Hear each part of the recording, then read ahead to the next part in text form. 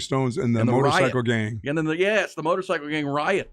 Mick Jagger was pleading with the crowd to stop, and it was 4 people were killed in that situation. That was 53 years ago this day, December the 6th, which happens to be my birthday. Yeah, so thank you, Buck. All right, let's get to the headlines. Trending topics, including the dramatics on Monday Night Football last night. If you went to bed last night, like most sane people did. I did after the first quarter. I couldn't watch any more of that. Because the game was so miserable. I actually stayed up for it because I didn't watch much of the game. I was watching it on my pad while we were streaming some shows.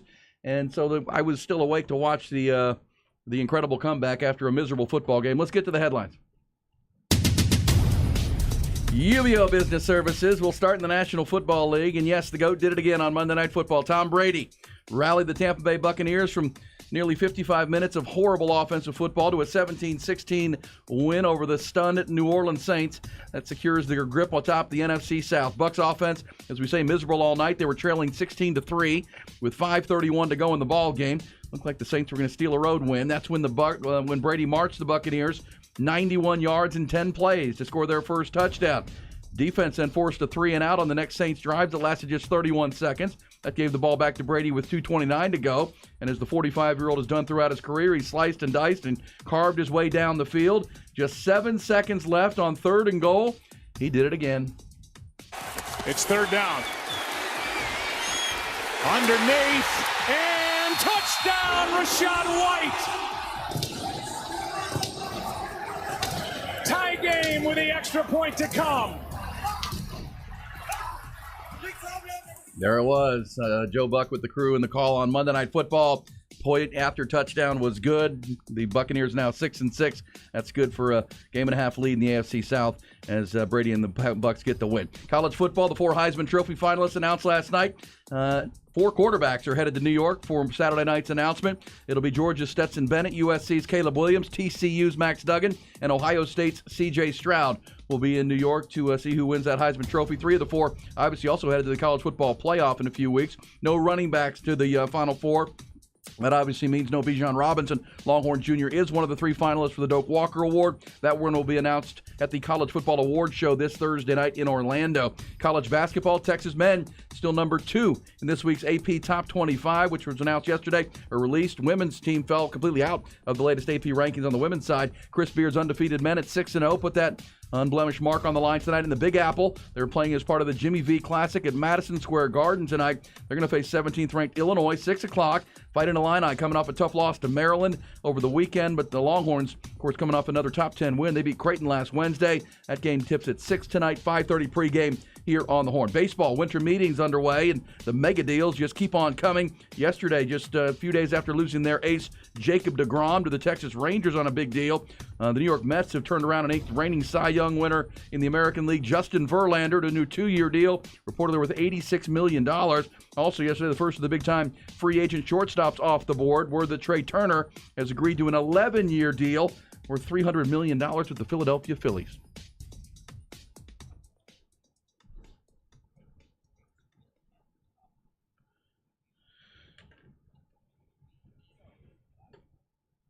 Wow, a couple of big mega deals right there. Turner coming, 11 years, $300 million. Phillies are loving that. Atlanta's hating that. Atlanta's hating it. Well, the Dodgers, too. I mean, Trey Turner has been a great player since they traded for him from the Nationals. And, I mean, he's 29 years old, so, I mean, it's not crazy. He probably won't play shortstop until he's 40, but that's how those deals go. And and right now, he's got everything. He's got speed. He's got a little bit of everything going for him right now. This is a really, really good ball player. Gold glove at short and can run a little bit and hits for average and got a little pop to him. But, $300 million bucks. That obviously helps a guy like Carlos Correa, who's also back on the market after opting out from the Twins. I think most people would say Carlos Correa is a better shortstop than Trey Turner. That's beauty in the eye of the beholder kind of thing right there. But that's got to bode well for Correa. Xander Bogaerts is also on the market. These free agents are going to go. And the Phillies, who were in the World Series a year ago, just a few months ago, against the Astros, that he will add to that young core. Or will he ever? With Bryce Harper, and obviously they're printing money in Philly at this point. So, we'll just hand out the $300 million contracts. And the Astros with Justin Verlander. I think most Astro fans had resigned themselves that this was, you got one more great year out of Justin Verlander, but with the wealth of pitching that Houston has, they weren't going to go there and spend $43 million bucks a year on a 40-year-old pitcher. I think Verlander's going to be a nice get for the Mets for at least this year. He'll be pitching over in the National League for the first time. But and where did DeGrom end up going? The Rangers. That deal came down over the weekend, kind of got lost in the big football games. But Rangers 5-year deal with Jacob DeGrom, and that's DeGrom's a 30-year-old right-hander who's had injury problems. Yeah, get that hospital bed ready. Yeah, Rangers need an ace though. I mean, they really do, and everybody in the American League's chasing the Astros, and they have to get some pitching. But yeah, that's a risk. I mean, when Jacob DeGrom's right, he's arguably the most dominant pitcher in the game, but how often is he going to be right? Boy, it seems like about 3 or 4 years since that guy's been just healthy. And that's the issue with Justin Verlander. When he's outside of his Tommy John years, he's been a rock, man. Yeah. He's just given the ball. He's going to go to the mound every 5th day, and injury's not a problem for him. DeGrom, not that, and but the Rangers need an ace. The thing that the Astros have run laps around the Rangers and the rest of the American League is just developing their own pitchers. Verlander and Garrett Cole were the two that they brought in trades and got from the outside, but the rest of the pitchers on that staff and what remains in Houston all developed through their system. And, they're going to have Framber Valdez and Lance McCullers and the young kid Hunter Brown, who looks just like Justin Verlander. He's going to slot into that rotation. Christian Javier still in that rotation. So the Astros feel pretty good about where they are with their young pitching, Luis Garcia, and even with Verlander signing away, they still have 6 starters on paper. When they go to camp, 6, and one of them is Framber Valdez, who is every bit an ace with Lance McCullers behind him. And as we said, those guys, Christian Javier was probably the Astros' best pitcher in the postseason. He will slot into one of those spots as well. So Verlander moves on, and here we go with the Astros moving on, but the Mets trying to chase the Braves and the arms race and the big deals. Baseball's winter meetings will continue. Several people on the text line, Buck, already fired up that Bijan Robinson not getting an invite to New York City. Not surprising. Well, that didn't surprise me. I mean, he wasn't after the TCU national televised game with 29 yards. That just about did him in. It did. You can go on all the stats you want, but that was one of those nationally televised games against a big-time team that's in the Final Four that he really needed to step up. And whether they led him or not, he wasn't able to step up, and that just kind of screwed the pooch right there. Yeah, and that was the that game still. I wake up thinking about it. It doesn't give me nightmares, but for Longhorn fans, it kind of gives you nightmares. You're still not sure what was going on that week. The offense, which was so, in Big 12 play even. I mean, the whole season when the first halves, the game plans were creative. The game plans were. And look, TCU's defense is not like the Steel Curtain. Not like they played that day. My goodness, it was a bad day to have a bad day. That's exactly right. And was it Sark? Was it the install? Was it the team? Did everybody pick a bad day to have a bad day? Yeah. And the TCU game, who are now in the Final Four for the Longhorns, was there to be won with any offense, and they really couldn't muster much at all. And this is a team that didn't have trouble mustering offense throughout the course of the year. Their issue with their losses were typically holding leads late in fourth quarters. It's just a team that's not used to winning. Yeah, man. They find ways. That was the most curious game plan. Sure. It was the most curious offensive performance. That was just a weird week. And obviously they're playing a very good football team in TCU. Did they get distracted by the game day and all that was going on? I don't know. But that was a lame week. And you're right about that. That game, if Bijan Robinson had one of those typical Bijan if he had games, 125 yards in that game against a team that's going in the Final Four, that would have been fantastic. Even if they'd lost the game. Yeah. And TCU found a way to win it with Max Duggan, who's going to New York. But that was 12 carries, was it not? It was 12 carries, 29 yards. Yeah, the game. And remember, the game was 3-0 at half. Texas led 3-0 at the half. They had pitched a shutout, and in the second half, Bijan and Roschon really didn't touch the ball. And Sark did the look in the mirror moment afterwards, and was it on us? Is it on them? Who didn't? The offensive line played their worst game that day, but the adjustments were late to come from the coaches. That was just one of those head-scratching games, and it's the reason TCU is still playing. They're still going to the Final Four and a chance to play for a championship with Max Duggan, who I think rightfully is going to New York, and I think in my mind he should be right up there as the favorite because he did take his team to the championship game. Unbelievable performance in that championship game. Wasn't his fault they lost that game. You were talking about Sonny Dykes yesterday and the goal line play calls in that overtime gut-wrenching loss to K-State on Saturday. I think Max Duggan might be the front runner when they get to New York. And it's a year-to-year trophy. It's not, what you've done in your history, but it seems that when it comes to quarterbacks, I'm looking at Stetson Bennett, and his numbers are really pretty doggone good. But this guy's on an undefeated team for 2 straight years. He's led this team, and they haven't lost a game. You're right, undefeated. And not they did lose a game, but he's lost 1 game right in 2 years. Well, and it kind of feels like for him, if he were to win it, there's kind of a Baker Mayfield mindset to it that it's, greatest walk-on ever, right? Baker Mayfield had to walk on to Oklahoma and earn that scholarship and ends up, winning a Heisman Trophy on a great Oklahoma team. Now, his numbers were better and more dynamic in Lincoln Riley's offense. Stetson Bennett, also a walk-on, is right. He's led that team to wins. And, the numbers may not be gaudy, but he does make big throws in big spots. He doesn't make big mistakes. Right. And does that win a Heisman Trophy? I don't know. I would vote for Duggan. I would come in with, I think you could go Caleb Williams 2, C.J. Stroud, and then Stetson Bennett. But I think this is going to be a very close vote because I think in the end it's going to come down to the regions. I think regionally, C.J. Stroud will get a lot of support through the Midwest. Caleb Williams will probably dominate the West Coast. Max Duggan will dominate the South, and then the Texas region and Central and South. And then I think Stetson Bennett will get a lot of love in the Southeast. The question will be which player gets the most second place votes, right? Mm-hmm. So if you're going to dominate your region because you got 4 quarterbacks from the different regions of the country, which player gets the most love with the second place vote? Is that Max Duggan? And I think maybe Saturday night, Max Duggan showed a lot of folks why TCU was undefeated, why they've had all these comebacks and been so good. It's been that young guy willing them to big wins, and people got to see that and realize, oh, that guy's pretty good. You wonder if that pushes them to, okay, he'll get my second place vote. So I'm going to go Stroud, then Duggan, or I'm going to go Stetson and then Duggan, and I'm going to go Caleb and then Duggan. And does that push Max Duggan to the top and he wins this thing come Saturday? I think there's a good chance of that. Yeah, I mean, I don't think voters will be just throwing it out for Stetson Bennett because he's on a great football team. I mean, I just know that. I mean, it's I can't imagine being the quarterback that for 2 straight years in the hardest division in college football for you to go have 1 loss. Well, let me say it this way, and it's a strong argument that he could win, but would Georgia still be really, really good with another quarterback at the helm? I don't know. I don't know. I think they would be, but at the same time, I don't think TCU's even close to this without Max Duggan's performance this year. But so that would be my only argument. But you're right. Maybe Stetson Bennett is that steadying hand. What is he, 24, 25 years old? He's a veteran player. He just he leads the team. And there's a reason that you're right. Kirby Smart has stuck with him and let some other really talented quarterbacks transfer out of the program. The JT Daniels of the world, the Justin Fields of the world.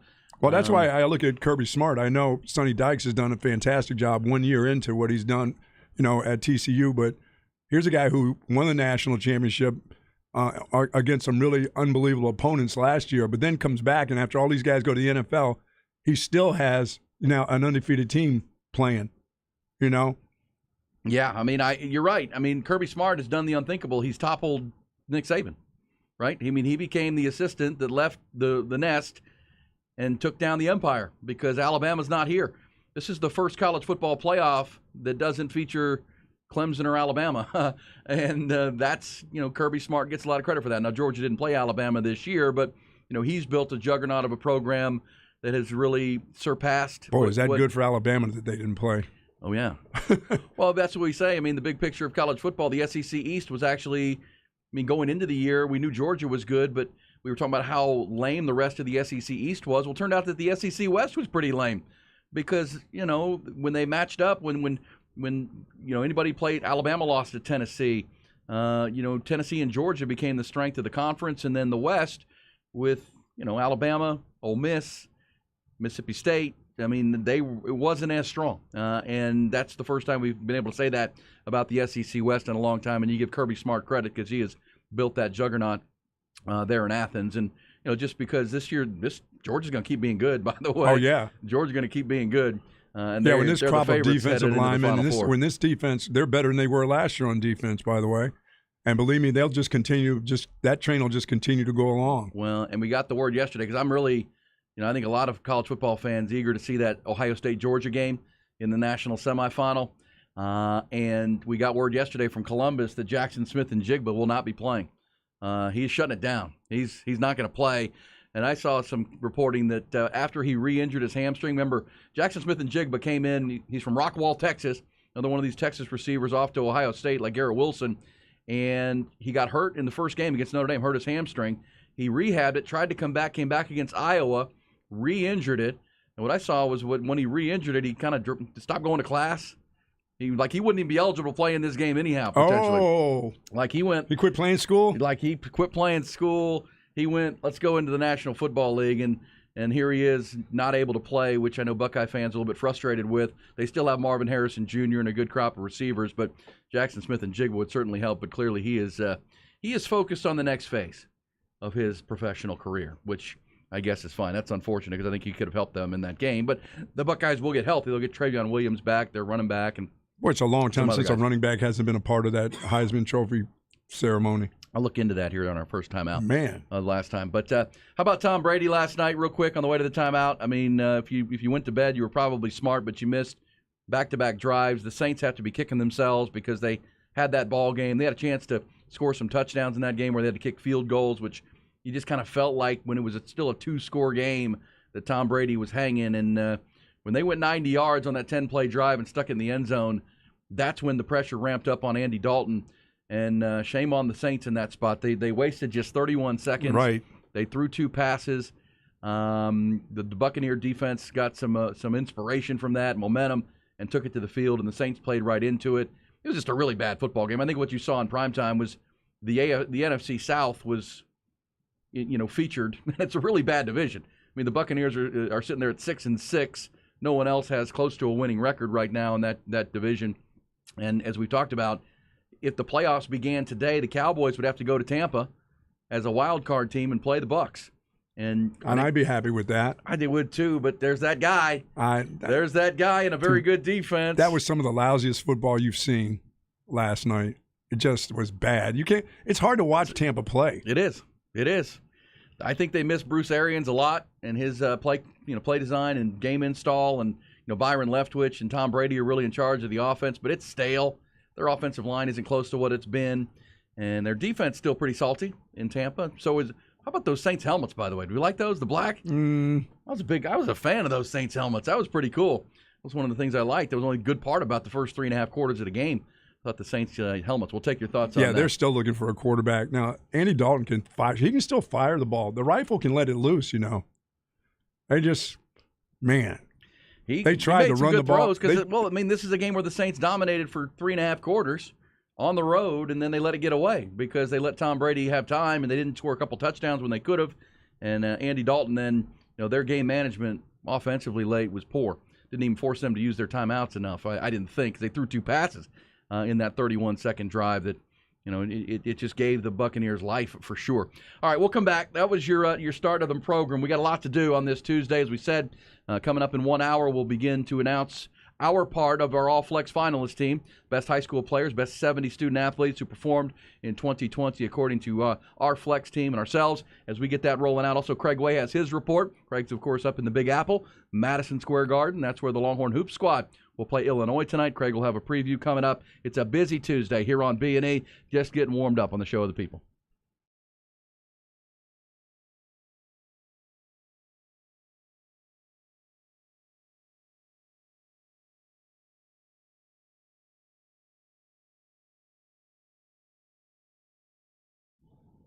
Folks, when is the best time to go to Jaguar Land Rover of Austin? Why not today? It's going to be a beautiful day. No hassles, not time-consuming, and is a unique car buying experience that you deserve for sure. And Don Snell Sr., since 1973, in the Snell Motor Company, they believe it is a privilege to be the provider of all of your automotive needs. While you're there, do say hello to Brandon and Pre-Owned. Of course, Poppy and Cheyenne will greet you there. 6 service advisors await you to help you with your decisions, of course.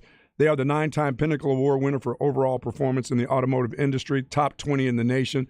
And by the way, when you do buy a car or SUV from Jaguar Land Rover of Austin, the relationship with the folks there in the Snell Motor Company, it just begins. Folks, come experience the team at Jaguar Land Rover of Austin. Jaguar, no ordinary cat, no ordinary car. And of course, Land Rover, above and beyond, 1515 5th Street, Austin, Texas.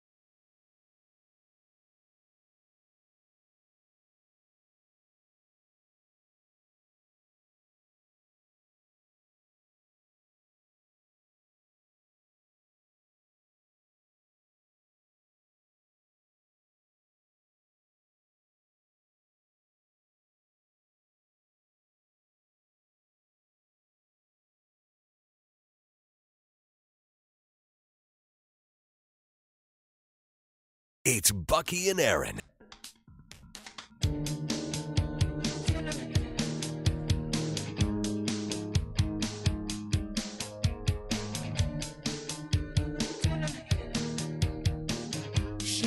Tuesday on the Horn B&E with you. 1 hour from now, we will reveal and announce the 5 finalists as the best quarterback, our all-flex quarterback finalist list coming up. 5 of them.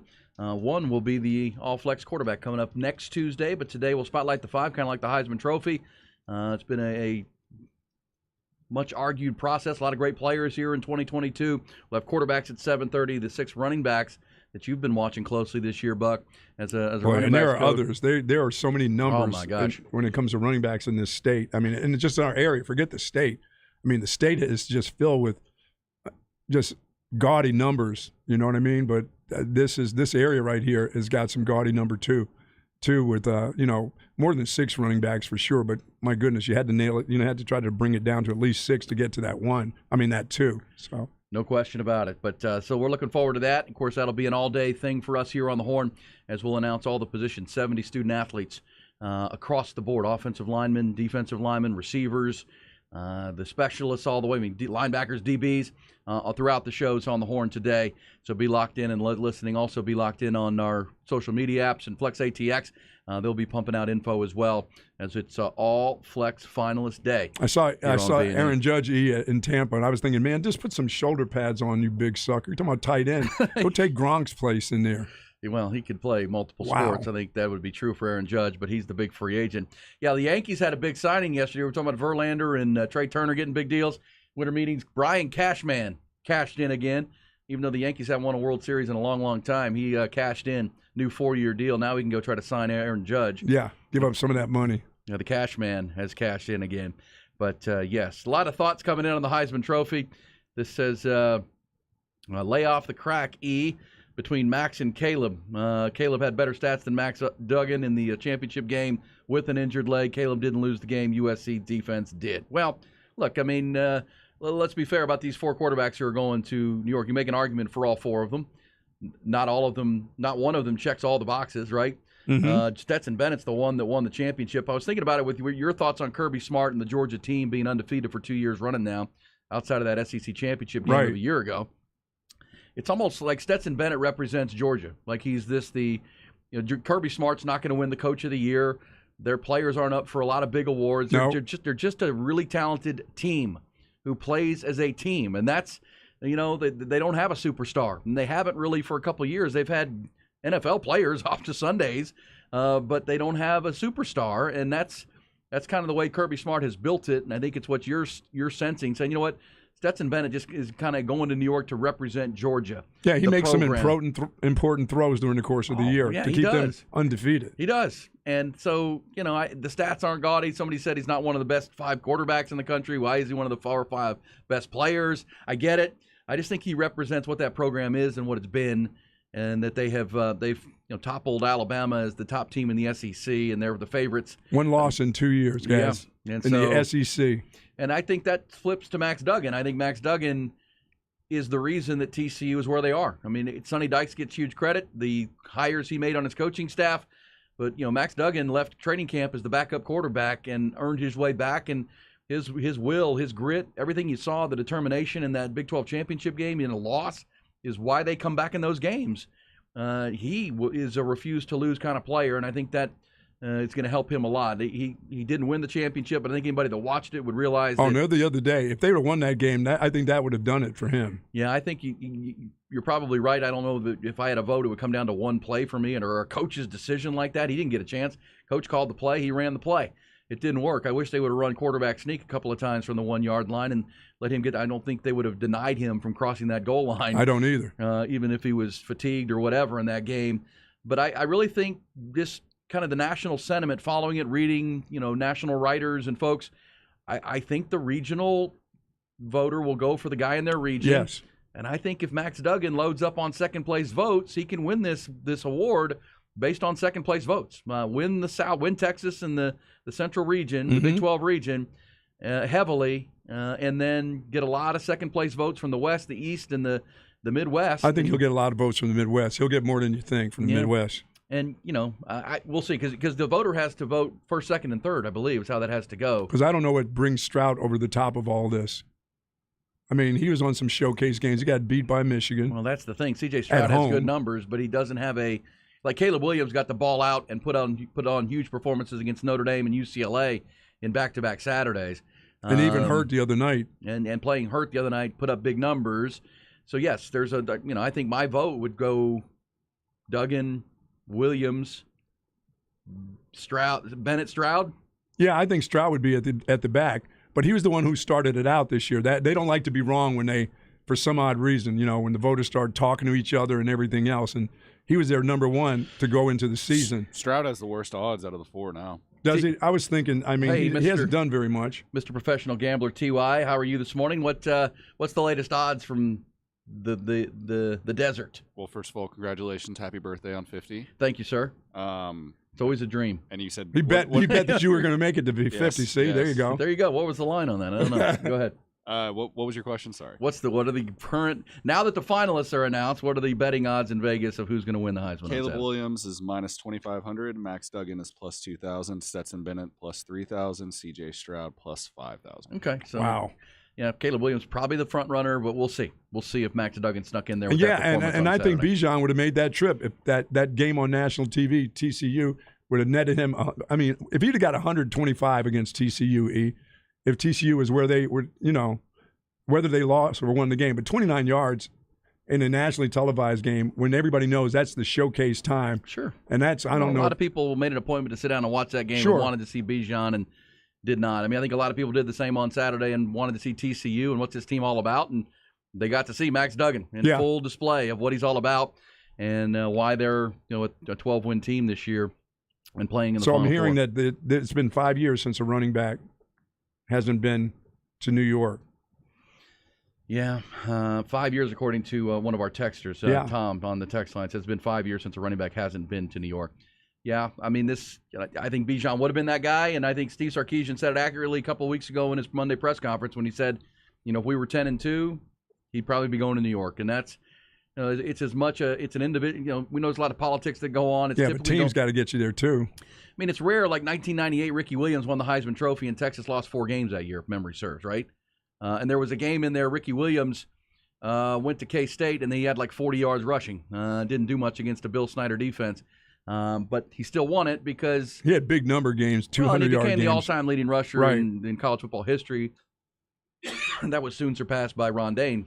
But at least for that year, remember that Thanksgiving Day weekend game where the last game you went to at the stadium. That was the last time I was in the stadium, sitting down as a fan. When he ran past Tony Dorsett and broke the record, and all Brent Musburger going crazy. I mean, that helps solidify Ricky Williams as a Heisman Trophy and run, and the campaign was on. Bijan, you're probably right. That TCU game, if he blows it up and Texas has a great game plan and he runs and throws or runs and catches and makes a bunch of plays, I think we'd be in it. Because if Texas wins that game, they're sitting at 9-3, not 8-4, and they would have been in the Big 12 title game, and Bijan would have had a chance to make another case. You're absolutely right.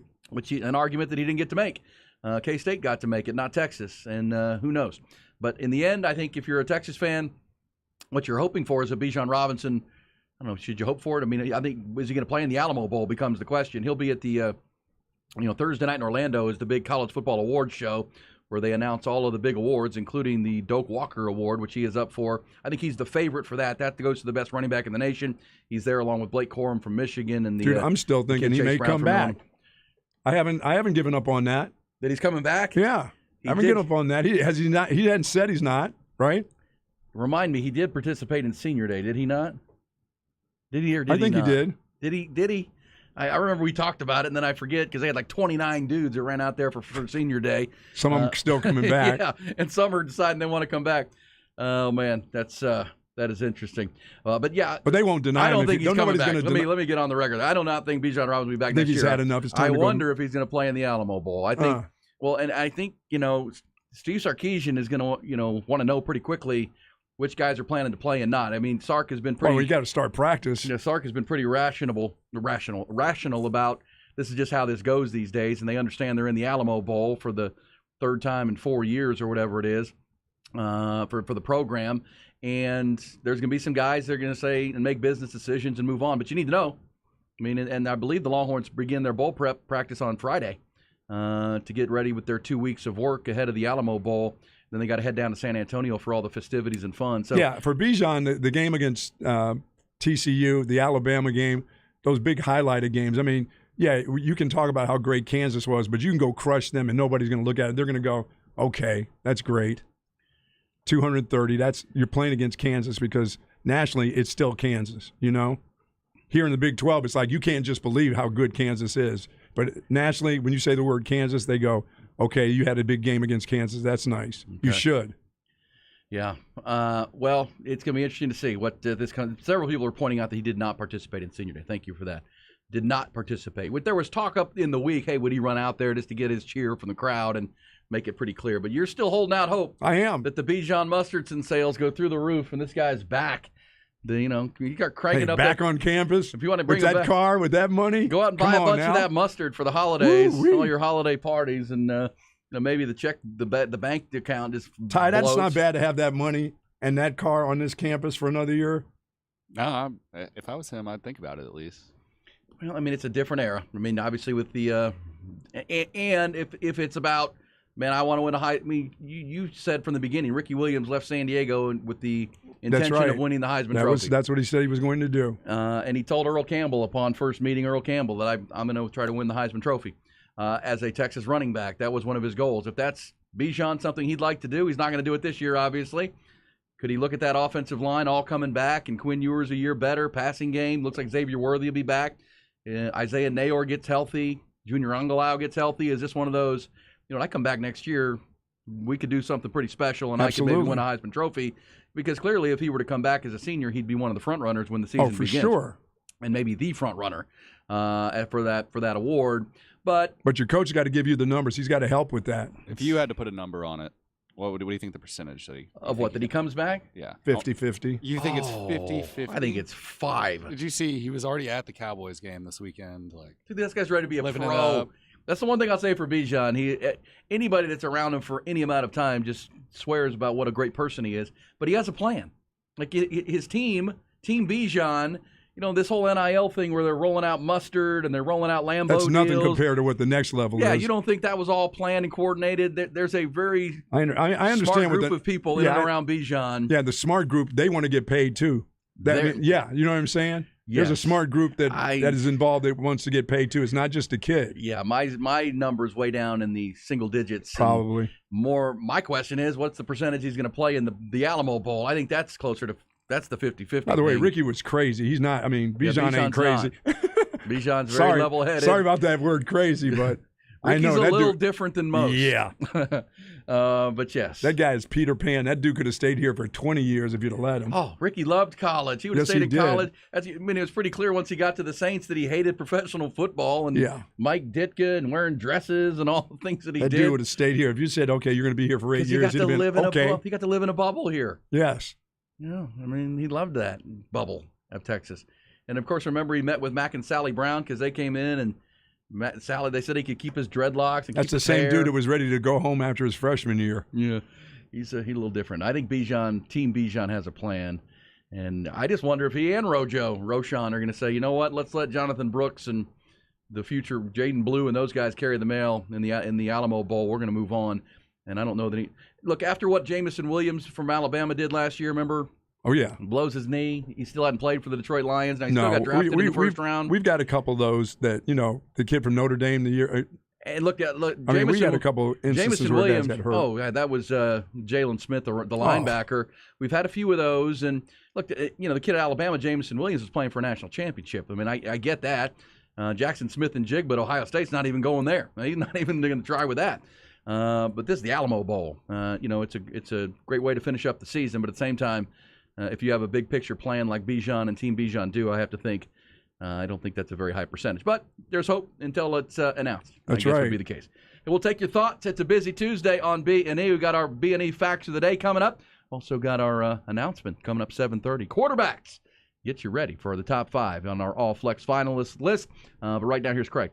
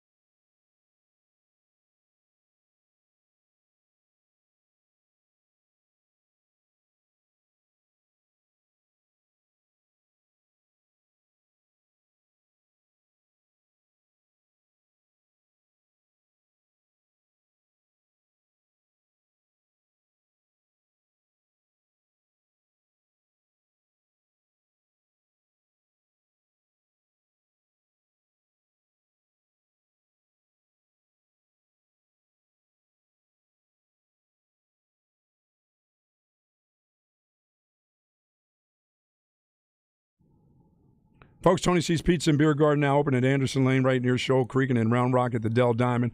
And, folks, they are serving that New York-style pizza and authentic family Italian food. Tony C's Mr. C. I love Mr. C, as a matter of fact. And they're now, few things go together better than that New York-style pizza, of course, thin slice, and that ice-cold craft beer that they have there. 30 beers on taps just for you, of course. And TVs, they are wall-to-wall.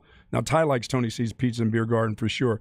Tony C's Pizza and Beer Garden, a great place to watch all of your college football. And, of course, they got the Longhorn and the SEC networks, as well as the NFL Sunday Ticket. See all the games there at Tony C's Pizza and Beer Garden, where the atmosphere is nothing but fun. Tony C's Pizza and Beer Garden now open for lunch and dinner in Round Rock, of course, in front of the Dell Diamond, and in Austin, right near Anderson Lane and Shoal Creek. I'll join you, and you can join me at Tony C's Pizza and Beer Garden.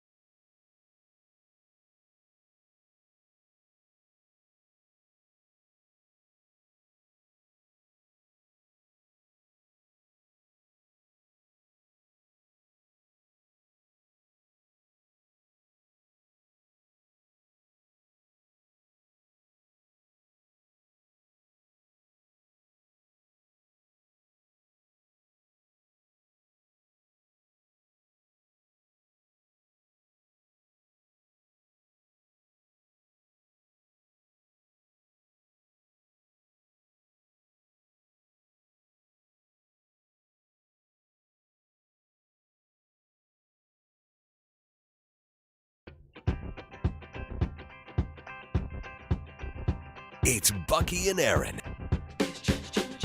Reset those headlines, top of the hour, including Tom Brady doing it again.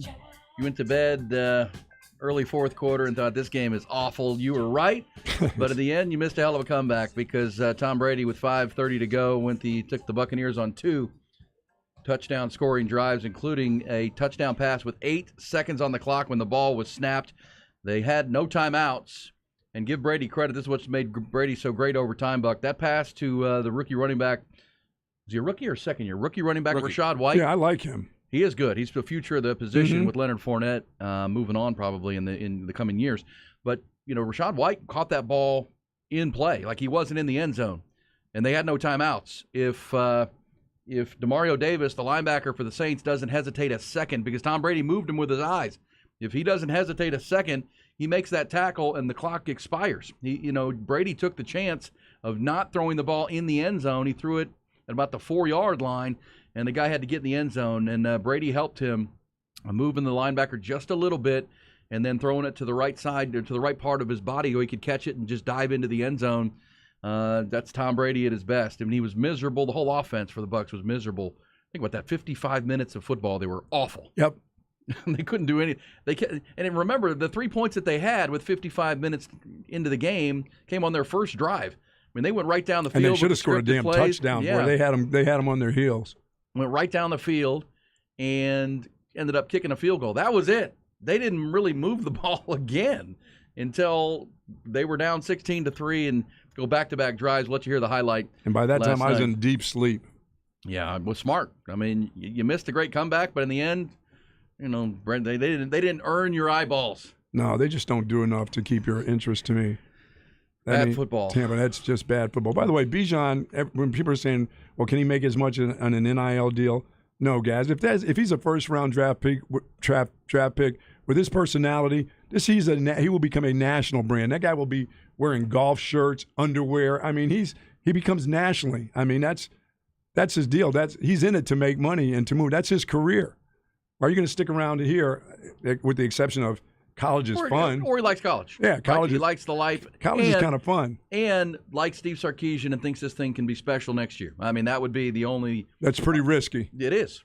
Now, it's less risky than it used to be because he's going to, even if it doesn't pay off and he does suffer an injury of some kind, he'll still have a bunch of money in the bank because he's doing pretty well and would do well again next year. But yes, I mean, that didn't used to be the case unless you were taking money under the table. He's got lifetime money looking at him getting out of here. That's right. And that's I mean, if you're his dad or one of his in his corner, you don't say no, go back. I mean, he would have to be adamant himself about doing this. This is because the people around him who help him make decisions, and he's trusted, are going to say, dude, get the hell out of Dodge. Look, he's a 20-year-old kid who's already put a bunch of money in the bank, right? He will. Yes. He'll turn 21 in late January, and at that point, the next step of his professional career is to play in the pros and get on the run to that next contract. Because when you're drafted in the NFL, you're on a rookie deal that's capped, and your goal is to get to that next deal as a running back, and it's hard to do. But Bijan needs to get on that path in my mind. You're absolutely right. And at 20-some years old, as I said, every player that gets out there on the field doesn't think he's going to get hurt. They don't even have that in their mind. They just think it's just another day of going out and playing what I like to do, playing football. And if you're in whatever profession you're in, you want to play at the highest level, and that's what the NFL is. That's where Bijan. But this is a guy who takes incredible. He dishes out punishment, but he takes some punishment too. He's a special player. Yep. But Dallas Cowboys, by the way, on the way to the top of the hour here, did wine and dine Odell Beckham Jr. Did wine and dine OBJ yesterday. Had him in. Took him to the Mavs game last night. Mavs played the Suns. He hung out with Trevon Diggs and Micah Parsons at the NBA game. And, Cowboys. And according to OBJ, the question was potential of signing with the Cowboys. He said it's a good possibility. But that didn't say, I'm coming. He's got to get the deal inked. So maybe let's get some practice time in there, yo. Well, you're playing the Texans this week. You're 17-point favorites. Might be a good week to get him in there. 17? Yeah. That is the number? I'm not afraid of that number. I wouldn't be, but it's your immediate thought in the NFL is never take a spread that big in professional football. Unless But it's against the Texans. do the Texans actually play professional football? Yeah. Is a fair question at this point. We'll be back, B&E, with you. It is a busy Tuesday coming up. We got quarterbacks on the brain. It'll be all flex finalist list coming up. 5 quarterbacks who performed at the highest level in 2022 on the gridirons all over Central Texas. That's coming, plus your coach's corner and your headlines. Tom Brady did it again last night. It's B&E on the Horn.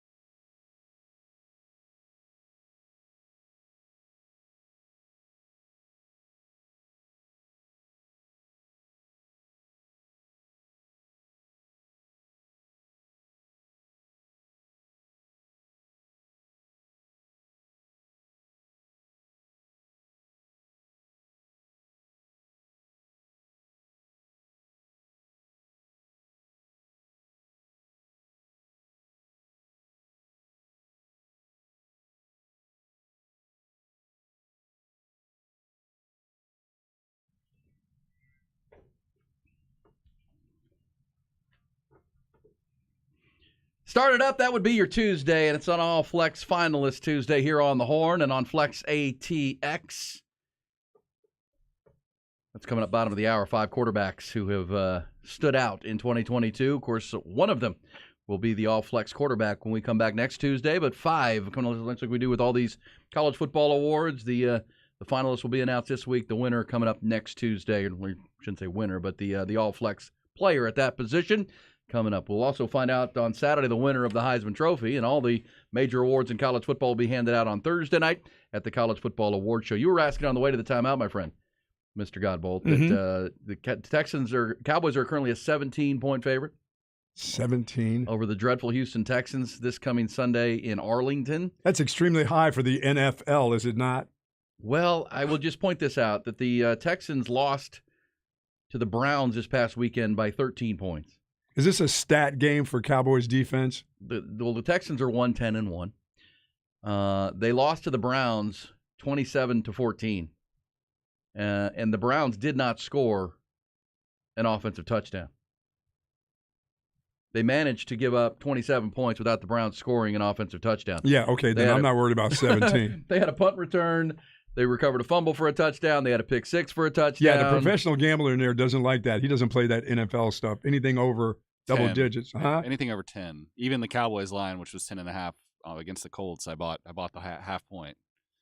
But I don't know. If I were to ever bet on a 17-point spread, this would be the one. Yeah. This is if there's a mismatch, because I think if you did the NFL power ranking, which is how Vegas does their lines, right? They have a power ranking. Sure. And this is where 17 comes from. The Cowboys are in the top 2 or 3 teams in the league. The Texans are dead last. I mean, there's no one below them. So that's not even. I mean, it's ridiculous how bad they are. So can you make a line big enough? I mean, obviously it's a professional football team, but when I jokingly say, I don't know that I'm joking. I don't know if the Texans play professional football right now. I really don't. They showed signs at times this year of being a decent team. They'd be a pretty good USFL team. That was way back. That Wow. was way back with your Houston Texans, and it's not going to be a close game. The Texans. When was the last time they were close? Plus, they can't in a game? afford to be winning right now. No, we're in line for the number 1 quarterback. What are they trying to win for anyhow? Well, let me just see. They lost at Miami by 15. They lost to the Washington Commanders at home by 13. Closest game they played was at the New York Giants, and they lost by 8. Wow, winning is hard. They don't keep it within a touchdown very often. 1, 2, 3, 4, 5, 6, 7. They've lost 7 in a row. So is Davis Mills? He's done. He's been benched. Yeah, he'll be the backup. He's been benched. But you know what? At some point, they have to go back to him. It's kind of like Kyle Allen has looked. Kyle Allen has come in and been terrible. a mess. But Kyle Allen didn't get any reps all year, and all of a sudden they put him in there, so he's going to be rusty. And Kyle Allen, of course, the former Texas A&M quarterback and U of H quarterback, he's in, but he was dreadful last weekend. The whole team is just bad. Pep Hamilton, the offensive coordinator, is lame. I mean, they don't do much offensively. That poor running back is going, man, look at where I ended up. Yeah, they got a really good rookie running back in Dameon Pierce, and that's it. And the last couple of games, the teams have just taken him out of the game, and yeah, they don't have it's anything Tuesday, else. but I'm not worried about that line. I know for the I wouldn't Cowboys be. because it's a stat day. I mean, those guys. I mean, this is bonus time now. Guys be picking up bonus for sacks. Micah Parsons is going to be licking his chops. I mean, the strength of the Texans team is their offensive line is okay. I mean, Titus Howard's a good player. Laramie Tunsil's a good player. The rookie guard, Kenyon Green out of Texas A&M, is going to be a good player for them. By the way, it's not about money with those guys when they go to those stats. It's about those stats. Numbers. And, yeah, it's about numbers in the NFL. Rushing leaders, sack leaders, and all that, receiving. That's what they're about. They got enough money. I will say without a doubt that if the Texans cover, it'll be a backdoor cover. Oh, I hate it. I mean, the Cowboys will build a big lead, and the Texans will do something. That's when I'm on to the next game, and they end up kicking why did you kick that field goal? Oh, they'll score a touchdown, but man. the Cowboys, third stringers in the game or something, and that'll be the way they got. No, it's an ugly team right now. But if you're a Texans fan, my expectations is the Cowboys. I mean, that's hard to do. 33 points in a quarter. My goodness. That's the other part of the Cowboys. They can roll some numbers up, and they play with Dan Quinn's defense doesn't turn off the switch. No, so far so good. The offense will take it easy at times. Because I thought they were lackluster in the beginning of the game. Dan Quinn's defense isn't allowed to take a snap off. I mean, they're just ferocious, and Texans don't like that very much. The optimism, if you're a Texans fan, would be that you do have a pretty darn good offensive line in place. You've got a Damian Pierce who's a good player, and you're going to have 2 top 10 picks next year potentially, and maybe number 1 overall. If you can hit the quarterback and start adding weapons around him, around a good offensive line and a good running game, well, now you're on your way to getting respectable. Let me ask you guys this: the other night, I didn't see it to the bitter end with the Cowboys. I mean, that 50 burger. Were they trying hard to put that 50 burger up there? No, they were just handing it off, and the Colts stopped playing. Oh, the Colts just laid down? Yeah. I mean, they dropped to the ground when the running back came through? Yeah. Well, did you see the Kansas game when the Longhorns played Kansas? Oh, yeah. And they, Bijan came out at the end of the third quarter. Nobody wanted to tackle. Nobody wanted to tackle. Roshan wasn't ready, so they put in Jonathan Brooks. Who had a hundy? Who put a hundy on the board in the quarter. Yeah, that's about what went on with the Colts, who put up an admirable fight, but once it got 2 scores, it was like, okay. Let's go back to Indianapolis. Let's get to the headlines, trending topics. The GOAT did it again last night on Monday Night Football. UBEO Business Services brings it to you, starting the National Football League. And, Monday Night Football last night to wrap up Week 13. And the GOAT, Tom Brady, did it again. He rallied the Tampa Bay Bucs from nearly 55 minutes of just horrible football to a 17-16 win over the New Orleans Saints, and it secures the Bucs' grip at the top of the NFC South. Bucs' offense was miserable all night. They scored a field goal on their first possession and didn't score again. They were down 16-3 with 5:31 to go in the ball game. That's when Brady marched the Bucs 91 yards in 10 plays for their first touchdown. That gave them some momentum. Defense then forced a 3-and-out on the Saints drive that lasted just 31 seconds. That gave Brady the ball back with 2:29 to go. And as we've seen the 45-year-old do throughout his career, he sliced and diced and pushed his way down the field. And with just 7 seconds left, he did it again. It's 3rd down. Underneath, and touchdown, Rachaad White. Tie game with the extra point to come. Joe Buck and the crew on Monday Night Football. The PAT was good. Ball game. Bucks now 6-6 on the year. That's good for first place in the NFC South. College football. 4 Heisman Trophy finalists announced last night. 4 quarterbacks are going. Stetson Bennett from Georgia. Caleb Williams, USC. Ohio State's C.J. Stroud. And yes, TCU's Max Duggan will be in New York at the Downtown Athletic Club Saturday night for the announcement. 3 of the 4 finalists will also be headed to the college football playoffs in 3 weeks as well. No running backs, obviously, for the final group. That means no Bijan Robinson. Longhorn Jr. is one of the 3 finalists for the Doak Walker Award. That one will be announced at the College Football Awards show this Thursday night in Orlando. College hoops, Longhorn men still number 2 in this week's AP Top 25 released yesterday. They will put that unbeaten record on the line tonight at Madison Square Garden. The Jimmy B Classic. They're going to play Illinois out of the Big Ten, fighting Illini with 2 losses this year. They're coming off a tough one to Maryland in Big Ten play. Longhorns looking for another big win there, a top 15 win it would be, or 16 win. That is a 6 o'clock tip tonight. You'll hear it right here on the Horn, of course, with a 5:30 pregame. Texas women, by the way, dropped out of the AP Top 25 on the women's side. In baseball winter meetings underway, and the mega deals keep on rolling in. Yesterday, a couple of them went down. Just 3 days after they lost their ace to the Texas Rangers, Jacob deGrom, on a 5-year deal. New York Mets have rebounded and landed Justin Verlander, the reigning American League Cy Young winner, 2-year deal, reportedly worth $86 million. Also yesterday, the first of the big free agent shortstops off the board, Trey Turner, has agreed to an 11-year deal, $300 million with the Philadelphia Phillies. NBA last night, 2 of the Texas 3 in action, including Odell Beckham Jr. in attendance to see the Mavericks run it up on the Suns, 130-111. Houston beat Philadelphia in double overtime as well.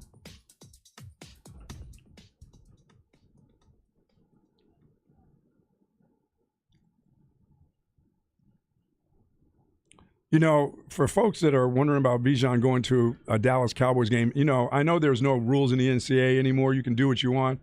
But you basically can go to a football game. They can have you in the locker room. You're allowed to do those things as a college player. That's not one of those official visits. That's not those don't an start official. Yeah, I mean March, April.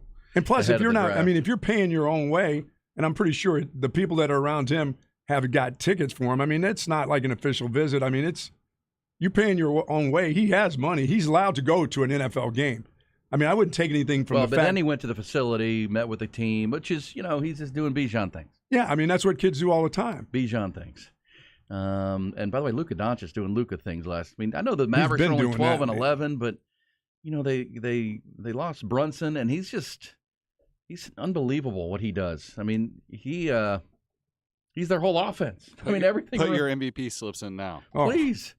The guy's unbelievable. They beat the Suns last night, 130 to 111. And yes, Odell Beckham Jr. was courtside hanging out with Micah. Yeah, Bijan's allowed to go to NBA games too. Did y'all see that Odell wants $20 million a year? I'm telling you, Odell wants cash, straight cash, homie. Well, this is about money. He's trying to get this. He's thinking about, I only have maybe 2 years in this body, but he is not worth $20 million. No.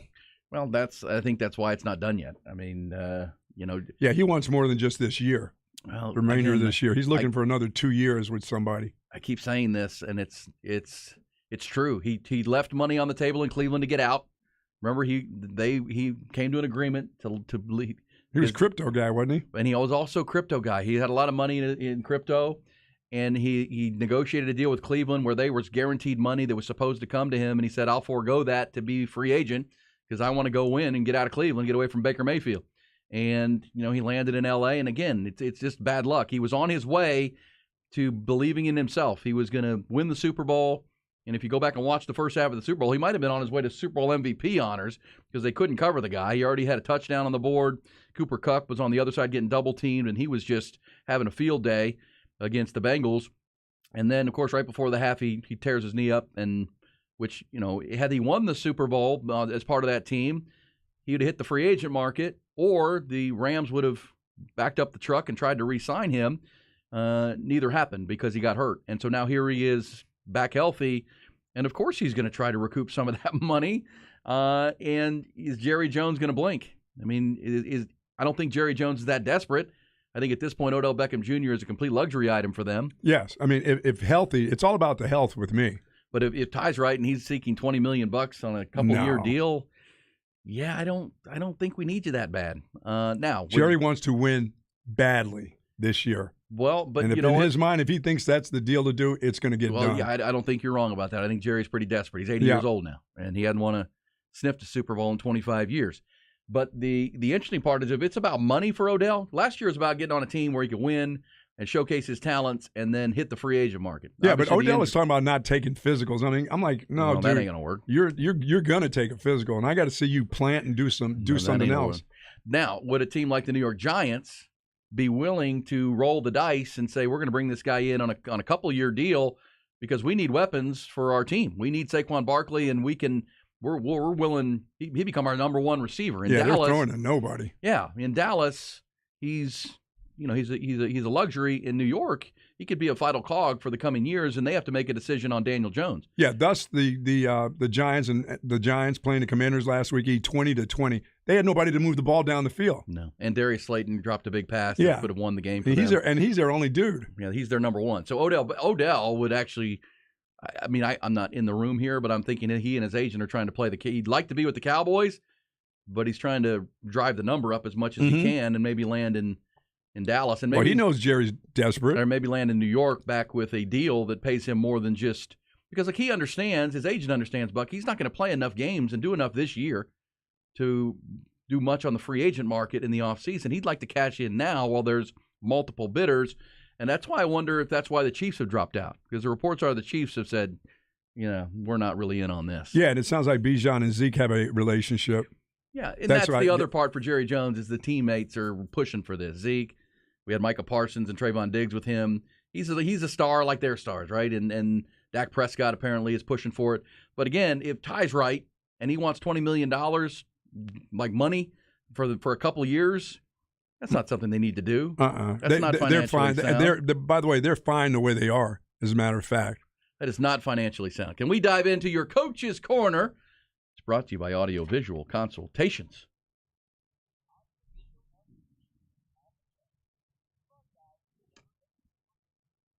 All right, so it is Coach's Corner. Several people have said, what's your thoughts on why Bijan not going to New York? And you've said it all morning, Buck. You said it all week, or really since the game. The TCU game likely cost Bijan a trip to New York City. Numbers, folks, numbers. I think that's absolutely true. Just think about the TCU game. If he had, and we know the numbers were ugly, 12 carries, 27 yards. 29 yards. 29 yards.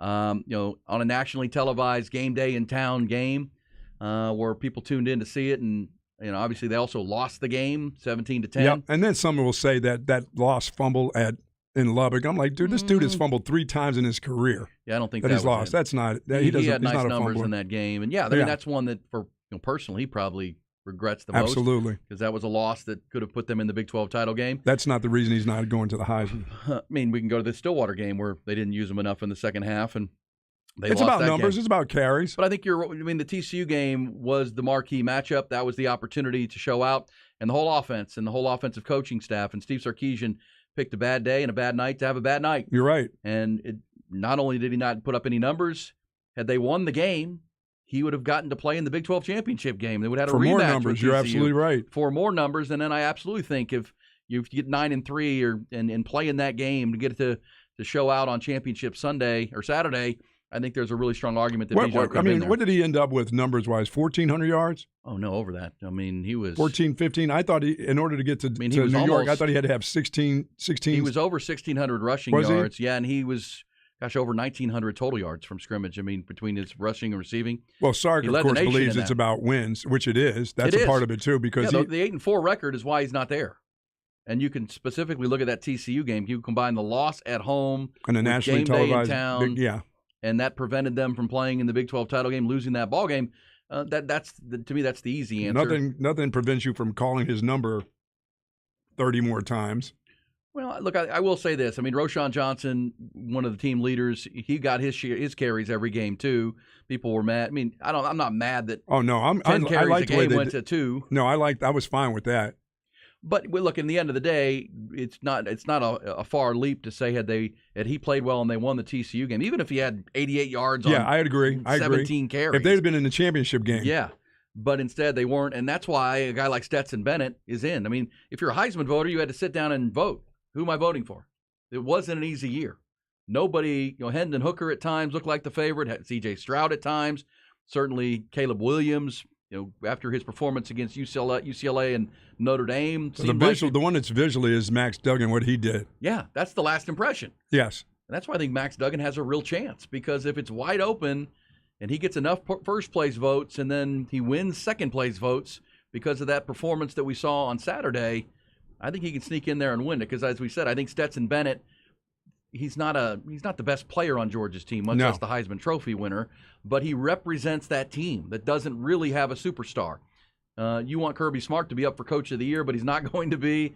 They don't really have. You go to the national awards that are coming up, there aren't a lot of Georgia Bulldogs on Thursday night. If you go look at the list, they're just a hell of a team, and they haven't lost but one game in 2 years, and have followed up a national championship with an undefeated season and another SEC championship.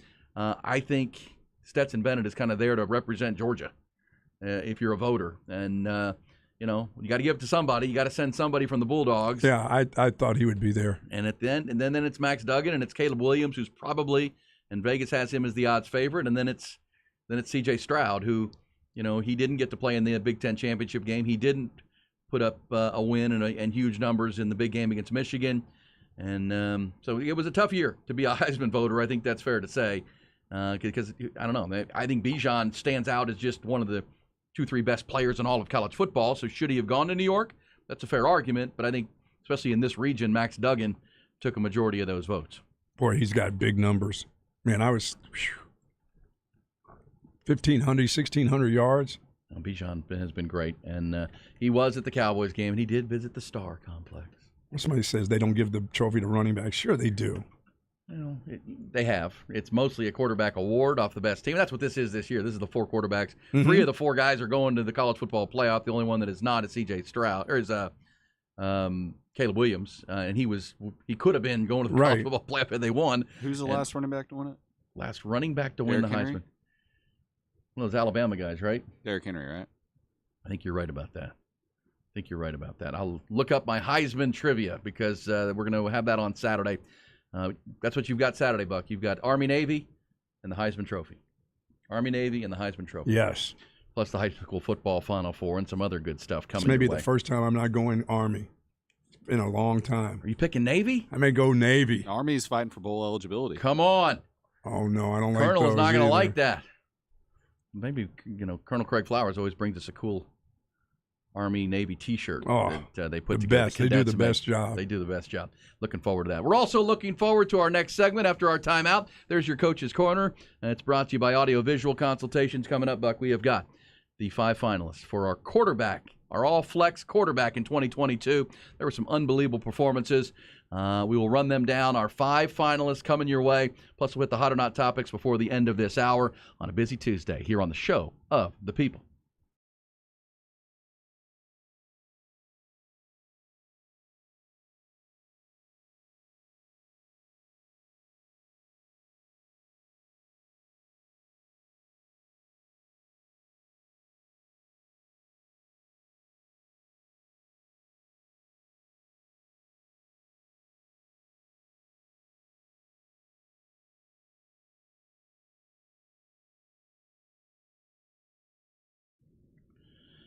Callahan's General Store. Quick shout out to my buddy Charlie and the team over at Callahan's General Store. They are out in Phoenix this morning.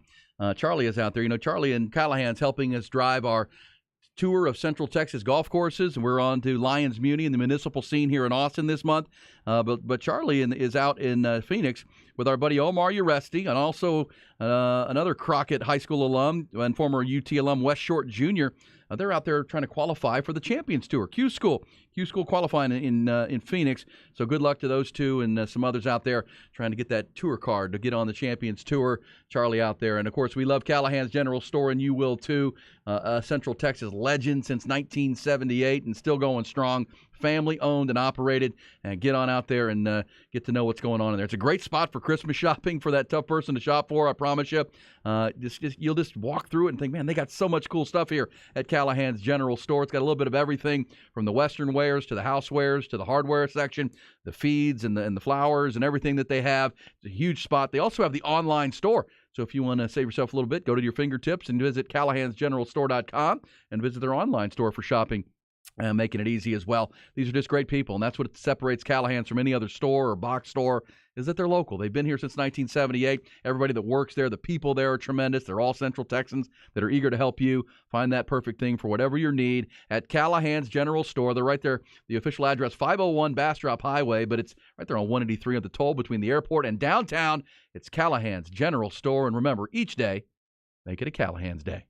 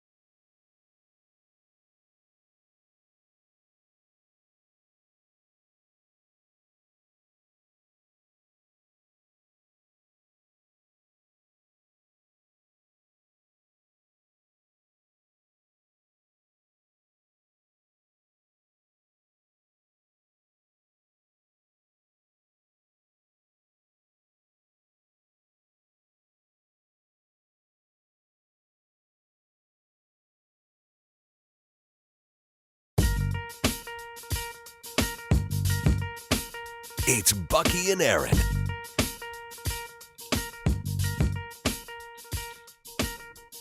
Tuesday on the Horn, B and E with you. It is a busy one for sure. Next hour, 8:30, our normal Flex ATX segment. We will announce the finalists for the All-Flex running back position.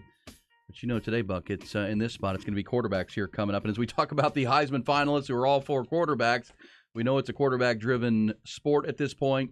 Doesn't mean the other positions aren't important. They're all a total team effort. It's still, from when you were playing back in your day where it was a lot of ground and pound and run the ball, and you were the 170-pound slot receiver wearing the neck roll, getting your neck up in there and blocking people. And obviously now it's a much more open style game, and yeah, it's changed. I mean, I was around when coach at Boston College when Doug Flutie won the Heisman. I mean, Heisman moments. Some of them have them, and before Doug Flutie threw that miracle pass, it was an okay year. I mean, it wasn't like Boston College went undefeated. I mean, we played in the Cotton Bowl at the end of all that, and at the end of all that, we had lost I think 3 games. And got crushed in some. I mean, to Penn State, but the dude threw for like 600 yards in a loss. Yeah. I mean, the throwing has come, and now it's really the predominant way to move the football. But running is obviously, it's still, as we'll find out over the course of this day, our All-Flex Watch This Day, it is still a total team effort. One player out of the 11 has a breakdown, makes a miscue, the play don't work. The guy who makes the engine go is that guy underneath the center. That's right. But that's always been the case. Sure. But at the same time, takes all 11 on both sides of the ball. You can have 10 guys doing a great job. One doesn't. But you don't have very many tackles and guards or defensive ends winning Heisman trophies. Well, that's correct, because the quarterback touches the ball in every play. Yep. Right? And back in the day, when it was more of a running game, the running back touched the ball on most every play. So he became the most vital cog. All of them at USC did, for sure. Yeah, I mean, Texas. it was just hand the rock and your different running backs. Now it's different, and the quarterback has much more control over what's happening. With that in mind, let's dive in. It is time for the All-Flex finalist list at the quarterback position in Central Texas.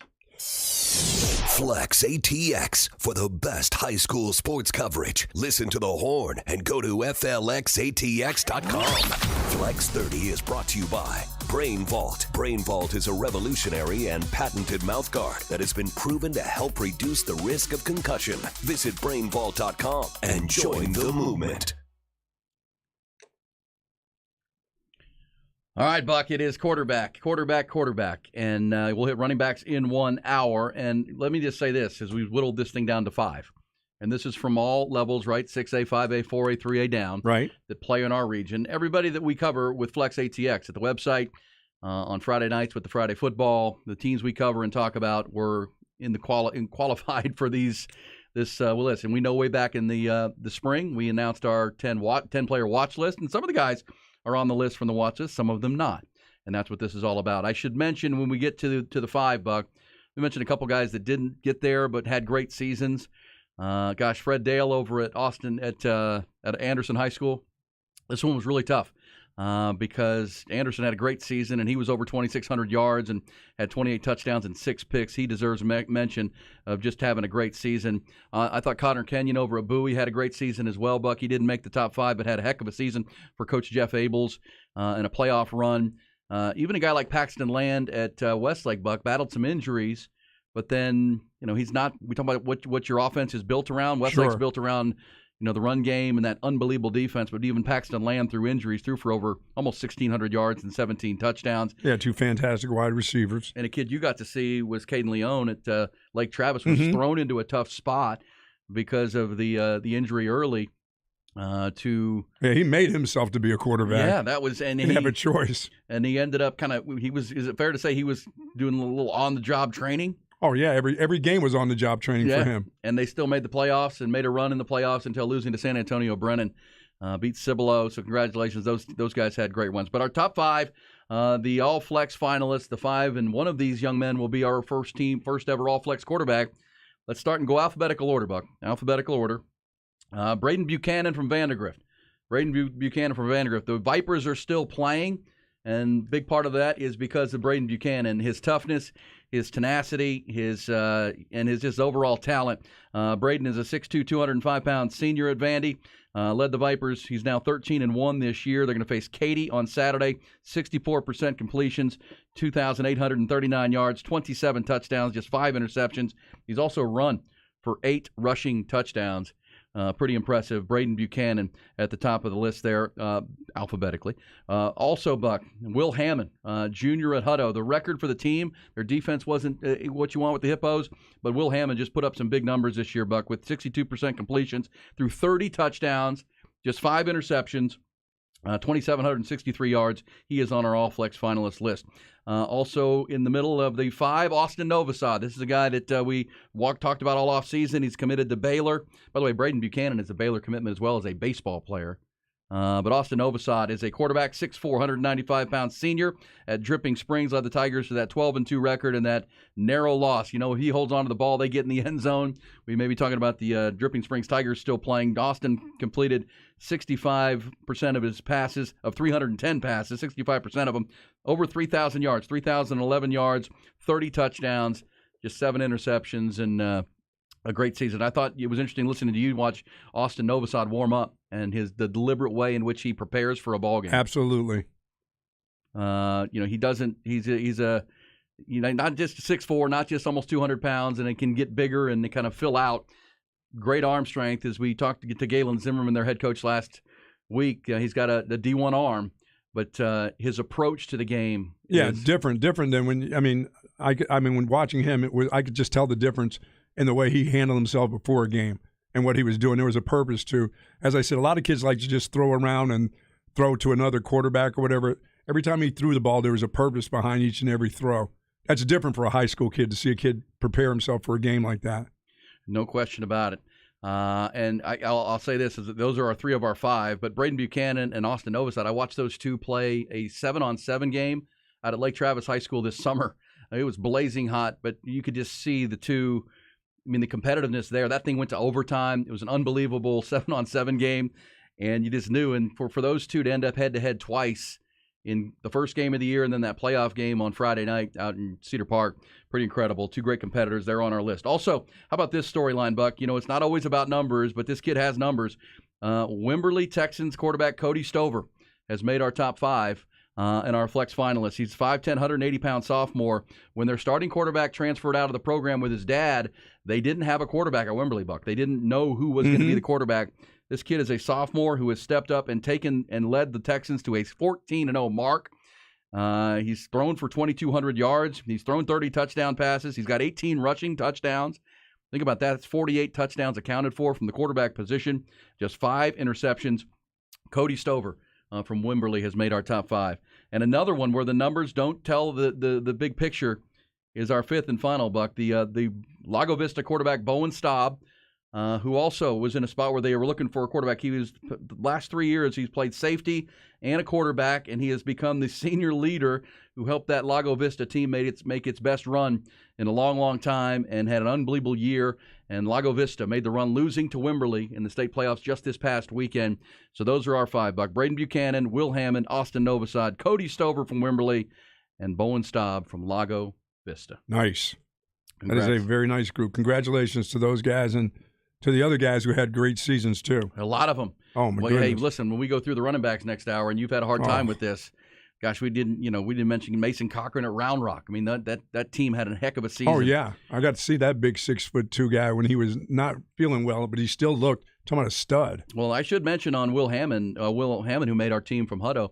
He's only a junior. I mean, he's a guy you watch for next season to come back in. And Cody Stover is only a sophomore.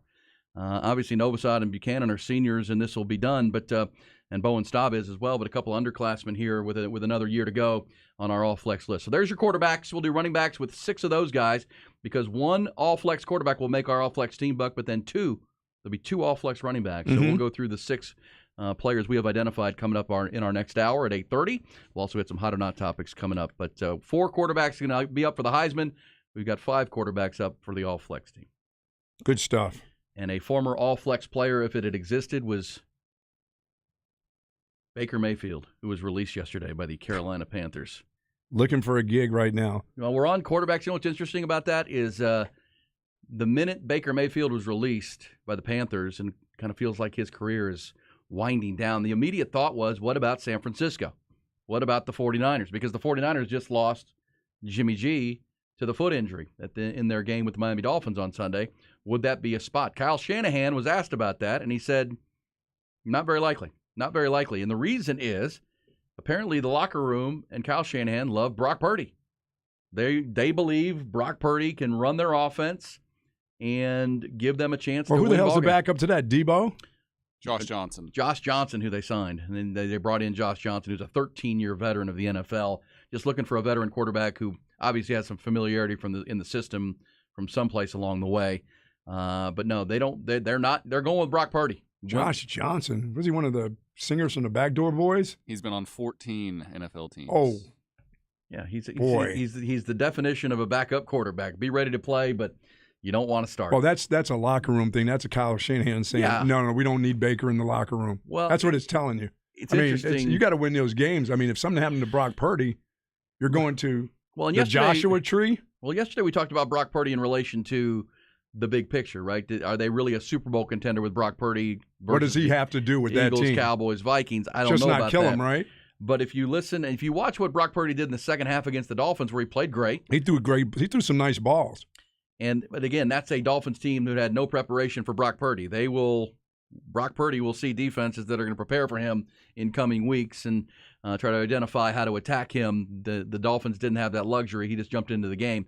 But the players on the roster, players in the locker room talking about how much they like watching, in practice, how competitive he is. That's a big part of it. They really, that locker room has to respect you and willing to give up, because they know what they give up when they get on the field too.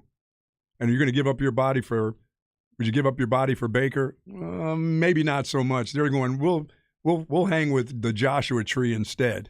We know, because they know the guy. Yeah.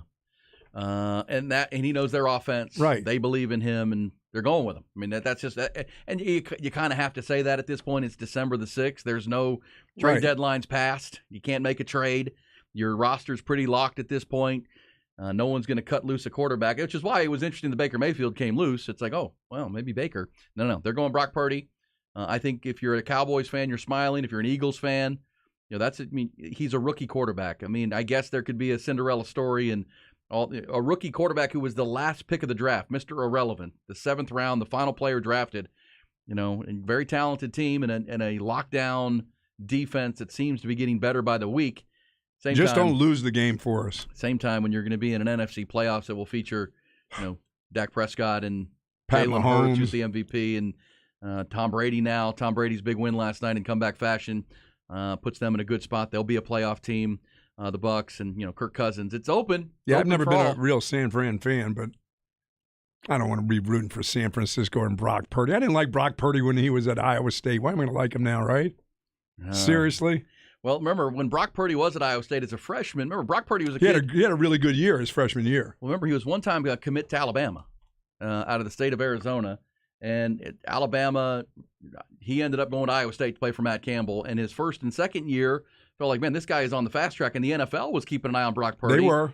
And then his junior year became a little more inconsistent. And his senior year, with Breece Hall, with Charlie Kolar, with Xavier Hutchinson. It just wasn't the year you thought. Yeah, because you could look for him to lose the game for you. Yeah, and he would make big mistakes in critical moments, and who knows what led to that trajectory for Brock Purdy, and that led him to drop all the way to the last pick of the draft. Mm-hmm. But now here he is. He's going to get his opportunity, and it's not where you're drafted; it's when you get your chance. And that's right. Brock Purdy's going to took advantage of it last week. I thought he played well. He did. He made some really good. You know throws. what he didn't look? He didn't look nervous. At all. Because he's a cocky little son of a gun. You know what I mean? Yeah. When you see him play, he will get all up in your face. He's confident. Yes. He's a competitor, and that's a talented team. He has a lot of that Baker in him on the field. He does.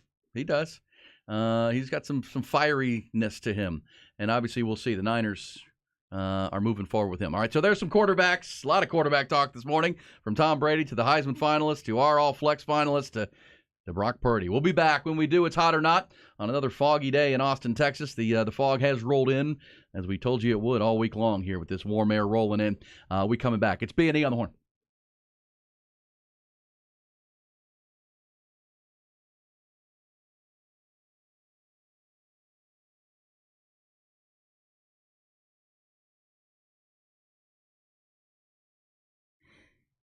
Data Savior, folks. Data Savior is, as we do our All Flex Finalist Day today, can't thank Data Savior enough. They jumped on board with us here in the summer and really excited about the high school football coverage and flex and high school band coverage that we provided and what they do. And Data Savior is all a part of that. They are all local, and Data Savior's 20 years strong as a technology specialist here in Central Texas. And what do? They back up your data.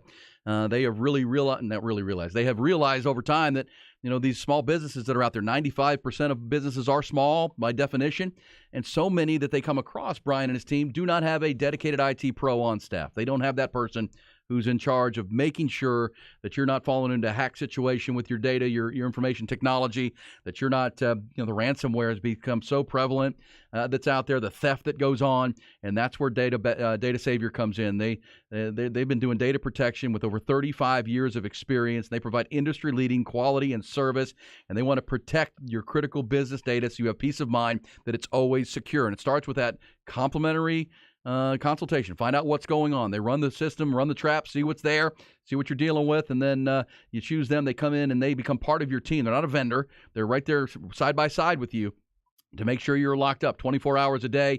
They give you daily updates on that encrypted, HIPAA-compliant service that they provide to you, and it's the security you need for any business of any size, and it's Data Savior. You're working with local people that are there for you to, as we say, to be side by side with you. 707-0026 is the phone number to see Brian and talk to Brian at Data Savior, or just go to the website, datasavior.com. That's datasavior.com. It's Data Savior.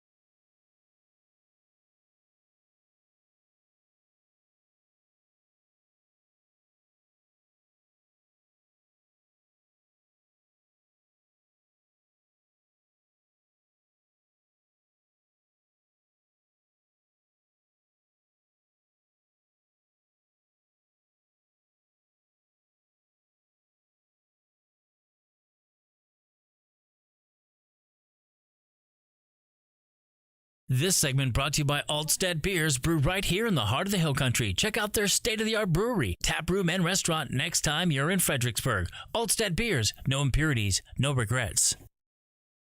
Hot and not on this Tuesday morning.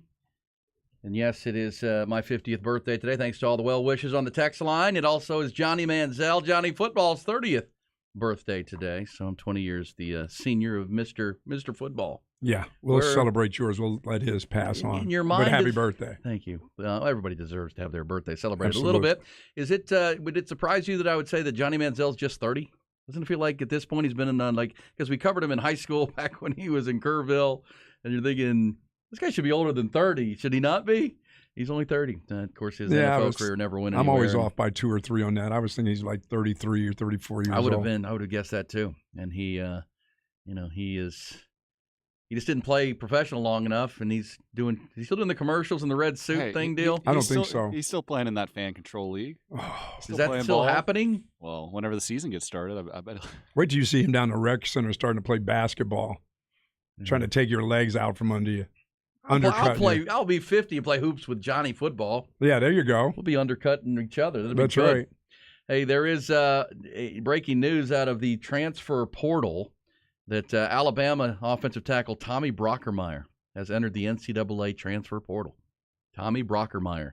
Is that a name to watch? Of course. Yeah, well, they're all names to watch. Are they any good now? I mean, don't you have to look at that? He was the 5-star kid. And okay. Guess who I saw on Bevo Boulevard before the Blake?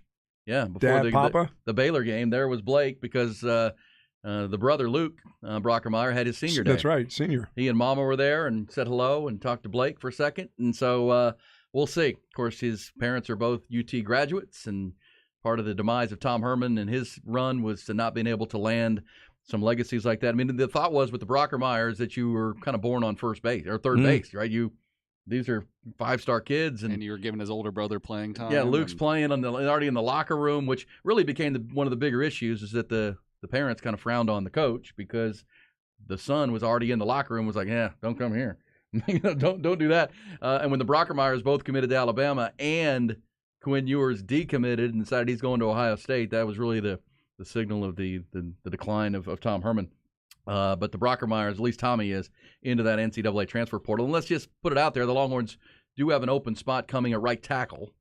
But they got their own young guys that are going to be competing for that spot. But feels like left tackle with Kelvin Banks is going to be locked down for the next couple of years pretty well. Right tackle comes available because of the senior moving on. So we'll keep an eye on that. The transfer portal is up. I know they got running. some up-and-coming guys, but I hope Sark isn't now thinking, okay, I got a bunch of these guys last year, 30-some players here, and now it's time for me to build within. Don't always have – You have to have good evaluation on that. Yes. Who came in and showed the work ethic it's going to take to continue to improve. I mean, if there's a better guy out there that wants to come. Well, and by the way, Brockermeyer is one of 6 Alabama players who jumped into the portal. Oh, there'll be a bunch of those. Amari Knight, an offensive lineman. Jalen Cohen, the big tackle himself with the long arms, or Javion Cohen. Tommy Brockermeyer, Christian Leary, a wide receiver. JoJo Earl into the portal. JoJo Earl was a wide receiver, was he not? He is a wide receiver. And Trayshawn Holden, who's a wide receiver as well. All 6 of those players. Bill O'Brien, a little too much for those guys this year? Bill O'Brien and who's the other Buffalo Bills former coach that's in there running their offensive line? Oh. Yeah, a couple NFL guys coming in. Yeah, Bill O'Brien is one of those. He's not the easiest guy to get along with. I bet when things aren't going the way. I mean, when they have their 2 losses in a year, the sky is falling. 2 losses on the final play of the game to Tennessee and LSU, and the sky is falling. But they're not playing in the in the Final Four for the first time in a long time. Ty, what do you have for us in Hot or Not on this foggy Tuesday? Well, the king of food eating competitions has lost his shrimp cocktail crown yesterday.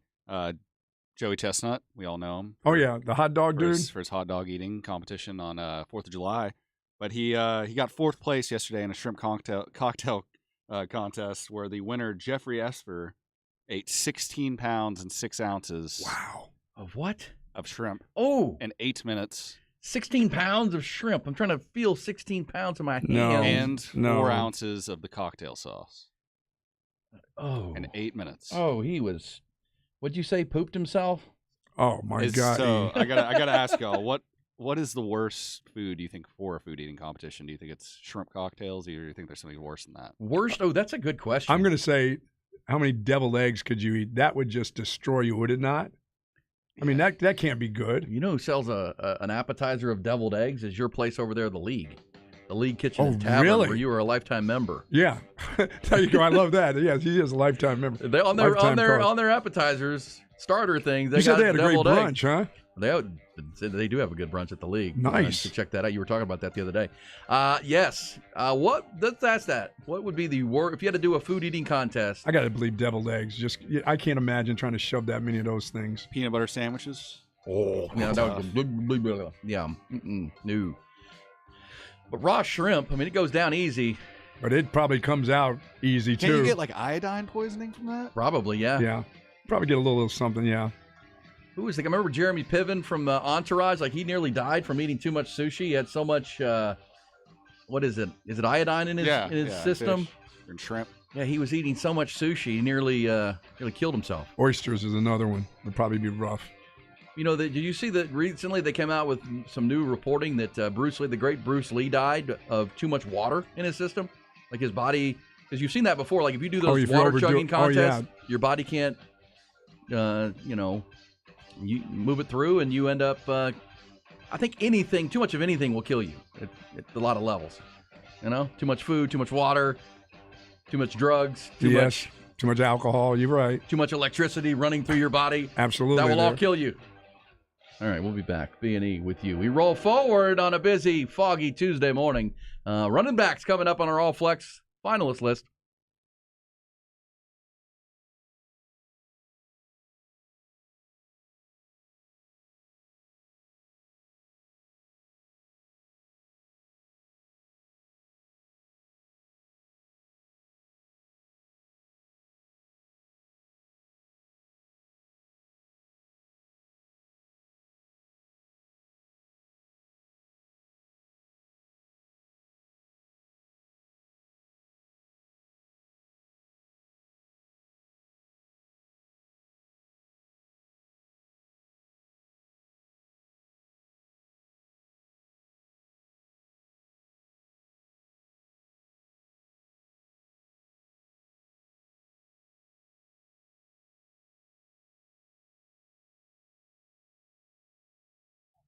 Folks, Dr. Greg Eckert and his wonderful staff would like to wish you a Merry Christmas and a Happy Holidays to all out there.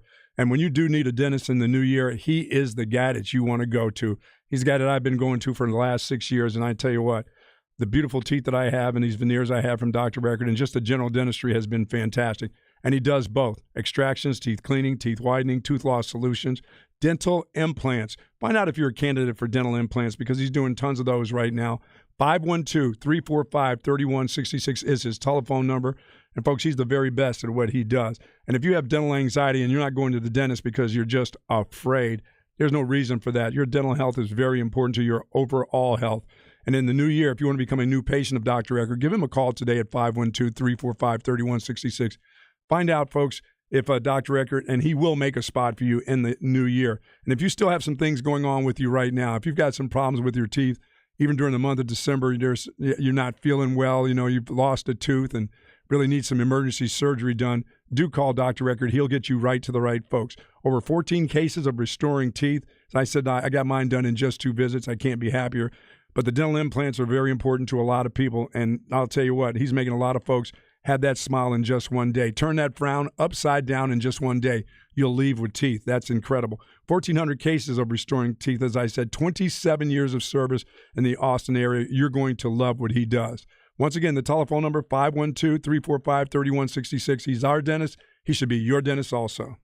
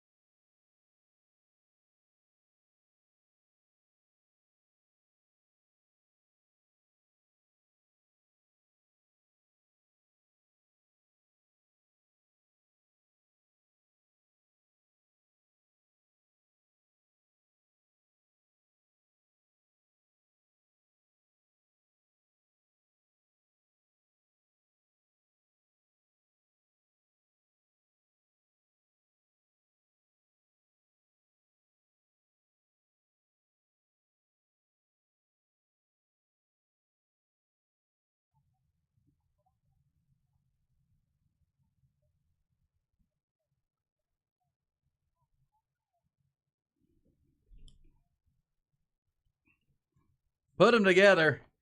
That is right. It is Tuesday on B&E. We've announced our all-flex finalists at quarterback, 5 of them. Some senior studs in Austin Novosad and Braden Buchanan.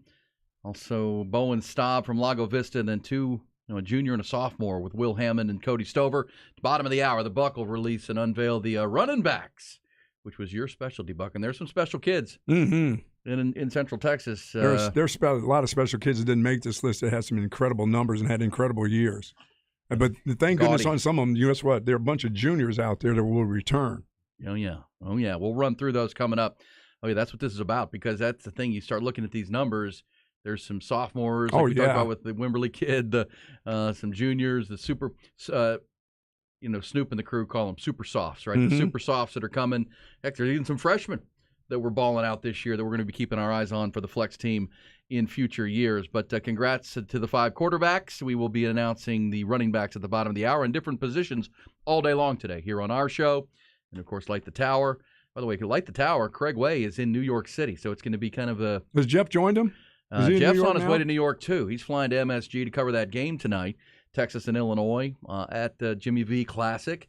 So I'm going to stick with Snoop and the team in the 10 o'clock hour. I know Chad will be coming in, and it's really going to be all flex all the time in those 2 hours for sure.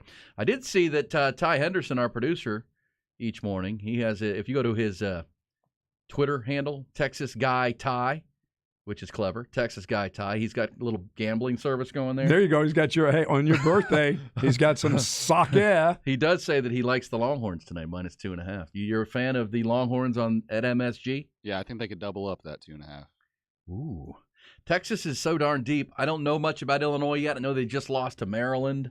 Maryland's a good team, though. Maryland isn't. Well, they're typically a really good team in the Big Ten now. But you like that Longhorn game. We'll preview that coming up. Craig Way has his Craig Way report coming your way. It sounds like you also like Portugal. A Portugal under. Or no. Portugal draw. You throw deep, man. You throw deep. Portugal because he first does half draws. under draw. Yeah. Morocco. How about Morocco? Hey, tonight for Illinois, Matthew Mayer. He's a former flex local guy. Westlake. From Baylor? Yeah, he transferred to Illinois. I did not know that. Yeah. How did I not know that? They've got a really long team. They're tall.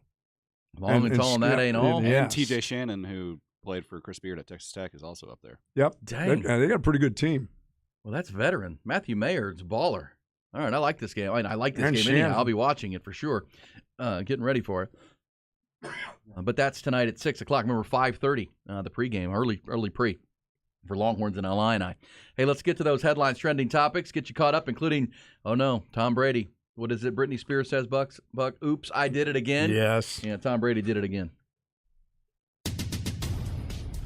Top Gun Equipment Rentals bring you the news. And we start in the National Football League, and Tom Brady, Monday Night Football. If you went to bed third, fourth quarter because the game was so bad, probably the right thing to do, but you missed an unbelievable comeback as Tom Brady rallied the Buccaneers from nearly 55 minutes of horrible football to a 17-16 win over the New Orleans Saints, and that secures their grip at the top of the NFC South. Bucs offense was miserable all night long. They scored a field goal on their first possession of the game. That was it. And with 5:31 to go, they were trailing the Saints 16-3. That's when Brady marched Tampa 91 yards in 10 plays, put their first touchdown on the board. Defense then forced a 3-and-out, and on that Saints drive, Andy Dalton and company whittled just 31 seconds off the clock. That gave Brady the ball back with 2:29 to go. The 45-year-old, as he has done so many times, sliced and diced his way down the field, and with just 7 seconds left on 3rd and goal, he did it again. It's 3rd down. Underneath, and touchdown, Rachaad White.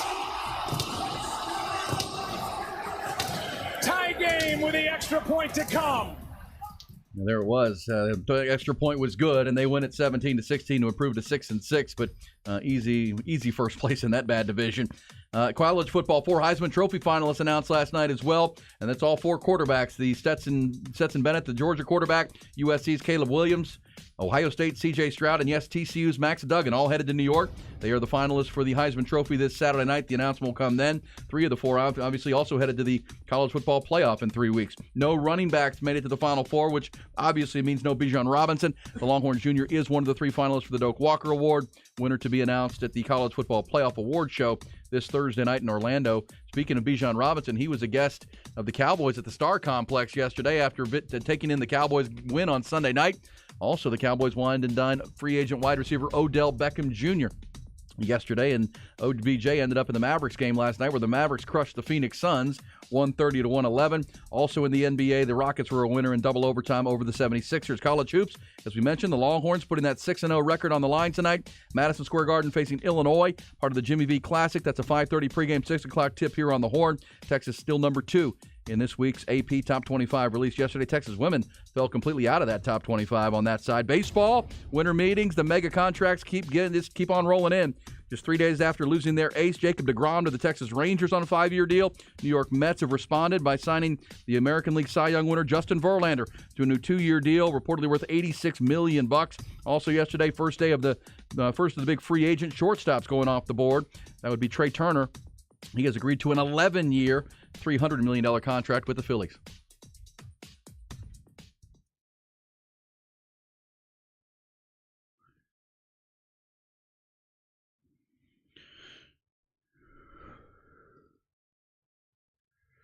Now, one Longhorn-related note, Logan Parr has announced he is a Longhorn lineman who has entered the transfer portal. Not a surprise with the recruiting class that came in last spring, and he was not going to be very high on the depth chart. Now, for Tom Brady last night, did he break the record or tie a record for Monday night wins?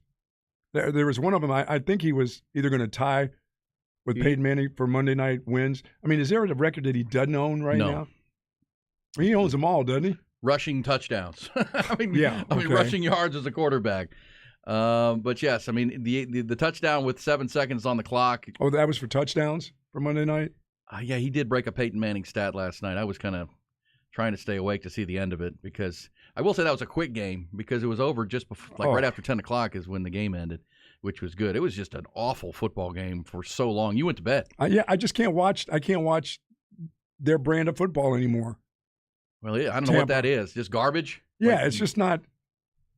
But, it was – here's the thing, and it's almost with Brady, it almost becomes cliche to do I did it again. But once he got going, and it's almost like if you're Tampa, the simplistic would be to say just go with that offense all the time.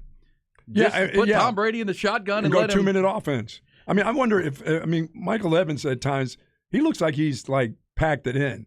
I mean, if he misses a ball or Brady misses him or they don't connect, it's like one of them just quits on each other. You know what I'm saying? Yeah. Well, I mean, obviously with an injured tackle and Tristan Wirfs now, they're not going to go 5 wides and just throw the ball for 4 quarters.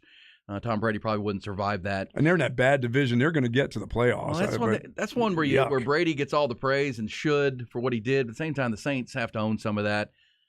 They just dominated that game, and they kicked a couple field goals when they needed to get touchdowns on the board. They didn't use enough clock when they had an opportunity there late, and you can't you blow a 14-point lead or 15-point lead like that, or 13-point lead with 5 minutes to go. You played a part in that. You got to get a stop, but it's what Brady does. It's what he's done to so many teams so many times, and as I say, that just somebody's going to win that division. And as they were losing that game, I'm thinking, man, somebody's going to win this division at 7-9. 7-10. They play 17 games now. Jeez. Someone's going to go 7-10 and win that division somehow. That's going to be ugly because and look, you can already see this coming. The Cowboys are going to win 13 games, be behind Philadelphia, yet they're going to have to travel to play like a 7-win Bucs team. I mean, that's just the way the league works because the division champs get home games, and the division champs are the top 4 seeds. Yeah, and I'm okay with that. I'd rather see them play them than play the Saints or somebody. I don't want that Saints aren't making it. No, I don't want to see that Saints defense anyway. Well, think about this. I mean, every team in the Cowboys division has a winning record, including the Giants and Commanders. As I said this as we were leaving the show yesterday, every team in the East has a winning record. Eagles have the best record at 11-1. The rest of the NFC features just 3 teams that are over 500. The Buccaneers pulled to 500 with the win last night, but only 3 other teams in the rest of the conference are over 500. That's the Vikings, the 49ers, and the Seahawks. Everyone else is under. It's just a bad conference right now, which is why Jerry Jones is so eager to bring in Odell Beckham. It's a wide open conference. And it really feels like the only team you have to beat is Philadelphia. All right, there's the one. Brady tied Marino for all-time Monday night wins. Ooh, Danny Don Meredith. You're too young. You're too young at 50. Remember that dude, Danny Marino. They used to be on the Dolphins. Used to be on every Monday night. I remember Dude, that. They were always on Monday Night Football. Young. Come on, there, old man. Dan Marino was drafted in 1983. That was my football watching prime, my friend. They were always on Monday Night Football. Were. Well, because remember Dupert and Clayton. Oh man, I loved watching them because. Remember, Dan Marino ended up in the Super Bowl in his rookie year, did he not? And he became kind of the it quarterback early in the 80s there, but along with Joe Montana, John Elway, and that crew.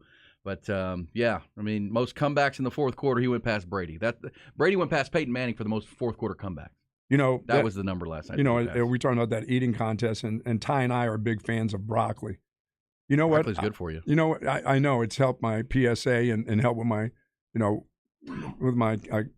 Some of my cholesterol stuff. I love broccoli too, but my wife doesn't like Brussels sprouts, and I got to believe that I can eat Brussels sprouts. If I like broccoli, shouldn't I like Brussels sprouts? They're so good. Are they? Oh yeah. I mean, what do you do with a Brussels sprout? Have an air fryer?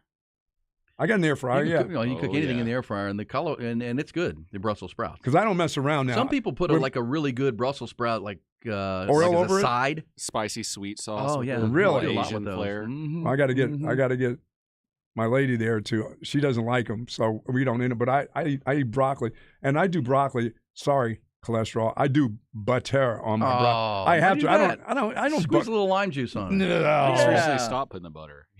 Put some sea salt. There you go. Pepper, red pepper flakes. I don't do salt. I don't do salt on anything. Oh. Everything's salty enough. Everything's I don't in need that to put butter. salt. There's salt in that butter. Unless it's unsalted. Don't say that. Don't say the word. Come on now.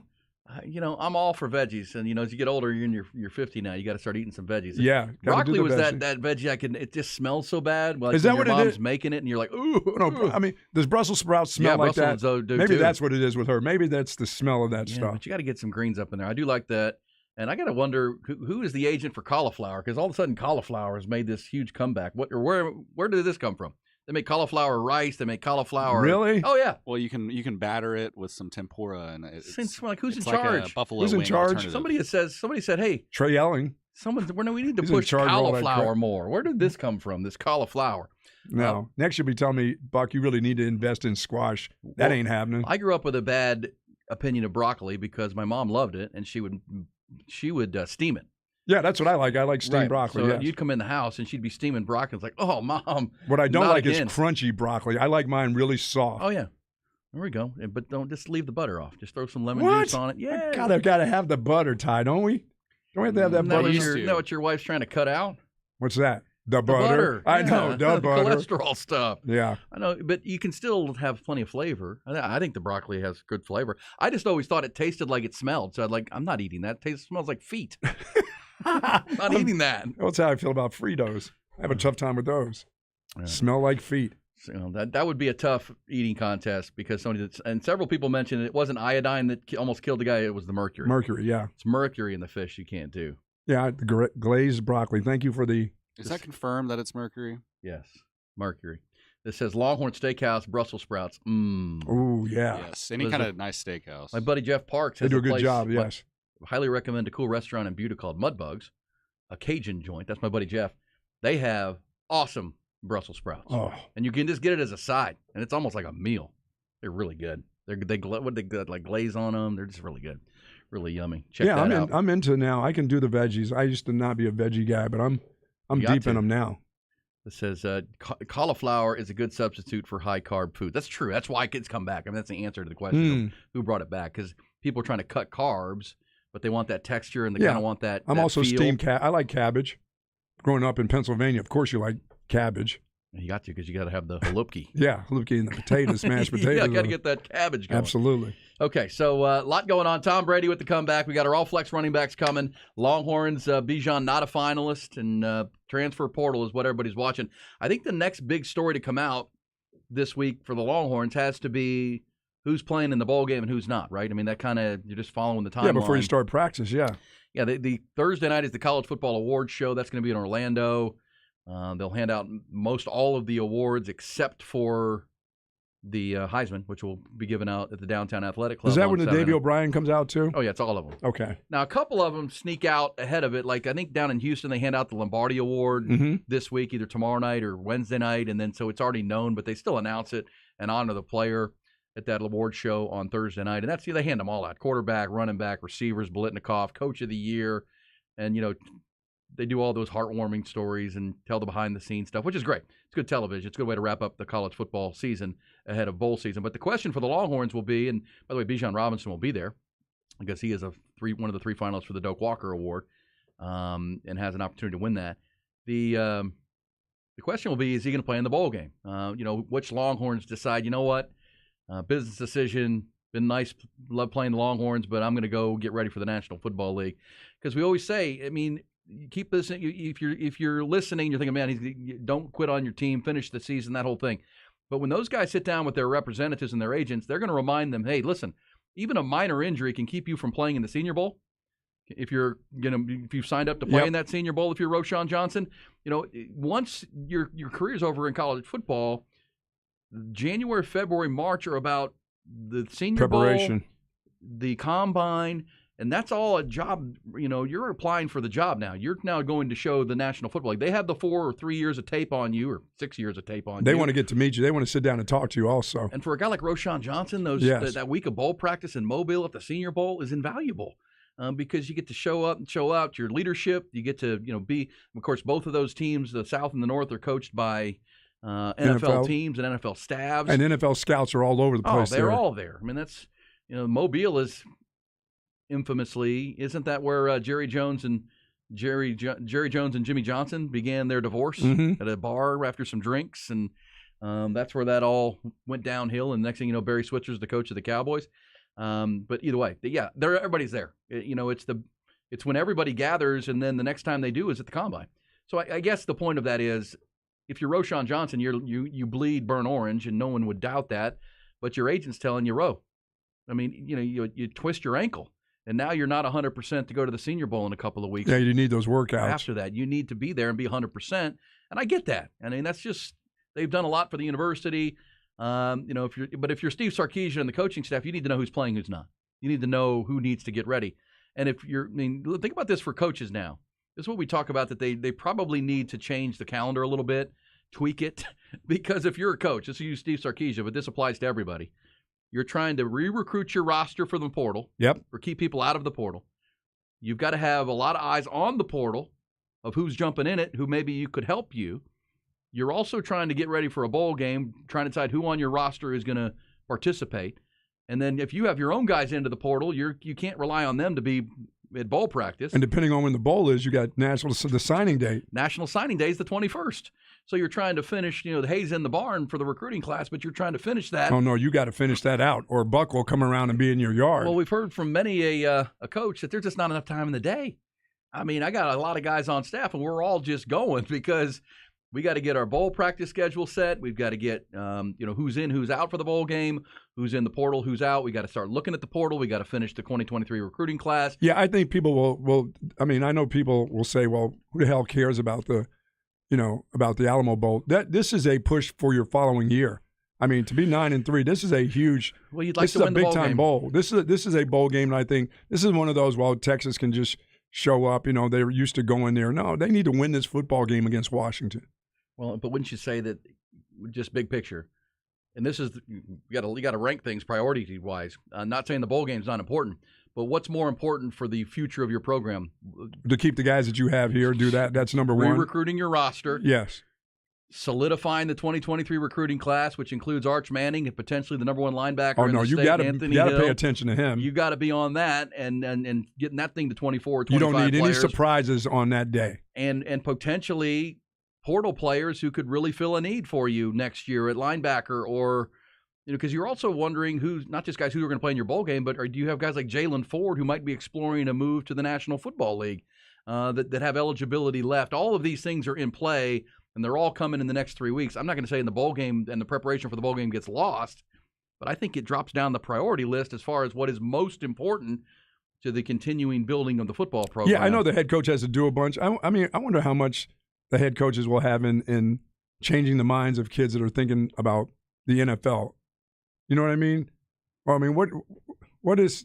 It's almost like. I mean, Sark did say he was going to have an exit meeting with every player. Sure. And that's where you start to address those things, and then the door's always open. Well, they're never going to tell you, I'm going to make sure you get this many carries next year. This is what I'm going to do. Nobody's going to buy that. I mean, it's more like the people that, like you said, the people that are around those guys. And that's why relationships that are talking to them in those relationships. Yeah. The day-by-day relationships are very important. That's right. So that when you sit down in that exit meeting, the kid doesn't look at you like all cross-eyed, like I'm out of here. I don't even know who you are. Right. That's the ongoing thing. So, all right. So that's where we stand with the Longhorns. The bowl game, obviously, the 29th of December. The National Signing Day, the 21st. Got Christmas in there as well, if you forget.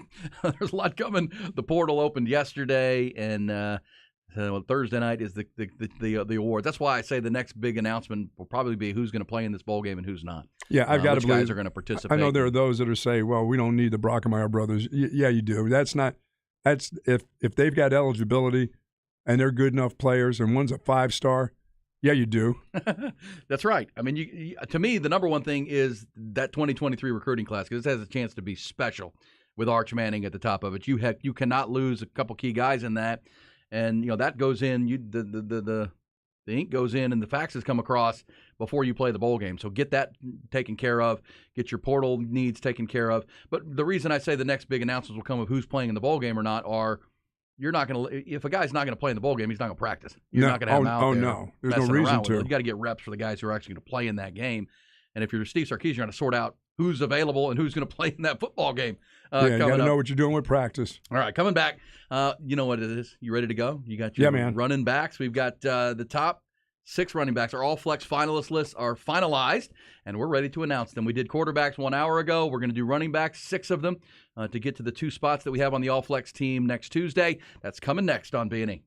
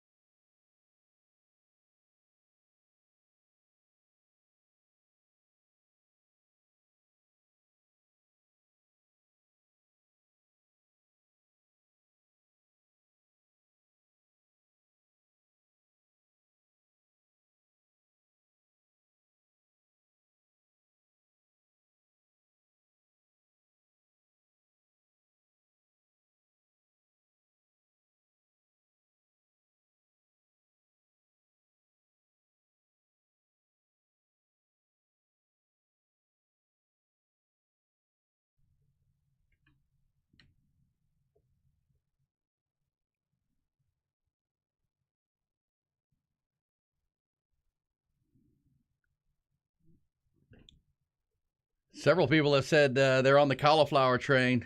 Green Giant, frozen cauliflower made into mashed potatoes. Great side for the keto diet. Whew.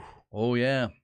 This says, guys, try Perry's Steakhouse honey sriracha Brussels sprouts. Very good. Also, shredded cauliflower tossed in olive oil, garlic powder, good stuff. Look, everybody's trying to do the keto low-carb thing. What are you, a bunch of Frenchies? Well, no, now they have, like, cauliflower pizza crust. Really? Oh, yeah.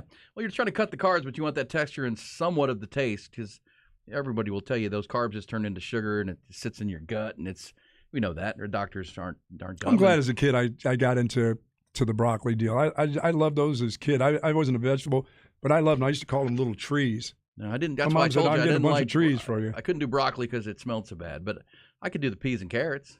Do the peas and carrots. I liked peas a lot as a kid. What is this stuff that But I makes haven't you had peas in a long time. I don't really ever make peas anymore. But you like string beans. That's where I'm wondering. Like, well, now we do like chickpeas, right? Which is what is it? Chickpeas that make the dip. Come on now. Feta. Ty, what am I talking about? Chickpeas to make hummus. Hummus. He's a dip guy. Hummus. He's a dip guy at 50 Love now. the hummus. Like the hummus guy. More the things that happen to you when you get 50. But what happened to peas? Just regular peas. Like little green peas? Little green peas. Like the Giant? They don't have a good agent. Cauliflower's got a better agent. Yeah, cauliflower definitely has a better agent, I guess. Peas have just gone away. Yeah. Peas are a necessity in fried rice, though. Ooh, that's right. The Asian food. There you go. I can only do brown rice. I can't do white rice. The white rice gets into my esophagus and it expands and it causes me to gag.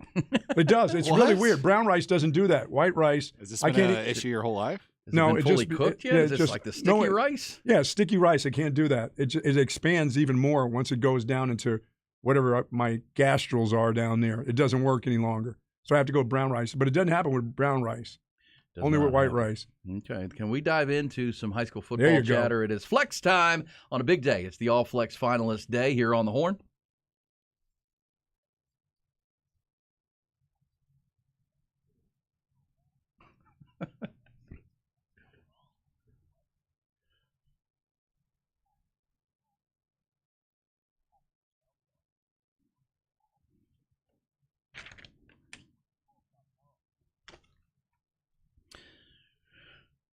Oh, man, this says peas are a 2-star vegetable at best. 2-star. NAIA level veggie. I love it. All right. 2-star. I just liked them as a kid, but I can see why they've gone away. Because you were told you need to eat those peas. That's all why. right, Buck. It's time for running backs. That is your forte. You recruited them for a long time. Some people think you played running back. You were a receiver. I was a receiver. No, I played running back as a freshman at Boston College, and they had freshman teams. Then you coached running backs at Boston College, Illinois, and here at Texas. Never coached wide receivers. Didn't want to. Was asked about doing that and said, no thanks. I know what they're like.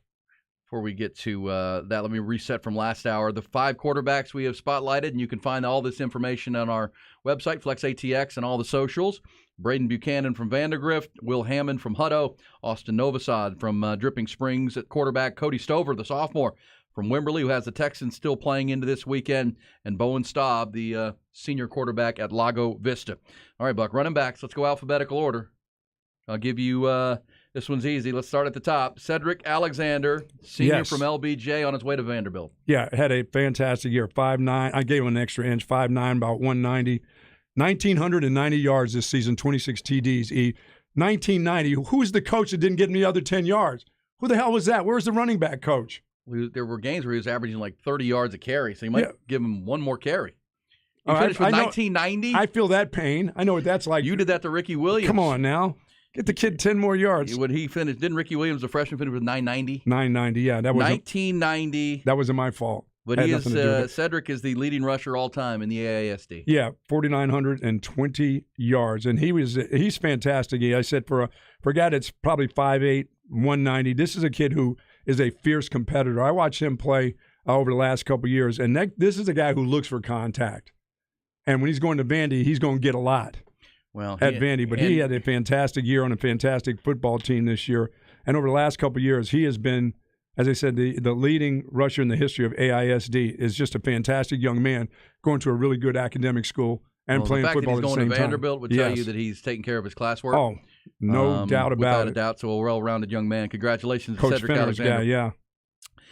And when we run through these, consider that of these 6 we're going to highlight here as our finalists, we got to pick 2 by next Tuesday. And which is it won't hard. Be easy. It won't be easy. Let me just say this. For the other kids, the kids at Liberty Hill, that they have 2 rushers with 1,000 yards or more, I can't imagine if they just had 1 rusher, but that's the nature of their offense. Same with over at Hayes E. They had some really, really outstanding running backs, but that 2-back system will take away some carries Liberty from Hill's still playing, and they ran for 590 yards, 64 yards last week, 564. But don't forget, now some of these kids are going to make the specialists. I know that. Guys. Oh, yeah. All right, so number 2, alphabetical order, Quentin Joyner, senior from Manor. We talked about him all year. He's headed to USC. Yeah, no doubt about Quentin Joyner. He may be the best all-around back around. 5'11", 205, 1,795 yards, 25 TDs. As I said, the most versatile back, I think, out of the group of 6 right now. There are some versatile kids, but this one is a really, really special player. So I really enjoyed watching him, Quentin Joyner. And this year for him, 1,795 in any year, you would say, is a big, big year. I thought he could have had more. This was just a good way to go out as a senior. He is committed to USC. They don't take just scrubs, I don't believe. Heck of a player, no doubt about Absolutely. All right, how about the Mighty Mite? Probably shouldn't call him that, but he is small in stature, but he's still playing. Jack Kaiser, the junior running back from Westlake. Now, people are probably going to laugh when I go height and weight here. Probably, I got 5'7", 165. You're so kind. Yeah, I'm pretty kind because there will be people that will tell me. T.Y., how close to 5'7" is Jack Kaiser? 165. I'm giving him a lot of weight there, 165, 170, I believe. I don't know. I think the weight's probably more realistic than the height. He's a strong kid, though. We know that. Still playing and still going strong. Just a junior. He's got another year playing. 1,490 yards, 26 TDs, 23 receptions. This will be a highly recruited kid, I believe, going into his senior year. Things are, believe me, he's getting letters. He is that guy. He's that guy that will be an unbelievable specialist in the college level. And yes, he can play major college football. There's no doubt about Jack Kaiser. And I would expect he would get stronger. And as this still rolls along for these guys in the playoffs, look for Jack Kaiser to get a lot more carries even. I love this. So Jack Kaiser, and last time I heard Tony Salazar on the radio, he was pleading for colleges. Hey, pay attention to this kid. Believe me. Don't judge a book by its small package. No. This kid can They'll really start play. coming after him crazy next year. I love it. DJ, next running back on our list from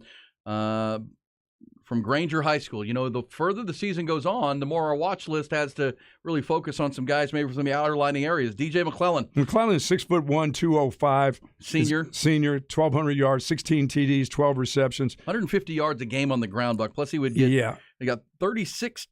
No, he finished with 30 yards through the air, so 19 touchdowns. And he's a 6'1", 205 kid is going to be 6'2", 215 or 220. He runs big. And he runs smooth. He's a big, smooth runner. His future is really, really bright. Granger, of course, out there north of Taylor, going up towards Waco. He's not committed to anybody yet. All right, so DJ McClellan, congratulations. He's one of our All-Flex finalists. Also part of that machine of a Georgetown offense. Georgetown Eagles had a great season, 10 wins this year. Andrew Petter, their junior running back. Stud. Just absolute stud. All you got to say for him is 36 total touchdowns. Yeah, come on. 36 total touchdowns, 33 on the ground, 27 receptions, 1,835 yards. 5'9", 200, E. Another kid that's going to put on – it doesn't need to put on much because he's built. I mean, he's a solid player. But the thing about him is he may be the guy who comes out of the backfield and really makes you pay on screens. 27 receptions this season. Yeah, I mean – him. And he's just a junior, by the way. He is. And that Georgetown offense was dynamic. They scored 70 points 2-3 times this year. Really, really talented, and Andrew Petter was a big part of that. And then to wrap it up, and last but not least, remember this alphabetical order, but got to go up to Harker Heights, Buck Killeen. Our flex reach extends. In Killeen, there's a running back named Rashawn Stanford who's on his way to play football at the University of Houston. He's currently 4th in the state in rushing yards this year, 2,666. Yeah, and in their passing game, I mean, he suits what they want to do in the passing game. And in the rushing game, 2,600 yards, 25 TDs, 18 receptions, and committed. He's 5'9", 170. He's a true 5'9", 170. And I don't know if I put an extra couple pounds on him, but he can absolutely go. That's a lot of yardage for a guy that's, I'm saying 270, it's probably 265. Yeah. That's a lot of yards. That's a lot of carries and a lot of yardage. Those are the numbers. I mean, he rang up a lot of numbers, almost 3,000 yards. This kid had a fantastic year. 25 and so touchdowns. did Harker Heights, too. Harker Heights did have a good season, double-digit wins, and you'll hear another Harker Heights player on our watch list as we go forward throughout the day today. But as I said, the kids from Liberty Hill and Hayes, and I saw Nico Hamilton, who's just a junior, will be a senior, probably over 200, getting close to 210, 6'1", maybe he'll be 6'2". There's a big future. There's always a great future of running backs in the state of Texas, but in Central Texas, there's an awful lot of them this year, and those are our 6 finalists right there. All right. Also, as you mentioned, guys that were just outside of it, Buck, Noah Long, Liberty Hill was over 2,000 yards this year. Part of that slot T system there at Liberty Hill. But we do have specialists, punt returners, kickoff returners also to come. All right, so those are your quarterbacks and running backs, as we've announced them this morning. 5 QBs, 6 running backs: Cedric Alexander, Quentin Joyner, Jack Kaiser, Westlake, DJ McClellan from Granger, also Andrew Petter at Georgetown, Harker Heights, running back Rashawn Sanford, and those are your 6. Yeah, Cedric Alexander, when you see him play at 190, 5'8", 190, he is a guy looking to run at you. And he's a guy that he'll give you that old dead leg and then pull it back from you. And he will run through you at 5'9", 190. I mean, he just gets after it. He's a physical specimen. I mean, he's a fiery competitor. And and he's held that program together for the last couple of years. They've got some juniors that'll be coming back to LBJ next year. And there's a lot of junior running backs on these lists too. No question. That's what this is about, right? This isn't the only year we're doing all flex. No. So if you are a sophomore and you're listening, or you're a parent, young guy, junior, Nico Hamilton's a good name for that. Oh, Andrew Jack Kaiser's just a junior coming back. I mean, there's a lot, but when I look at him, there's no doubt about Quentin Joyner going to USC. That's a good get for the Trojans right there. When you see Quentin Joyner in person, he looks the part of a D1 running back. I mean, he is just well put together, but then just great moves. And, another guy that battled some injuries this year who is a D1 running back from our area is Cameron Cook from Stony Point. I mean, this is a really, really good player.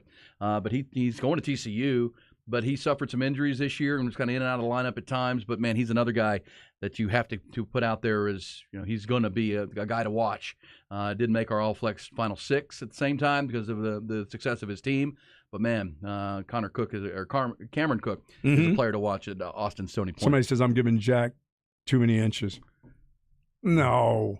5'7" is as a guy who's been a little shorter and from a guy like me, 5'9", 5'10" and a quarter, I have to do that. I got to give him. We have to remind Ty and other people that there was the time when you, Charlie Strong, and Shaka Smart all did a size off. And how did I tower above those? We're talking about height, by the way. Two little guys. And it was so even. What? It was so even. Dude, Shaka Smart had that fro at that time. He did. He had the COVID fro at one point. He had the COVID fro going on, and that helped him get to my size. Charlie never had a chance. We'll come back. When we do, it is your time to shine. Let's bring a Tuesday Blitz. Very, very strong. Also a little gossip in there. First, at just before 8:45, it's Craig Way.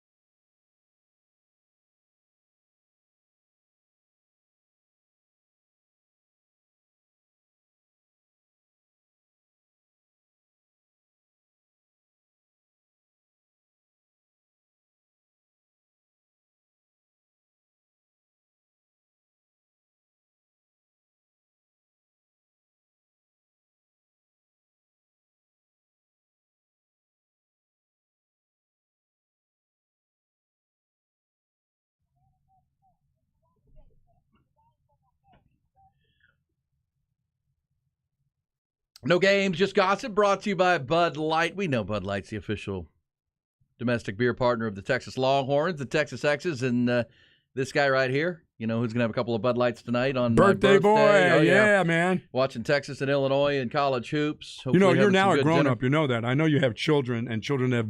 I have children who are grown-ups. Yeah, that's right. You have children that are grown-ups, but now you become an official grown man now. Well, 50 is when... Yeah. When you're a kid and somebody's 50, you're like, oh, damn. They're old. Yeah, that's right. That is the official old. Yeah. You're officially old. Next step, Medicare. Because, you can still say you're in your 40s even when you're 49 and a day to go. But 50, yeah. The word Medicare started to come up with you now. They'll start making those calls to you. That phone won't stop ringing. That's all right. Best years to come, my friend. Older the violin, the sweeter the music, I believe. There you go. My kids are now adults, which is kind of fun. Good to be hanging out with your kids who are grown people. And you can actually talk to them and they understand at times. Oh, yeah. And they're making, get to see them find their way, which is really cool. Got one married a couple weeks ago, which was a great gift and a blessing for sure. But we've got a lot to do in Salacious Gossip, brought to you by Bud Light. Speaking of that wedding, thanks to our friends at Brown Distributing for helping out with that and always being a great partner of ours here on the Horn and Yours. Throughout the holiday season, folks, it is be safe and smart. When you're out and about in the holidays, make sure you have a way to ride, right? Decide to ride. If you don't... yeah, and those Bud Lights are going to be flowing all over because this weather is the next 2 days. Warm. Yeah, 80-some degrees. How about when the sun finally came out yesterday? It was really pretty. Wow. Nice day. The wind was up for sure. Hey, so this is scary last night. I don't know if you saw this, Buck. You do play-by-play and color commentary. Atlanta Hawks were playing a ball game, and their play-by-play voice looked like he had a seizure on air. Bob Rathbun, the play-by-play announcer, 68 years old, was talking, and Dominique Wilkins sitting next to him doing the color, and this guy starts to seize, and Dominique's like, holy cow. He had to be rushed to the hospital, said to be doing okay, but that is a scary scene. Absolutely. We're not playing it for you. That doesn't need to happen. But and this is not to make any light of that situation because it looks like old Bob's going to be good. But old Bob. I got to tell you this story. So we years ago, Buck and I had done the show so long on my birthday, it's good to tell memories. We were at Texas OU weekend. We were doing our show, speaking of Bud Light, we were in the Bud Light tent. We were over in Oklahoma country, like no doubt about it, where they set us up by the Clydesdales. Yes. And this was deep in the Crimson Cream country. We're doing our pregame show, 4 hours. And Buck had recently had back surgery. That week, I came out of the hospital that week and decided to go to the Texas OU event. It was kind of cold out. You get the early October chill in Dallas in the morning. So this dude, not telling me, decides to pop like 2 Vicodin. And I'm sitting here, we're talking, and all of a sudden... he gone. I just kind of went catatonic. I'm now doing the pregame show with like Weekend at Bernie's. Yeah. What is going on I'm here? telling you about the upside down hook 'em, and you get the upside down. What do you think about that, Buck? Yeah. Yeah. I mean, good. It's good. It's a good time coming in here. And I'm looking at my watch. I'm like, we still have like 3 hours of the pregame to do. What am I going to do? You rallied, though. I did rally from that, yes. But I'm glad your back was feeling better, but that's not... I'm assuming like poor Dominique Wilkins is sitting there going, oh, geez, what do I do? What do I do? Not good. Hey, Mavericks game last night. There it was. Odell Beckham Jr. courtside with Micah Parsons and Trayvon Diggs. Of course, the Maverick fans went to chanting OBJ and chanting his name. Dallas really wants Odell Beckham, but Ty said earlier that reports that he wants big money. He knows the Cowboys want him, so he's trying to play that into a $20 million deal. He ain't getting that. And did you say you already won't take a physical? Yeah, he doesn't want to take physical. He wants to let everybody know he's okay. Okay. Well, here's my physical. I need to see you go out there, and I'm going to bring a guy out there, and he's going to cover you slightly. I need to see how you make these coming in and out of these cuts. Physical. I need every doctor I got looking at you before I'm signing you. And that's where the Cowboys are. They don't need Odell Beckham Jr. He's a luxury for them. They could use him. He's a good player, obviously, but if he's unwilling to take a physical, at this point, I'm out. That tells me, come on, let's be fair about this, guys. We're doing a negotiation here. We need to know the status of your knee. Let's start with that. We're not even going down the road if we don't know what's going on. I need to know if you can actually run, dude. That's like you want to buy somebody's car and they won't let you test drive it. Like, no, you can't drive it. Like, what do you mean I can't drive it? You see it? It's right here. Here it is. It's good. Trust me, it's all fine. Nothing wrong with this car. Nothing wrong with this car. Why do you need to drive it? You don't need to do that. Why? Why do you think I'm selling it? Yeah, exactly. Just trust me on that. No. No OBJ. Starts with physical. Yes. All right. One other piece of salacious gossip. Where's a story I had? it was going to be good. Holiday party in Michigan got a little nuts over the week after an employee dressed as the Grinch got really drunk and attacked another employee who was dressed up as a reindeer. How about that scene? The Grinch beating up the reindeer. Wow. Listen, when you get to your holiday parties in coming weeks, don't be messing around, right? Yeah, and stay out of the closet. Ooh, with like the secretary or something? Yeah. I know what you're thinking, but stay away. All right, last piece of gossip before your blitz. Good Morning America has finally snatched the two Dally answers off the air. Off? Off the air. They put Robert Griffin in there now? What do they do? I don't know what they're. Michael Strahan's still hanging there. What are these guys' names? TJ and whatever her name is. You know what? I saw an interview yesterday of TJ interviewing her and her husband, Matthew Shue. Oh, no. A few months ago because they were putting out a children's book. Great for the kids. Uncomfortable. Man. Like, did those two really think they were just going to go gallivanting like no one knows who they are? Like they're out and about, like no big deal, like hanging out in New York, no problem. Grabbing each other's rears. It's like, wait a second, you're on Good Morning America. Come on, man. Let's go to the Blitz. The Bucky and E Blitz.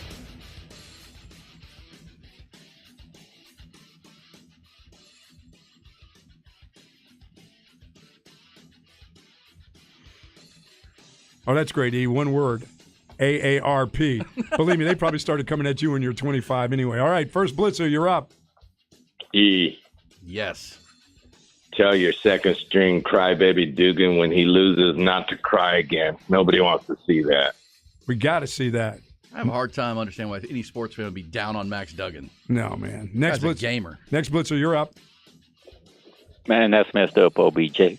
You want to get a job without putting in the work. This is Vince Young. Gee. Next blitzer, talk to us. Yeah, I called it. Brockmeyer brothers are leaving. Here's another one for you. Rumors abound. Rumors abound. Five-star recruit out of East Texas, both committed to Alabama. One of them is about to decommit. Let's hope it's Jalen Hill. Nice. Next blitzer, you're up. Hey, Aaron, happy birthday, man. I'm going to be 46 on Friday.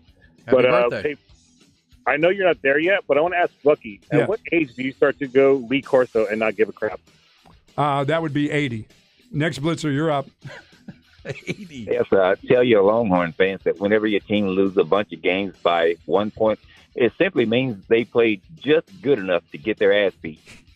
Thank you very much. Happy holidays. Next blitzer, you're up. Yeah, this is a Pastor Smasher. What's up, Smasher? And, I'm already getting hidden up with AARP stuff already, and I'm 32 years old. What the heck's going on here?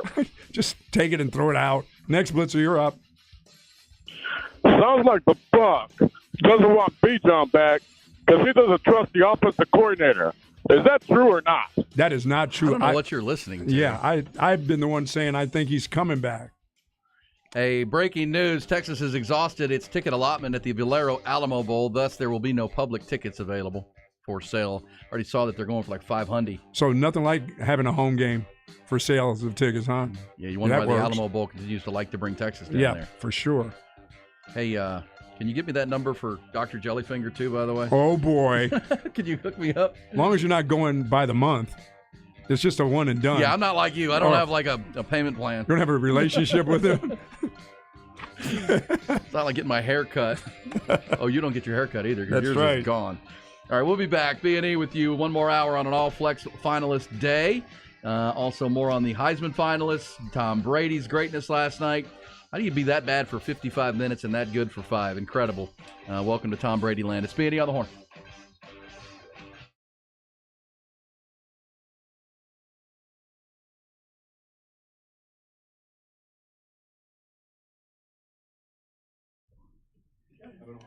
QC Kinetics, folks. QC Kinetics is ready to help you out with relief. That's what we're talking about. You know, it's on my birthday, 50th now. And here's the thing. You got those old aches and pains, those old sports injuries, arthritis in your joints, man. You're in your knees, your hips, maybe it's your elbow, your shoulder. Good friend of mine had his lower back with a sciatic nerve that he'd been dealing with. Guess what? QC Kinetics, the answer for that. And it really does work. I mean, that's the thing. You're starting to hear from orthopedics that are saying, hey, maybe you should try this before you do the surgery because it works. I mean, that's really the number one thing that it's all about. If you have pain and you have chronic pain, you want relief. You don't want to mask it with pills. You don't want to, mask it with steroid injections every now and again. You want to get through the pain. And that's what QC Kinetics allows you to do with their regenerative treatments. And it's done with no surgery, no drugs, and no downtime. It's advanced regenerative medicine, unique protocols using healing agents from your own body to target the aching joints, and repairs and restores that damaged tissue. And those are the key words, repair and restore. That comes out the other side with no pain. And that's what QC Kinetics is all about. They have a location in Austin and in Round Rock. They have appointments available this week and into next week. All you have to do is call them, set up that free consultation to find out more. 512-593-4303. That's 512-593-4303. It's QC Kinetics.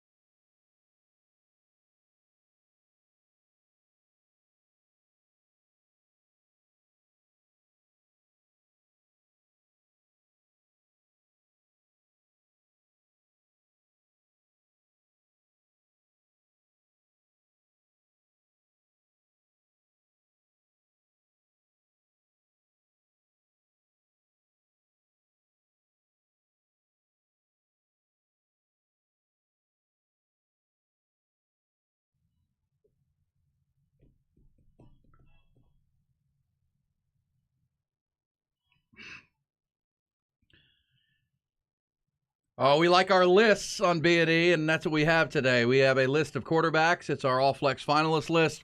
We also have our All-Flex running back list, 5 QBs, 6 running backs. Announced at 7:30 and 8:30 this morning. We'll have more lists coming. I know in the Light the Tower 2 hours, I'm going to be hanging as well. And we're going to have punters and kickers. Yeah, specialists will be high. We don't forget anybody, Buck. We got the marching band. Got to have a team over here on Flex. You know what I'm saying? Got to have a team. Got to have a team. Got to have a team. And by the way, folks, when he said I went catatonic up there that year, that was the same year, I believe, where the OU fans were so ridiculous. There was a 9-year-old boy that came up and shot the bird right in our face. And I told him, and there was a girl with him, and I told him, I said, listen, I'm going to tell your mom on you. You know, where's your mother at? And the little girl said, hey, I am his mother. And she had to be at like 12. 17. I mean, it was I'll give like her 17. You give her 17? Sounds about right. Yeah, I was thinking maybe 12. I am his mother. I'm going to tell your mother. She goes, oh, I am his mother. I'm like, oh, okay, I got it now. So are you one for once you're in the game, you can say whatever you want to the opposing fans, or to the players on the field, or like a talking crap basis? No, I just go. You're always respectful. Yeah, I'm pretty respectful. Well, I don't get into getting with the fans and going through all that stuff. The downward horn thing that's never made me mad. I just kind of more of a sign of respect. I talk the talk when I get in those games. Oh, you're fight guy. Oh, I'm not fight guy. Me either. I'm not talker. Remember now, I am very quiet at the game. It's only at Texas games though. I've only been 170 pounds at my heaviest. I'm not fight guy. I do believe in all places, 7-year-olds should be polite to adults. It's just the way they got. I don't care if you're a Sooner or a Longhorn. That's right. Don't come and shoot the bird at me at 7. But that's what makes that rivalry great, I guess. Also on lists, Buck. We love our list, do we not? We have a list of coaches in the NFL who are on the hottest of hot seats, including a former Big 12 coach. We've also got a list of every bowl game ranked 1 to 40 or whatever there are. Are you in agreement that according to CBS Sports, the number 1 bowl game of interest is the Peach Bowl, which will feature Georgia and Ohio State? Yes. That's the best bowl? Yeah. And, the way it falls, Georgia being number 1, they essentially get a home game because the Peach Bowl's in Atlanta. So Ohio State and they'll travel pretty well. Atlanta not too far from Columbus, but that's going to be all Georgia. And I'm very interested in the Michigan and TCU because I think that's number 2 on the list. Yeah, I think Michigan is going to drive TCU. I do. I really do. I think people underestimate the speed of Michigan's. They still think they're a bunch of sluggos. I don't believe that. No, I don't either. And their lines of scrimmage are sensational. I don't think there's any doubt Jim Harbaugh will be studying the Texas film of how they did a great job defensively against. And look, Michigan will just keep coming at you. Here's what you know about Michigan: they are consistently physical, and they don't get deterred. And if you don't stop their running game, they're going to keep going over and over and over at you. That's right. I mean, go back and watch the Ohio State game. That was a 1-score game into the fourth quarter, but they just continued to batter you and batter you and batter you. And of course, they weren't doing much against the Buckeyes defense except for those big plays, but you can't just say except for the big plays. No, they count. They blew man coverage, right? They busted coverage when Ohio State was telling it to stop the run. That's going to be TCU's challenge. I do think TCU would like to make it a little higher scoring game because I also watched Michigan play a team like Illinois, and it was 19, it was like, 17-16 late into the game. Illinois got it into their style of game. Illinois' defense is pretty salty too. Well, and I think TCU with a month to prepare, I think they have the athletes to play with Michigan. I don't think this is going to be Michigan playing Georgia last year, right? I think TCU can throw some dudes at you on both sides of the ball. Well, the one real dude is that wide receiver. If he's healthy and gets that ankle better. Yeah, and that's the number one thing to get Quentin Johnston into 100%. Yeah, one-on-ones, he's too much to handle. And that running game, I mean, you got to know going in what Michigan's going to be. And I really think what separates Michigan this year from last year's team is the quarterback. I mean, I think J.J. McCarthy is really a good player. And he's got a special factor to him. He's got an it factor. But so does Max Duggan. I mean, Max Duggan's playing with an it factor that is really, really fun. As for Ohio State, Georgia in the Peach Bowl, we found out yesterday that Jackson Smith-Njigba is not going to play. He has shut this thing down. And there's reporting in Columbus that after he re-injured his hamstring, he stopped going to class. He started playing pro football. Yeah, quit playing school and I'm not going to play school. Well, I'm off because I'm not going to get healthy enough to play. But too many questions, Mark. Who's going to be the running back in that group right there? They're all pretty good which one? For Ohio State. Well, they're all pretty good. But yes, Yeah, Georgia just may have too much. But at the same time, this Georgia team doesn't feel like they're not the dominating team they were a year ago. They're still very good. That kid number 88 is a beast on the defensive line. Carter, he is like Jalen Carter. He was probably their best player last year, and they had 14 guys off to the NFL. So love that game. Those top two. But then as far as non-playoff bowl games, they say the Rose Bowl with Utah and Penn State is number 3. January the 2nd on a Monday. Yeah, I'm wondering if the Nittany Lions will get overwhelmed by that strength of the Utah team. How about this number 4 game, the Cure Bowl, Troy and UTSA, wow. 4th best bowl. Boy, Troy put it on. Who did Troy put it on? Coastal Carolina at the end of the year last game? Troy's the best team in the Sun Belt. But Coastal's coach was on his way out, right? He played, but he was not healthy. Their quarterback at Coastal. They got stomped by James Madison the week before. Their coach is gone now, right? Yes. Troy's? Coastal. Yeah, Coastal went to Liberty. Jerry Falwell. What the hell is that? I don't get that. Coastal, Liberty. I mean, Liberty's is that a money deal? Spending good money. Oh yeah, that's what it is. It's about the. It's about the money. It's about the Bible. Oh, Don't okay. you forget it. Hey, so Cure Bowl and UTSA, Frank Harris's final game there. Yeah, and I'd like to know what during the course of all this portal and stuff. What is Deion at Colorado? I mean, is he going to be a winner there immediately? Because some people will say, yeah, let's build our culture and all that stuff. Deion seems to think he's going to make culture immediately. Well, he's going to bring a bunch of dudes. He already told the players that at. Well, he's bringing his son, but he's bringing guys that are already playing for him at Jackson State, and I think he's got some guys. There's reporting that a lot of guys in the portal and a lot of recruits are hitting him up. Have you heard about what Travis Hunter was thinking, the former number 1 overall recruit that went to Jackson? No.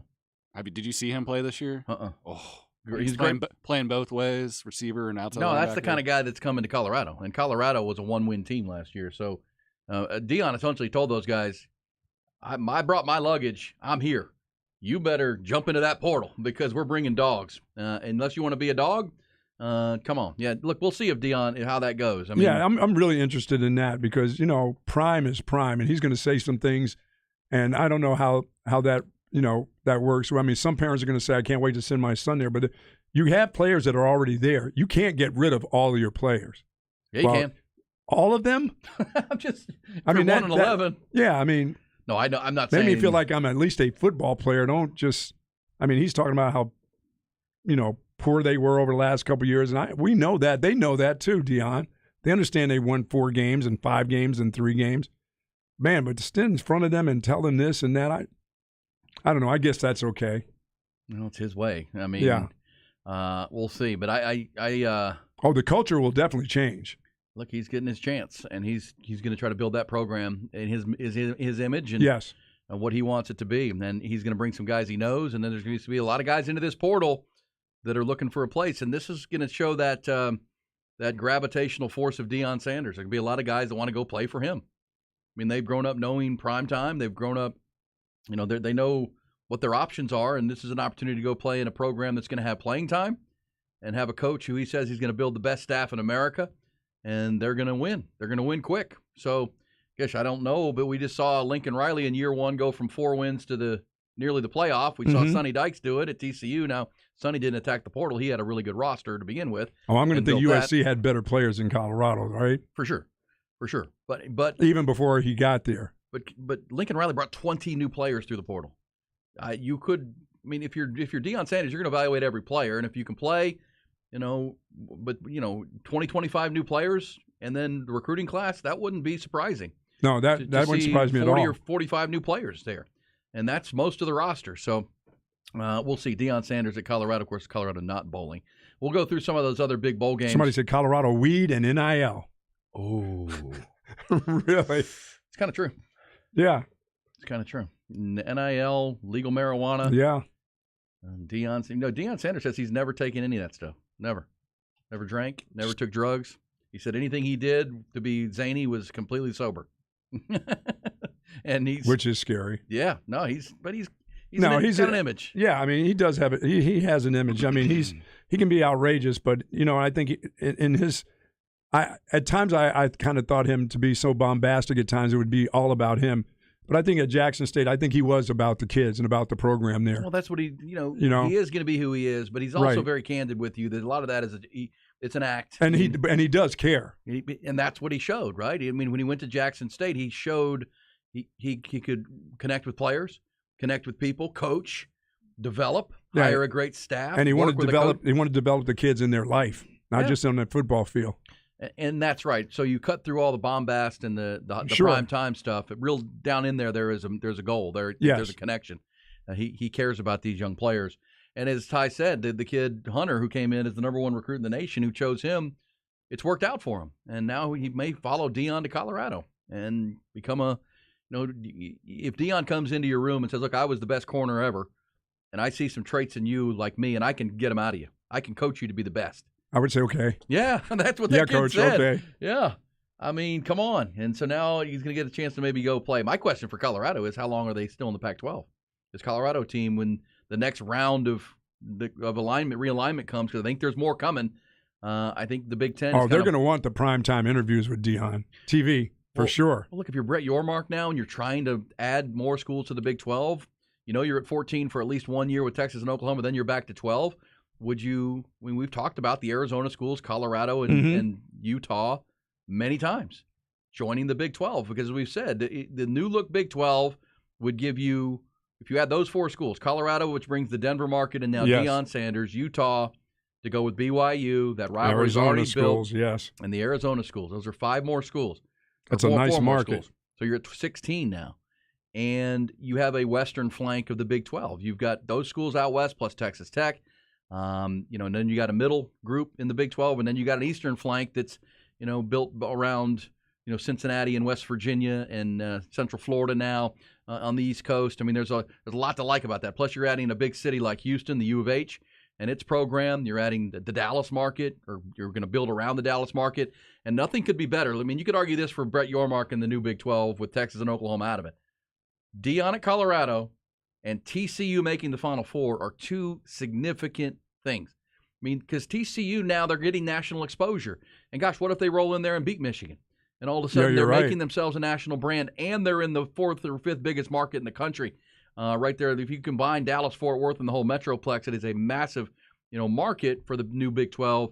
If TCU can become a brand name and become something you build around, and if Primetime can build Colorado into the same thing, just outside of Denver, Colorado, there's a lot to like there if you're the Big 12, and adding a city like Houston, bringing in Cincinnati, who was in the Final Four a year ago.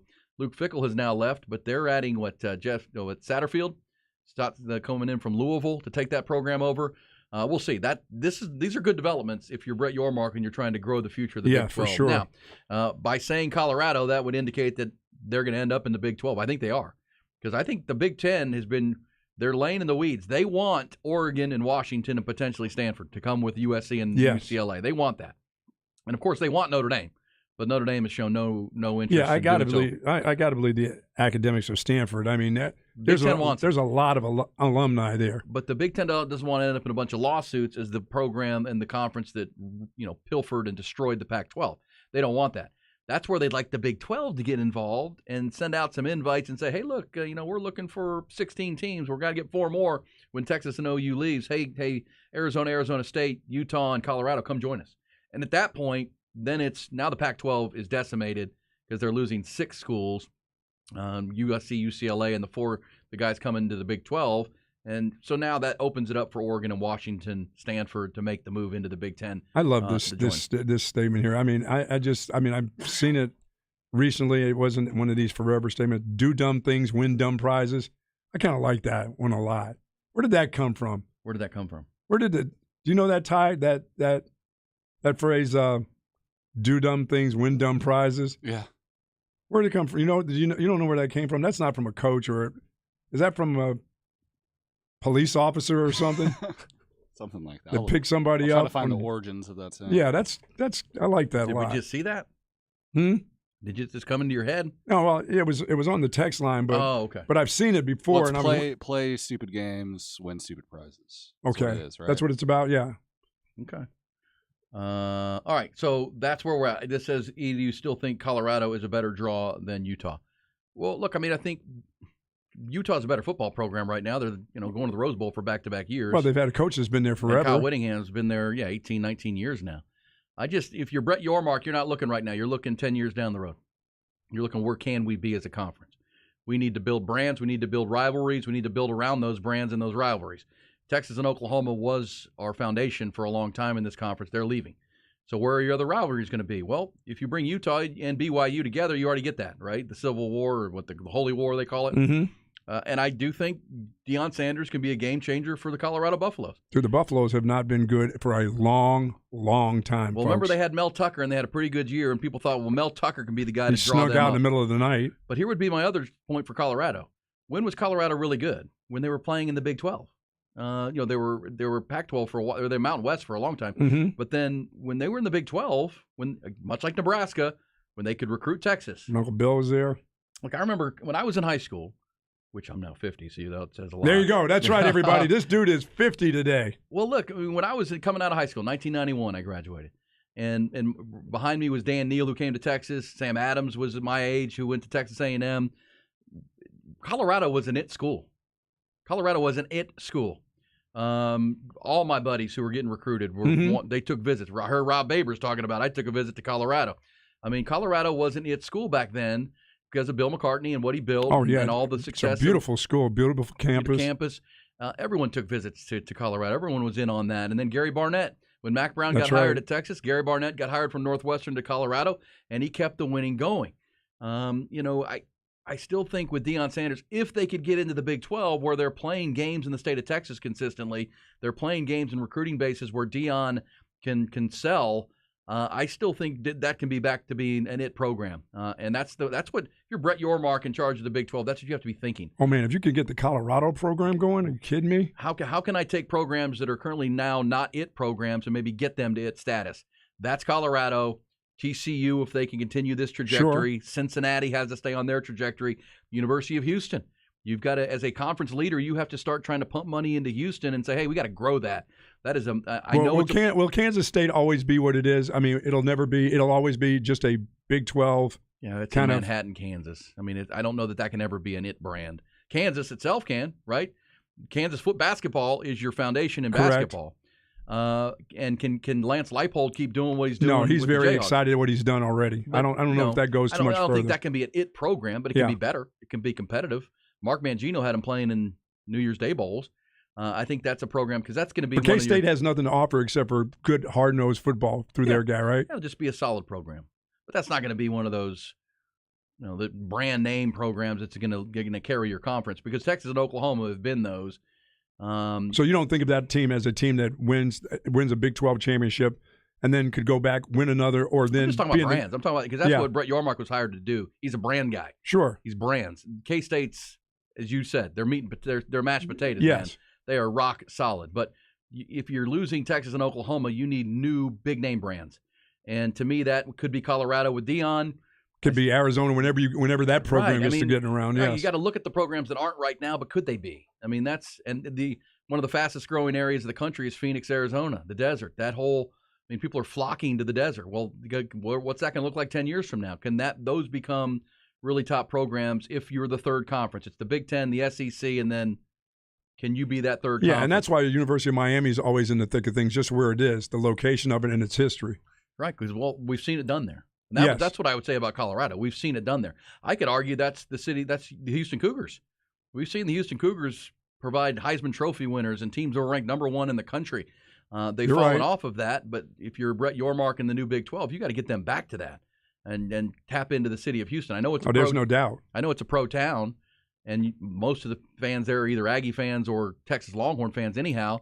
But if the Houston Cougars are cooking... Yeah, see, I think they do that on their next coach, not this guy. Sure, but they have the number one basketball team in the country right now. I mean, you already know the new look Big 12 was the best basketball conference there is, with Houston Kansas, joining, Texas leaving. Yep. But, man, Kansas, Baylor, Tech, Houston. You're right. So that's kind of what you have to think. But that's where I wonder where Colorado will land when it's all said and done. Will they join? Because I have to think. I know it's quieted down. There hasn't been much talk about it. But Big Ten doesn't want any part of Colorado? Well, I don't think so. But, Are they not suited academically for them? Well, I think in the end and I'm not saying they wouldn't. I mean, if you're the Big Ten and you're bringing UCLA and USC anyway and you're going to talk to Washington and Oregon, would Denver, Colorado be of interest? I would think possibly. It's a state school. I mean, it fits your brand. Big state school, University of Colorado to go. You're doing everything in your power to outdo the SEC. You just are. Sure. No question. All right, we'll come back. We'll take your thoughts on that. We'll get back into our All Flex Day. It's our All Flex finalist teams. We'll crank those up coming up. We'll remind you who we picked as and our have at quarterback and running back. We'll also get you the top stories of the day. It's B&E on a busy Tuesday.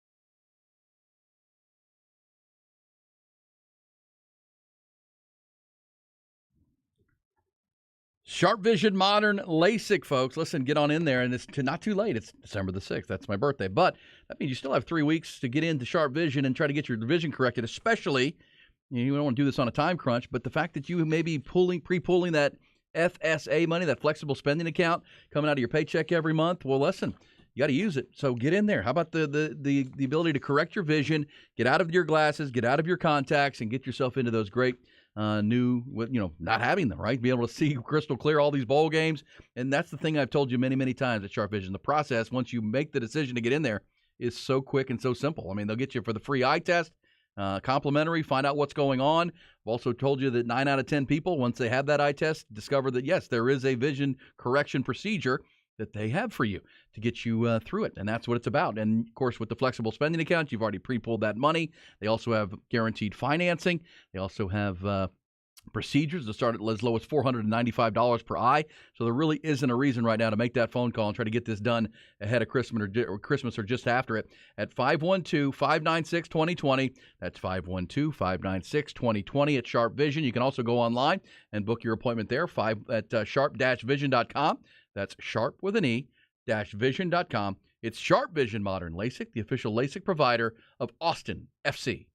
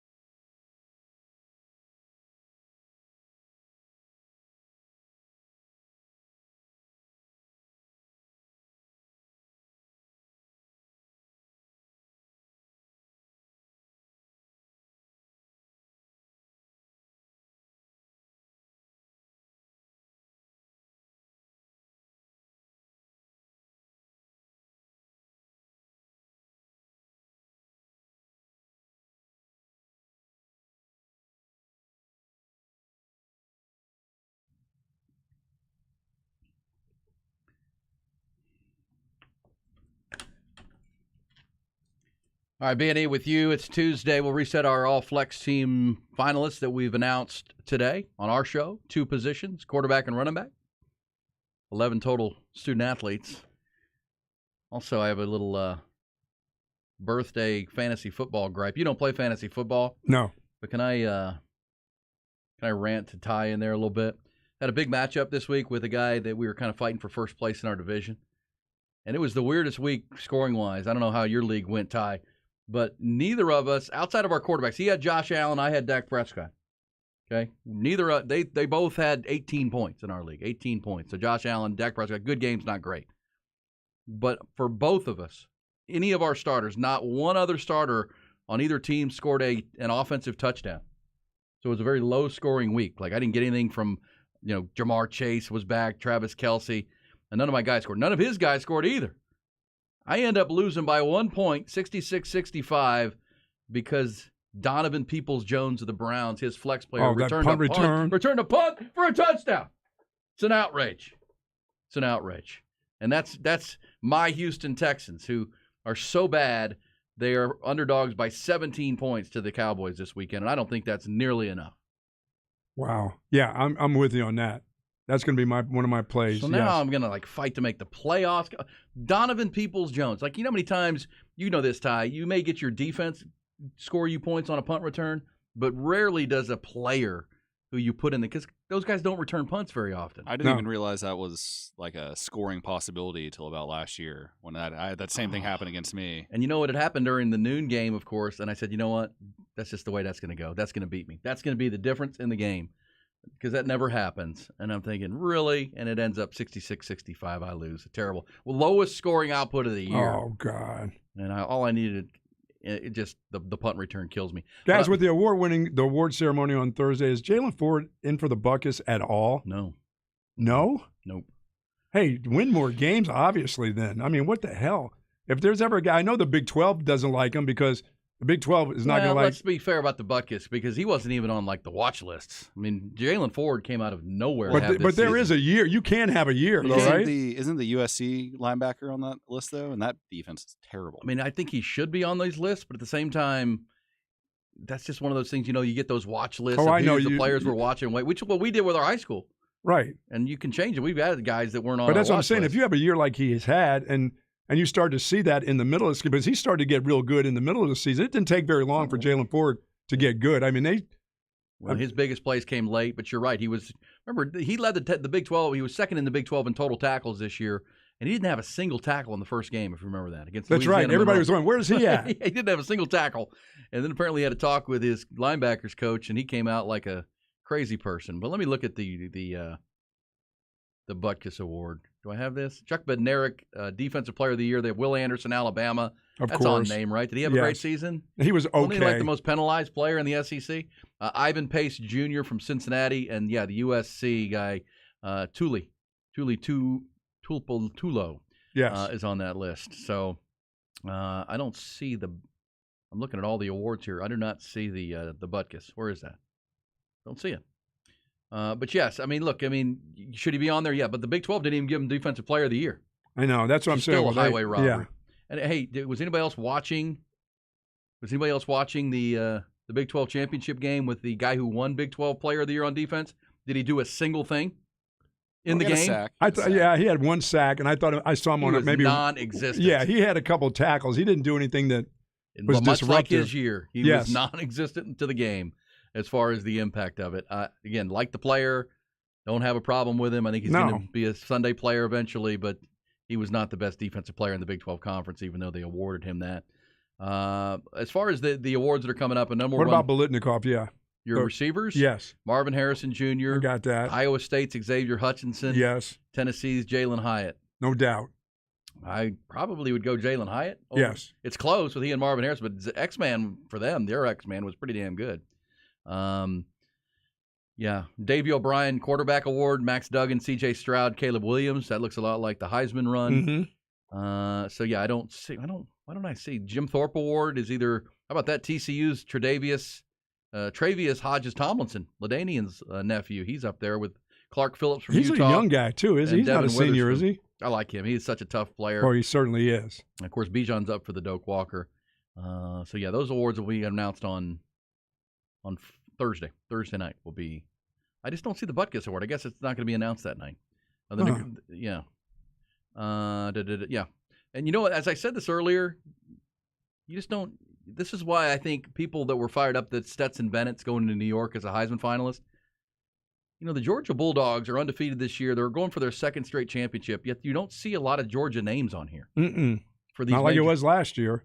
I mean, the Stetson Bennett's up for something called the Burlsworth Trophy. Have you heard of this? You ever heard of the Burlsworth Trophy? Is that a new one they just College started? football's most outstanding player who began his career as a walk-on. Okay. That's a new award, and he's up for that. Also, Georgia has a tight end named Brock Bowers, that big number 18, who's a monster. He is up for the John Mackey Award as the nation's best tight end. But that'll end up going to, if the kid from Notre Dame is in there, Michael Mayer's in there. Yeah.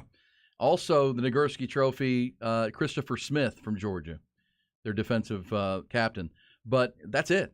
And I'm not saying that's a negative, but Georgia is just so good as a team that Stetson Bennett and you're lobbying for Kirby Smart to be up for Coach of the Year, and I don't have a problem with it. That is hard to do. It's almost like Stetson Bennett's going to New York, along with C.J. Stroud and Max Duggan and Caleb Williams, to represent Georgia. To be like, we don't know who to pick, but we feel like we need to pick somebody who's off the best team, who's been undefeated all year and won it last year. That's a tough thing to do. We got to send somebody. So Stetson Bennett. And I don't like the fact when people say, well, what is he going to do as a pro? Well, that's not what the award is about. Shouldn't be. And who are you to say what he's going to do? I mean, how do you know he's not going to do such and such? Maybe he's that kind of guy. Maybe he's Brock Purdy. Getting ready to lead San Francisco to the playoffs. I hope he's the San Francisco treat. Haha. Hey, let me give you this. So one more time, 7:30 this morning, we announced our 5 finalists at the quarterback position for our all-flex team. Well, of course, next Tuesday we will announce the first ever all-flex team.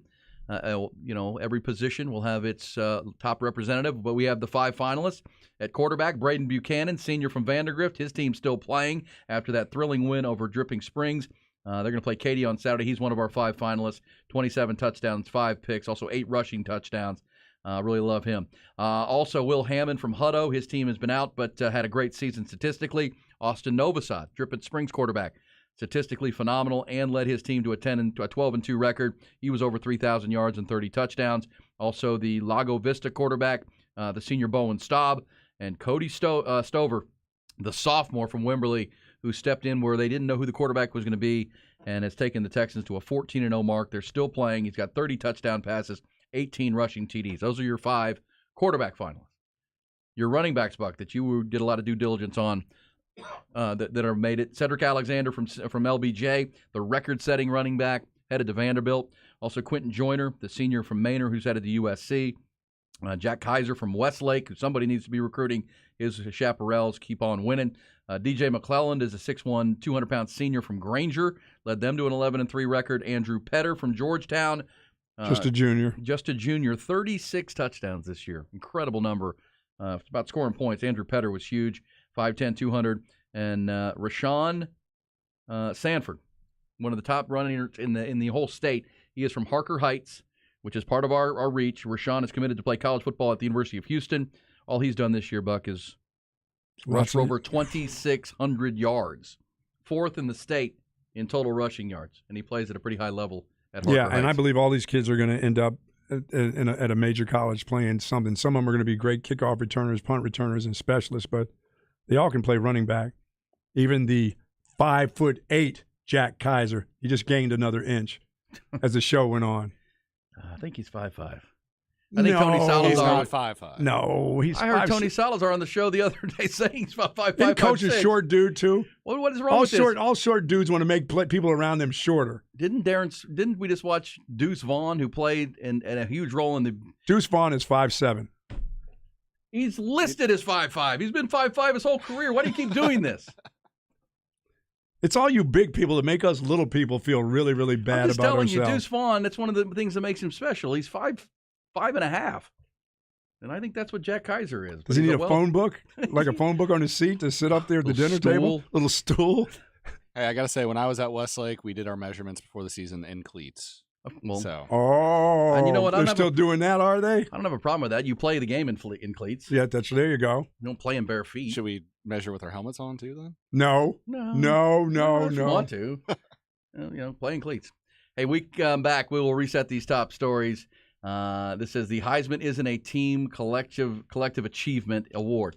Oh, look, you're right. And I'm not saying I would vote for Stetson Bennett, but I really believe there was a sentiment because there wasn't a true favorite. No one ran away with this thing. Does Stetson Bennett have like these bad numbers or something? They're throwing for a lot of yards this year. But he's not the best player on his own team. Without Caleb Williams, what's USC? Without Max Duggan, what is TCU? He was a backup. Let's not forget. But he carried that team over and over and over this year. Stetson Bennett manages Georgia. Now, he's not? I don't even think he's the best player on their offense. Which again, the Heisman Trophy goes to the nation's best player. It's hard to argue. Caleb Williams is the best player for USC.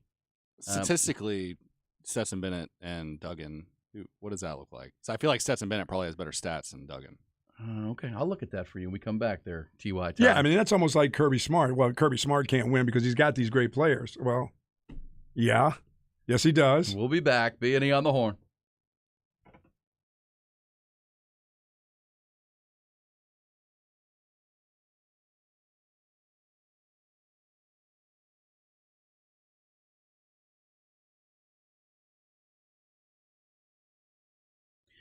Grande Equipment, folks, got a nice message. Happy birthday for my buddy Wes Murray, who is in charge out there at Grande Equipment. They've been doing this a long, long time, and as Wes always says, by virtue of a nice birthday text, to yours truly, they're not in the heavy equipment business like they say they are. They're really in the relationship business. That's what it's about. It's about relationships. But they understand that if you have a project and you need heavy equipment for either purchase or for rental, to get the project done, you need a partner on that. You need to get working with someone who's going to be there for you, and that's what Grande has done for years and years, decades. They pride themselves on service to the customer. If you need equipment for any project of any size, any length, they're going to get it to you on time, hassle-free, job site ready. They understand you have a timeline, you have a budget you need to hit, and they're going to make sure you get there. And that's when I say they're independent and they're not locked into one brand name. They get you all the brands. They can get you anything you need from any of the big names of those brands, and it's ready to go. As we say, job site ready, hassle free. And at Grande, it's about the long-standing relationships and referrals, and you can count on Grande for all of your equipment needs. That's why they continue to grow, because the word of mouth and folks saying, "Oh man, this is who you have to go with every single time." They also have that great new solar division with that pile driving equipment they can get you for sale or for rental. They're absolutely tremendous. They're a group of locally owned, family-oriented Texans who are ready to make it happen for you at Grande Equipment. Find them online at grandeequipment.com. That's grandeequipment.com. They do not overpromise at Grande. They overdeliver.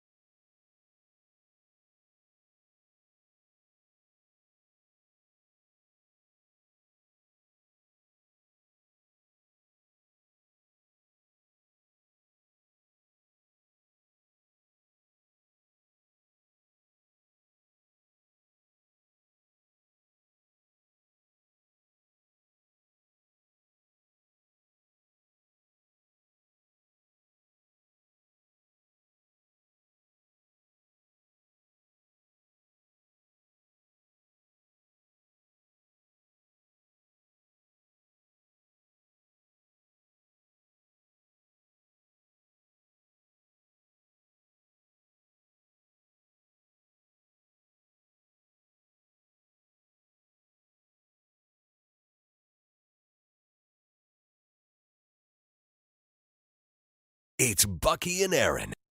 Down in Louisiana where the black trees grow lives a voodoo lady named Marie Laveau. She got a black cat tooth and a mojo bone. Anyone who wouldn't leave her alone, she go, another man done gone. V&A with you. I'm sure the reason for that song. I do know that on this day, the day I was born, Buck, 1972, 50 years ago, number one song on the charts. This is going to make you feel old, but The Temptations, Papa Was a Rolling Stone. Oh, yeah. Was the number one song in the nation. Papa Was a Rolling Stone. Damn, you're old. I mean, you're old because you were singing that. I was singing that. You were dancing to it. Absolutely. You were jamming. What were you, like 16 years old? 14. 14 years old? Yeah, I was jamming. You were doing the scoot to that deal. As for the stats we mentioned, Ty, you're right. Max Duggan's stats with Stetson Bennett, not overwhelmingly different. Duggan with 3,321 passing yards, 30 touchdowns, 4 picks. Stetson Bennett is right around the same passing yards numbers, but only 20 touchdowns and 6 picks. Also, Duggan has outran him as far as rushing yards by 350 yards, and they're even on rushing touchdowns, 6 and 6. That's surprising. What's that? Only 20 passing touchdowns for Stetson Bennett on the year? Yep. 20 touchdowns through the air, 6 on the Their ground. defense is scoring a lot. Yeah. I mean, because, again, Stetson Bennett's, his numbers not overwhelming. Duggan's numbers are really solid. They're not Caleb Williams' numbers, but, the big fourth quarters, the unbelievable comebacks, the grit. I mean, there's something intangible. Oh, and believe me, wins and losses. There's not too many Heisman Trophy winners that are on a bad team. No, there are none. Even though they stood out. Paul Hornung. Well, look, what you got to do is you got to break a record, right? Ricky Williams, who wasn't on a bad team, but that team lost 3-4 games that year. Mm-hmm. But he broke the record, right? Went past Tony Dorsett. Yeah, and he also won the Doak Walker Award too. He did, and he was a national star that year because it was a big record. Because remember, 1998, different time. The rushing record was huge. I mean, we're talking about the 70s and 80s when the Heisman Trophy was dominated by running backs. Running backs won it almost every year, and it was a running sport. And so for Ricky Williams to, in his fourth year, having come back could have gone out as a junior, come back as a senior. And to surpass Tony Dorsett. Yeah, that was huge. And so that became captivating, whether they won or lost. Bijan didn't have that luxury, and Texas didn't. And as we've talked about, the game on prime time against TCU that maybe could have launched him big time into that conversation, he had 29 yards, 12 carries. And, yes, we can point fingers. That hurt a lot. Yeah, and had they won that game and he had even a decent game, they would have been playing in the Big 12 title game, which would have given him another day to post stats. You're right. Get into the national headlines. But look, I'm not arguing against Stetson Bennett being there. I think Georgia deserves that player being there. I don't think he's going to win it. I mean, I think it's going to be either Max Duggan or Caleb Williams at this point. Yep. And that's okay, because I think Max Duggan's going to win second-place votes when it's all said and done. I think the regions are going to go heavy for their player in their region. C.J. Stroud in the Midwest, Caleb Williams out west, Max Duggan here, and then East Coast or down south, they'll vote for a lot for Stetson Bennett. I think if Max Duggan gets a lot of second-place votes, he can jump in there and win that thing. All right, Buck, have a great day, my friend. You it's too, Fall man. Flex Day. Enjoy your 50th birthday. Thank you, brother. Thank you, Ty. Ty, do you have a pick of the week, pick of the night, pick of the day? Texas -2.5. Texas -2.5. That's a good reminder. 6 o'clock tonight, Texas and Illinois from Madison Square Garden. Jimmy V Classic. They always tell good stories there. That should be fun. 5:30 pregame. Enjoy it. We'll be talking about it tomorrow. I'll be hanging with Snoop and the crew here on the Light the Tower program to do more all-flex watch list conversation, all-flex list finalists. So it's coming. Buck, have a good one, my friend. You too, man. I will see you tonight. Let's do it. You're going to see me tonight? Yeah, don't we have an event there, don't we? Tomorrow. That's tomorrow? Tomorrow's Wednesday. Tomorrow is the flex party. That is Wednesday. Tomorrow's Wednesday, correct? I was going to say, is there a surprise party on about that you just let the cat out of the bag? No. I don't know about anything. All right, well, I will see you tomorrow. Have a great birthday. Every hour podcast at hornfm.com. Congrats to all those who made our flex finalist list.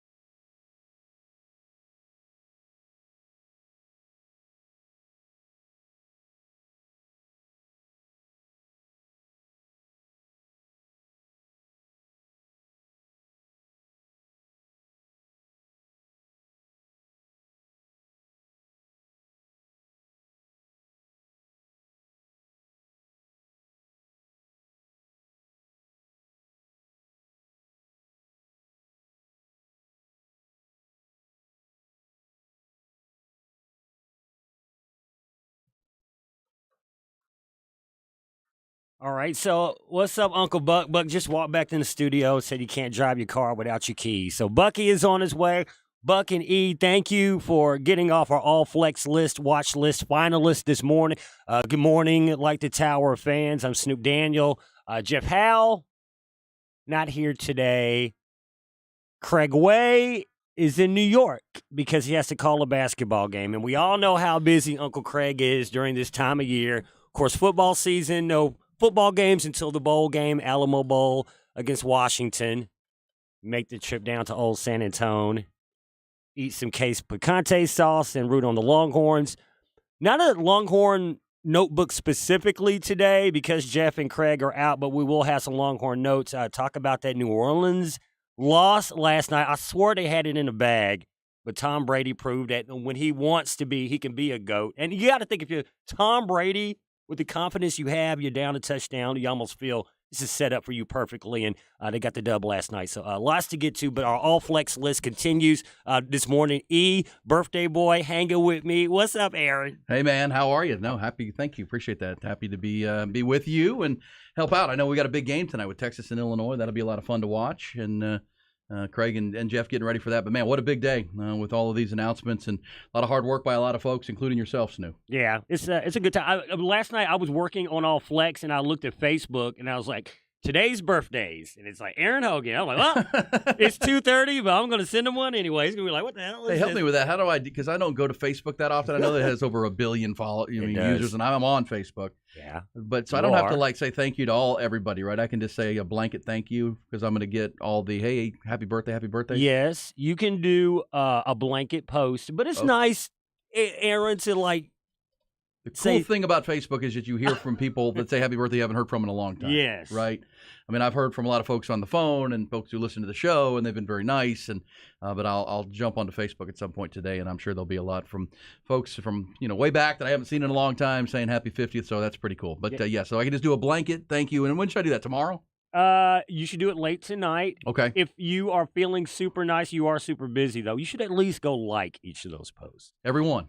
Okay, that's fair. That's what I was asking. You are the expert in that. Not the expert, but you have to. What do you know? Because I know it sounds, shallow, and who'd have thunk that social media would ever take human life to this point? But like when people shout you out on social, it's big. At least you're on their mind, and they will give you a reminder. But there are some people that, not on purpose, I choose not to say happy birthday to, but I'm just like, I don't feel I have to this year. I don't feel I have to this year. That's pretty funny. That was the advice I needed, Snoop, was so I can go like each one and then put a little blanket thing tonight. Thanks to all. Mm-hmm. Blessed to have so many folks saying happy birthday. I get it. I'm already written it out. It's done. But that is right. That's right. Because I didn't know if that was the protocol to like all of them. Yeah. I didn't want to be a cheese ball and not know. But I will do that today at some point. But thank you, Snoop, and excited to be here. We got a lot to do. What, punters and kickers coming up? Yeah, punters and kickers at 10:30. We'll do the linemen at 11:30, so just a preview. And we're doing a position each hour. So folks who, they heard the two real quick off the bat with quarterbacks and running backs are like, all right, what's next? So that's cool. Like, I was talking with Derek and Macy out in the lobby, and it's a whole lot of people with their hands on deck for the All Flex watch list thing today. And the response on all socials, it's not, I would say probably Twitter is probably our most influential social media brand because of the informational,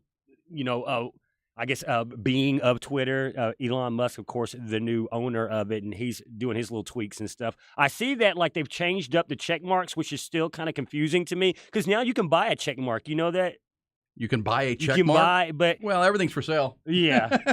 But it used to be special. That check mark, it meant something, and it still does. And if you paid for it, it actually denotes that it is being paid for by having Twitter Plus. But Twitter has just been an information machine for sports. I want to say the first time I remember it super popping off, was Texas A&M. When Justin Tucker walked off the Aggies in Aggie land. And I remember the vitriol on Twitter was unlike I'd ever seen. And I was like, this is a new era.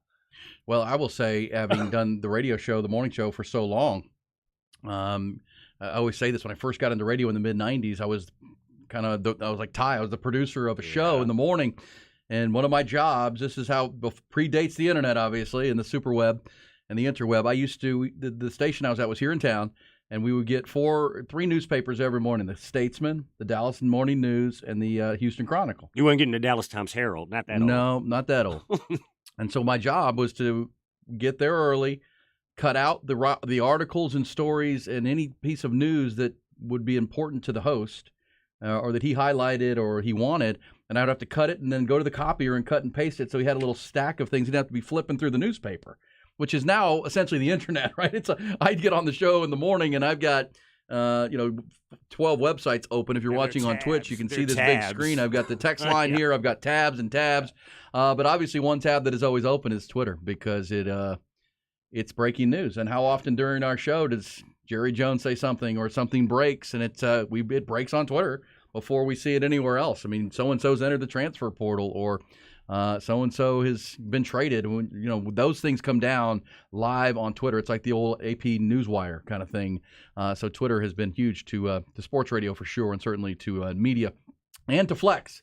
Because the kids today, Snoop, that sounds like a 50-year-old guy, doesn't it? Kids today are big on the Snapchat. What's the biggest one right now? Snapchat, Insta? Well, TikTok? Snapchat, I try to stay away from because that's where the more nefarious things happen because they disappear. So I try to steer clear of Snapchat. But kids they're on Twitter, they're on Insta, they're kind of on Facebook. I think one of the things I figured out over the last few weeks since we've been kind of ramping things back up on Facebook for Flex, is with the playoffs, the games are just bigger now. And, I'm not doing as many mixtapes, so I have a little more time to do more social media now. Well, our whole team is here with the Flex things that are coming. Let me run through some of the names we went through earlier. I want your thoughts because Bucky and I at 7:30 and at 8:30 announced the 5 quarterbacks who have made our Flex finalist list and these 6 running backs. And let's reiterate it. You know this, Snoop. You see these players and you know these players. This is not easy to whittle this the performances we saw in 2022 at any of these positions, certainly quarterback or running back, down to 5 or 6 players. Yeah, it was not easy. I want to say I don't want to say with the quarterbacks there was a Max Duggan type of vibe, but kind of it is because with the quarterbacks, a lot of them were quarterbacks still in the playoff hunt. Yeah, for sure. And you want to reward performance for the team, especially what a quarterback means to the team. You want to reward. There's intangibles that go. It's not just stats. It's not just numbers. What was the importance to your team? We have a couple of those, I think, on this list. But let's start at the top with alphabetical order. Braden Buchanan, his team, the Vandegrift Vipers, still playing. They're 13-1. Had those 2 epic matchups with Dripping Springs week 1, and then last Friday night they're going to face Katy on Saturday. But I remember seeing Braden Buchanan playing in 7-on-7 out in Lake Travis, and the first thing that just jumped off the field was his competitiveness. I mean, he was one of those. He was and they were playing Dripping Springs in a game I was watching. It was an unbelievable game that went to overtime. And the sheer competitiveness. Then my son Nolan told me that he's a baseball player too, and that you could see that. That guy is just a hardball, dirtbag type player. But he's 6'2", he's 205, and threw 27 touchdowns. He ran for 8 touchdowns. When you watch him play, you'll see a little Sam Ehlinger to him, the way he'll run through tackles. He's not going to slide. He's going to get after it. Really like Braden Buchanan. Yeah, and not only a baseball player, Aaron, but he's a catcher. Oh, and in particular, that's the quarterback of the baseball diamond. He's the one calling the pitches, throwing out runners, laser arm. It transfers to the football field, and it seems like Vandegrift and Dripping Springs, that matchup, which ended Friday in a crazy way, but it was almost being foreshadowed this entire year. Especially, you were talking about the 7-on-7 in May. That was a Lake Travis State qualifying tournament, which will happen again in 2023 in May. But that overtime game between Drip and Vandegrift, 2 Baylor commits. The quarterback Novosad for football, and then Buchanan for baseball. But Buchanan's still in the hunt. And what's crazy, is this time last year he was not even starting full time. He was splitting snaps with Reese Beecham. Wow. So I remember those, sharing reps and trying to run that job. And obviously Drew Sanders is happy to have him this year because he's led the Vipers to that. And what do you think of that matchup with Katy? I know Craig will have his printout of what the computer thinks. What's your thoughts? I haven't heard from the computer, but I do see that Katy people are all over Flex Social resharing and our stuff. So Katy, that's kind of a Westlake type program out of West Houston. I mean, they have been so good for so long, the Katy Tigers. And so their fans are passionate.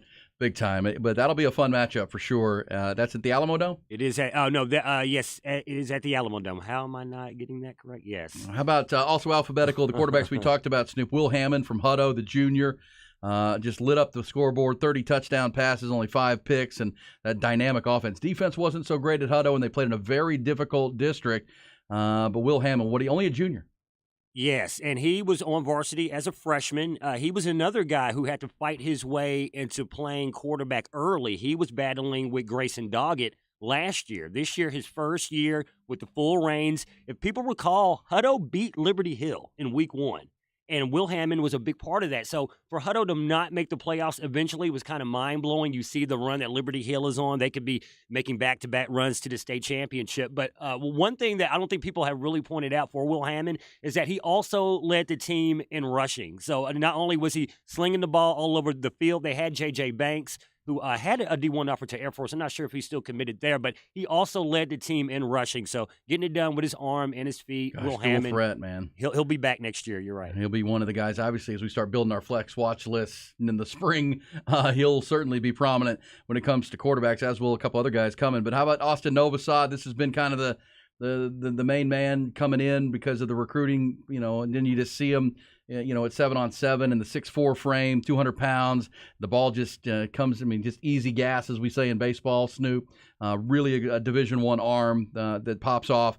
But then we talked to Galen Zimmerman, the coach, and he talks about his leadership and his character, how he led that Tigers team and never got complacent with it. 65% of his passes, 3,011 yards, 30 TDs. And obviously we hate how it ended for him with that fumble in the goal line on Friday night. But just a great player and made the best of his football career yet to come, and he's on our all flex list. Yeah, and for Novosad was crazy. 2 rushing touchdowns. So he had 41 total, 39 passing and 2 rushing. But what's crazy, and I'll throw it back again to Summer, which is I think really where flex kind of gets ahead, E. And you saw with the Summer 707, you can see these kids up close, see kind of what they're made of, their moxie. You can see their body language a lot better. And you remember his rocket rise. He was an early commit to Baylor, and then Notre Dame came and offered, and then Ohio State. Yes. And it was like Stanford offered. Well, I got to think that was a large measure because of what we saw in 7-on-7, because he took Dripping Springs down to College Station, and of course, I think his parents have some ties to the Aggie program. Yes, Trey. Shout out to Trey Novosad. That's our dude. Yeah, they're Aggies. So that was. Initially, his dream offer was to go to Texas A&M. Well, Baylor was in first, and I ran into the Novosads one evening out of dinner, and Hayes, out of Hayes City Store. Yes, and they were dining, and I said hello, and it was right. Remember when all those big schools were coming? Ryan Day and Ohio State, Notre Dame was coming hard. A&M. After his performance, and again, if you see him at 7-on-7 just wearing shorts, he jumps off the field. It's like, oh my gosh. That's a D1 prospect. He really worked on his body. Yes, between junior. Well, and then you watch his form. The mechanics are right. The ball just zips out of his hand. It's accurate. And then you see him leading his team. You can see why coaches would see that and say, okay, Baylor's already in on this guy, but we're not. We want a piece of that. But they said that night that Baylor, he listened to everybody. Ohio State came really, really hard. And he just felt like there was a connection with Dave Aranda, that he just really likes the Baylor program. It's close to home, but he likes where they're going. And Dave Aranda kind of has that impact on young people with his way of doing things. It's not like everybody else. You know more about Baylor than me. Could he start next year? I think he can go up there and compete. When we saw Cade, if we were doing the all-flex list a year ago, Cade Klubnik would have won it, right? Yes, he would have. He would have been the all-flex quarterback. Absolutely. And he's about to start the Orange Bowl for Clemson, and a lot of Clemson Tiger fans wish he had started all year for them at Clemson. But, is Austin Novosad to that level? I don't know. But I guarantee he goes in and competes for that job. Baylor Bear fans on the text line could tell me where their depth chart is right now. But Blake Shapen will be back. So he's the likely guy. But, if Shapen struggles, as we've seen him do at times this year, look for Novosad to go in there and get an opportunity. Okay, also, this is an interesting name. And this is where we go to intangibles. And, this kid has stats. Don't let me say that. But this is a great story because the Wimberley Texans, you can tell me this better, Snoop, as we get you caught up on flex players, but they lost their quarterback to a transfer this summer. Cash McCollum. Cash McCollum, who was on, if you remember, you go back to our original spring flex watch list of 10 quarterbacks, Cash McCollum Wimberley was on it. His father takes a job at China Spring. Is that right? And so his family moves. And it's, you hear from Coach Doug Warren down there at Wimberley that, oh, my gosh, there goes our quarterback. I mean, you can't get mad at him. His dad got a job. And, who's going to be? Well, sophomore Cody Stover stepped in and stepped up. And if you talk to anybody in that Wimberley program, he has been such a key to their 14-0 season. They're still playing this weekend. How about the numbers for him, Snoop? I mean, 2,200 yards, 30 touchdown passes. He's also run for 18 touchdown passes on the ground. Just 5 interceptions as a sophomore, has stepped in and stepped up huge for the Texans. Yeah, I mean, you lose Cash McCollum, and by the way, they're still in the hunt for another state championship. They're playing this week. I guess I forget against who, but yeah. So Cash McCollum, congratulations on all your success.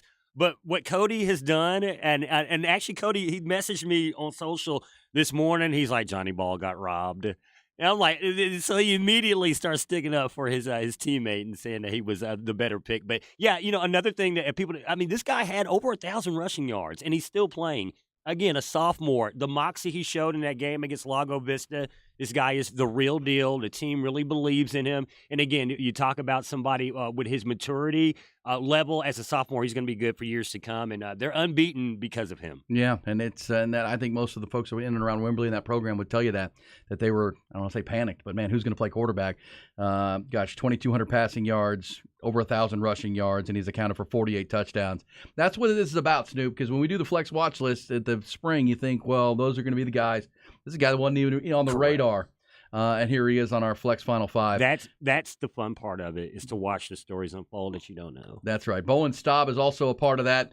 Well, I guess if we're going alphabetically, I should have said Staub before Stover. My apologies. How dare you? But Bowen Staub from Lago Vista, those two went head-to-head last week with Lake Travis and Lago Vista. Staub, another one who the stats aren't going to wow you, but to get that team as a senior, they were also looking for a quarterback. He'd been a two-way player, and Lago Vista had one of their best seasons and then ran into Wimberley on Friday night. But he also has made our Final Five. Yeah, Bowen Staub, the quarterback for the past 2 seasons. Now, Lago Vista, I keep saying this, and I hope that they prove me right. I feel they have the potential to be another Liberty Hill or another Dripping Springs. The people care a lot in that community. They love sports, and Bowen Staub is he has a great personal story as well, which I'll go into at a later time, more about his stats. But I was amazed that he was even able to stand up against Wimberley because he didn't come off the field except on special teams. And he had 10-plus tackles. He ran the offense, had over 100 rushing yards, threw 3 touchdowns to Baron Calden. Bowen Staub is a name that, because he didn't go to Lake Travis or a bigger school in the Austin area, it's a name that people should have known, and I'm really glad that he made this last list. All right, so there's our Flex 5 at quarterback. We'll pick one next Tuesday. There will be the All-Flex QB on our team, because you got to have a team, Snoop. You can't just have a couple players, right? That's right. You got to have a team. I remember when Bob Hope, you're probably too young for Bob Hope. Bob Hope used to do his college football All-American team, and he would have a full team. I mean, he'd bring out, the whole offense, the whole defense, and I think Playboy Magazine had an All-American team. Like the Playboy that's what I'm thinking. Yeah, Bob Hope did one. Someone on the text line will remind me what it was called. Craig Way would certainly remember this. The Bob Hope All-American team back in the day. I remember that as a kid, and they did it for a long time. Someone will let me know. Hey, coming back, Snoop, you want to roll this, and you're going to do kickers coming back? Yeah, kickers and punters. We got some real talent in the ATX kickers feet. Talent. I stupid feet talent. Feet talent. We know Cameron Dickers from this area. Yeah. He's still playing professional football. We know Justin Tucker. Justin Tucker is from this area. Phil Dawson. He coaches here. Coaches out of Hyde Park now, does he not? This area has got something in the water with the kickers. And I know Michael Dixon, the great punter, is from Australia originally, but he did go to the University of Texas, and now he's the best punter in the National Football League. So, yeah, we'll see those punters and kickers coming up because they're an integral part of any team. We also want to get your thoughts. We were at 8:30 this morning after the quarterbacks, Snoop, we announced the running backs. I want to get your thoughts on the great running backs around town. I love talking about these kids, by the way. So I know you do, and that's what people love is you cover them closer than anyone else. You get to know them through the social media and covering and getting out to games and the mixtapes and your iReporters. So people, I think, can hear your passion and your knowledge of these players.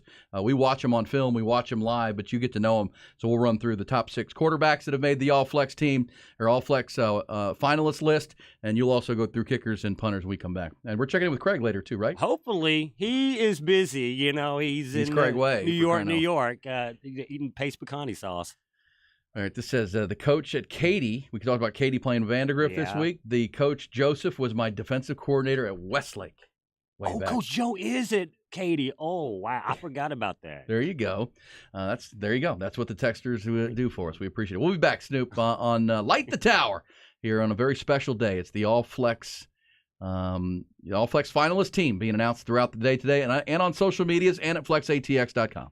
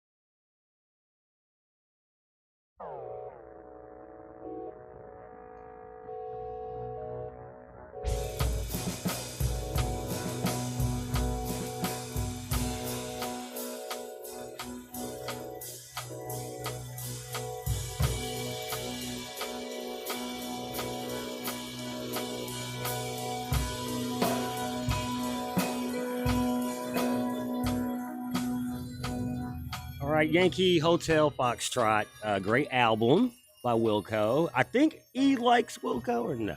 Do you like Wilco? Oh, my bad. I could turn your mic on and that would help too, E. You have a great memory. Yeah, Wilco is, if not my favorite band, they're on the very, very short list, and that's a great album. That's an all-timer. Okay, so Yankee Hotel Foxtrot. My memory of this, I think I was working at Barnes and Noble, a bookstore, and we would jam this, and John Mayer was out around the same time, Room for Squares. Nora Jones was just stepping on the scene. Remember her? Oh, yeah. Nora Jones. And then who else was just coming on then? Oh, it was such a great time of music that 2000. You were working at where? Barnes and Noble? Yeah, 2001. That's cool. Well, this album came out 20 years ago last year, 2001. It's exactly right. And they just put out a new 20th anniversary edition with all kinds of new edits and additions. It's really cool. We'll go out of Chicago, Illinois. And, yeah, this actually came out right after, like the week after 9/11. And so there's a whole documentary about the record company and this album, and it went on to – it's their most popular album, but, I mean, they've got their whole catalog. They're just so good. Okay, thank you, Snoop. That's a nice birthday gift. I'm like, is that Wilco that Snoop's coming back with? That's a nice thing to do. Real quick clarification, because Jeff and Craig are in commute to New York City for the game tonight. Craig's already there. We're doing our Flex finalist list and conversation. But Snoop, somebody texted us and said that sent us on the text line and said the Katy coach Joseph was my DC at Westlake. Well, clarification on that. Gary Joseph has been the longtime coach at Katy, right? He's a goat. Yes. He's a legend. I mean, he's been at Katy forever and built that program. His son, Jeff Joseph. That's what I was thinking of. Right. He is at PNG now. He plays Liberty Hill this week. He did coach Derek Cohen on our Flex staff. He was Derek's defensive coordinator at Westlake. And Derek was a beast. Derek and Alec Cohen, they're kind of like the Brett and Bradley Mays twins for Westlake. They're killing it now. Back in the day, it was the Cohen twins. Yeah, no, that's that. And then Derek was telling me he was a great coach, and he went from with them at Westlake. Of course, his father is a legend, so he was going to be in coaching. He coached on the Texas A&M staff for a little bit. He was at South Lake Carroll, and now he's the head coach at PNG, Port Neches Grove. Which, isn't that where Todd Dodge is from originally? High school? I'm not super sure about that, but I do know that I got beef with PNG because they knocked out LBJ in the second round. So that was our school.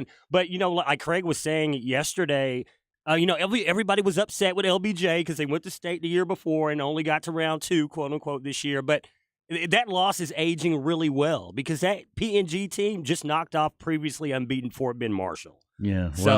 Well, they're obviously being coached well. But, yeah, Todd Dodge was Port Arthur. My apologies. Port Arthur, Texas for Coach Dodge. All right, Snoop. Yeah, that's where Pimp C is from, and Bumby, too. Who's Pimp C? From UGK. Have you ever? It's a hip-hop group. There They're you from go. Port Arthur. And I dated a girl who went to Memorial Port Arthur. She went to TCU. Her name was Sharon, so I just thought I'd share that. I don't know. Okay, well, good stuff. I like it. Hey, I think Port Arthur also the home of. I'm going to check my stuff here, so don't yell at me. Port Arthur also home of Janis Joplin and Jimmy Johnson, the great football coach Jimmy Johnson. Am I correct on that? Yeah, I'm sure the Texan will let you know. But a lot of greatness comes out of that area. Yeah, and I believe that history book in my brain tells me Janis Joplin and Jimmy Johnson were classmates, like in high school, like growing up. Yeah, Port Arthur. They're both from Port Arthur, Texas. They were friends on MySpace. Well, I got to wonder if Todd Dodge. Of course, Janis Joplin died at 27 years old, but Todd may have known Jimmy J. All right, Snoop. So we went through the quarterbacks. I got your thoughts on that. We're going to do, but you need to announce the all Flex team finalists at kicker and punter, the specialists. Flex ATX for the best high school sports coverage. Listen to the Horn and go to FLXATX.com. Flex 30 is brought to you by Brain Vault. Brain Vault is a revolutionary and patented mouthguard that has been proven to help reduce the risk of concussion. Visit BrainVault.com and join the movement. Thank you, Brain Vault. Good people there, by the way. Dr. Yu, my dentist. Yes. I believe my wife is actually going to the dentist there today. I'm like, you booked a dentist appointment on my birthday? What are you doing? Yeah. She said she meant to cancel it, but no, she's got a cleaning today at the lunch hour. Well, she wants to keep him pretty for you. That's exactly That's right. Oh, and Drew Pittman, too. He's a cool guy, too. So, Brain Vault, we appreciate y'all. All right, so kickers and punters, this was not easy. because there's so many talents. And I got to say, what Walker Wright did to start, Walker Wright and Hayden Arnold, neither two are on this list, but both of them, I want to shout them out. But the kicker for Dripping Springs and Vandegrift, both of those guys won basically the game for each other. Walker Wright did it for Dripping Springs back in week 1, and Hayden Arnold did it for Vandegrift this past Friday. So neither made it, but both salute. And again, so many kickers, I can name off a million. We narrowed it down to 3. The first being Lake Travis's Hunter Rio.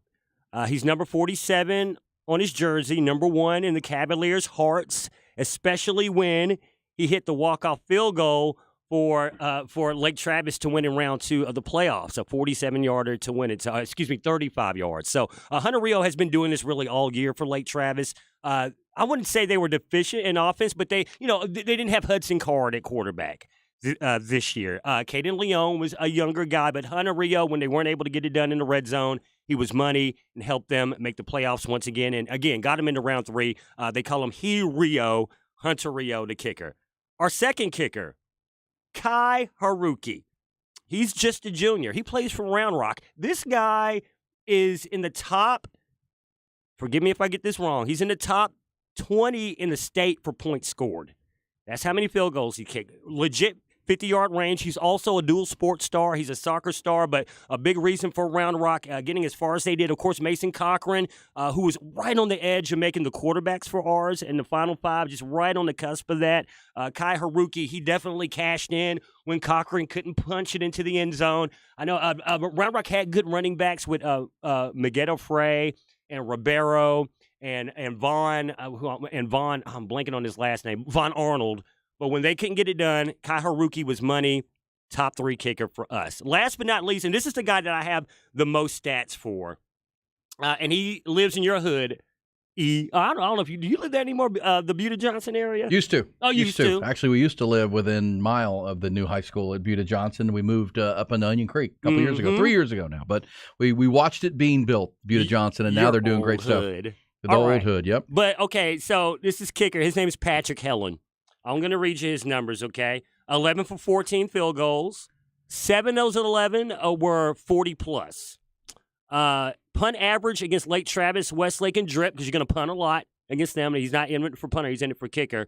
5.1 seconds in hang time, and he was the only 5-second-plus hang time punter in the state.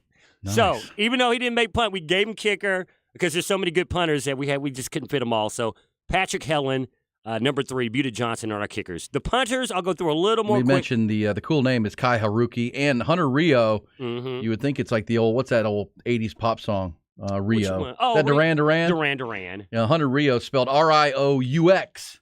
So it's not just Rio, it's R-A-O-U-X. I love that. Yeah, get it right. Get it right. Yeah. That is cool.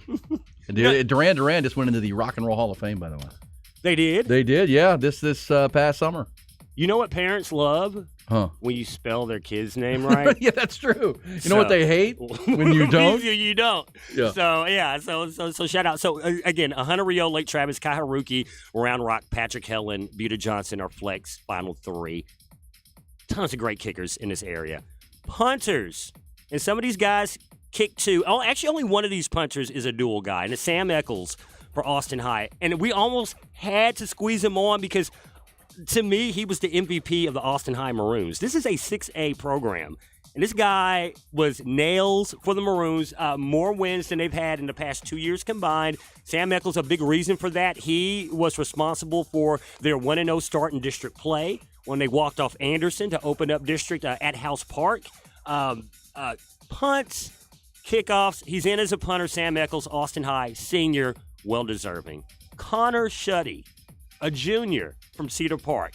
Black Rain defense was solid for CP this year. The offense behind new quarterback Aiden Arp still finding their way. That will be a project that continues into 2023. So Connor Shuddy was called on a lot. He wears number 17. He was actually an all-district player as a sophomore last year and an all-flex super soft. He continued his ascension this year. Connor Shuddy, Cedar Park. It might be pronounced Shooty. So parents, tell me if it's Shuddy or Shooty. It might be Shooty. Shutey. Yeah, I think it's probably Shooty. Shooty. Okay. Yeah. Shoot. Okay. I call him Shutty. But, so it's Shut, S-H-U-T. It's not, 2 T's would for sure be Shooty, but. All right. Okay. Well, let us know. But, yeah, Connor Shooty, Connor Shutty, congratulations. And he's back next year, too, so we have a whole other year to get his name just right. Who did I butcher? Brody Bueno. His brother, Brock Bueno. I called him Brock Boonjock. Well, it doesn't. When you see Bueno, it looks like banjo. It's kind of the way the name looks, and it's Bueno. It's pretty cool, though. E for 3 years. And that dude's a tackling machine at Hutto. Yes. Tackling machine. And I went to a game, and it's like, Bueno. I'm like, what? So anyway, punters continue. Sam Eccles, Austin High, Connor Shooty, Cedar Park, and a guy who's also a starting quarterback gets in as a punter. His name is Owen Norrell. A guy who I mispronounced as Owen Norrell for a while. Parents love when you get their kid's name right. Owen Norrell. He's a beast. Also a junior E. Wears number 10. He's a lefty.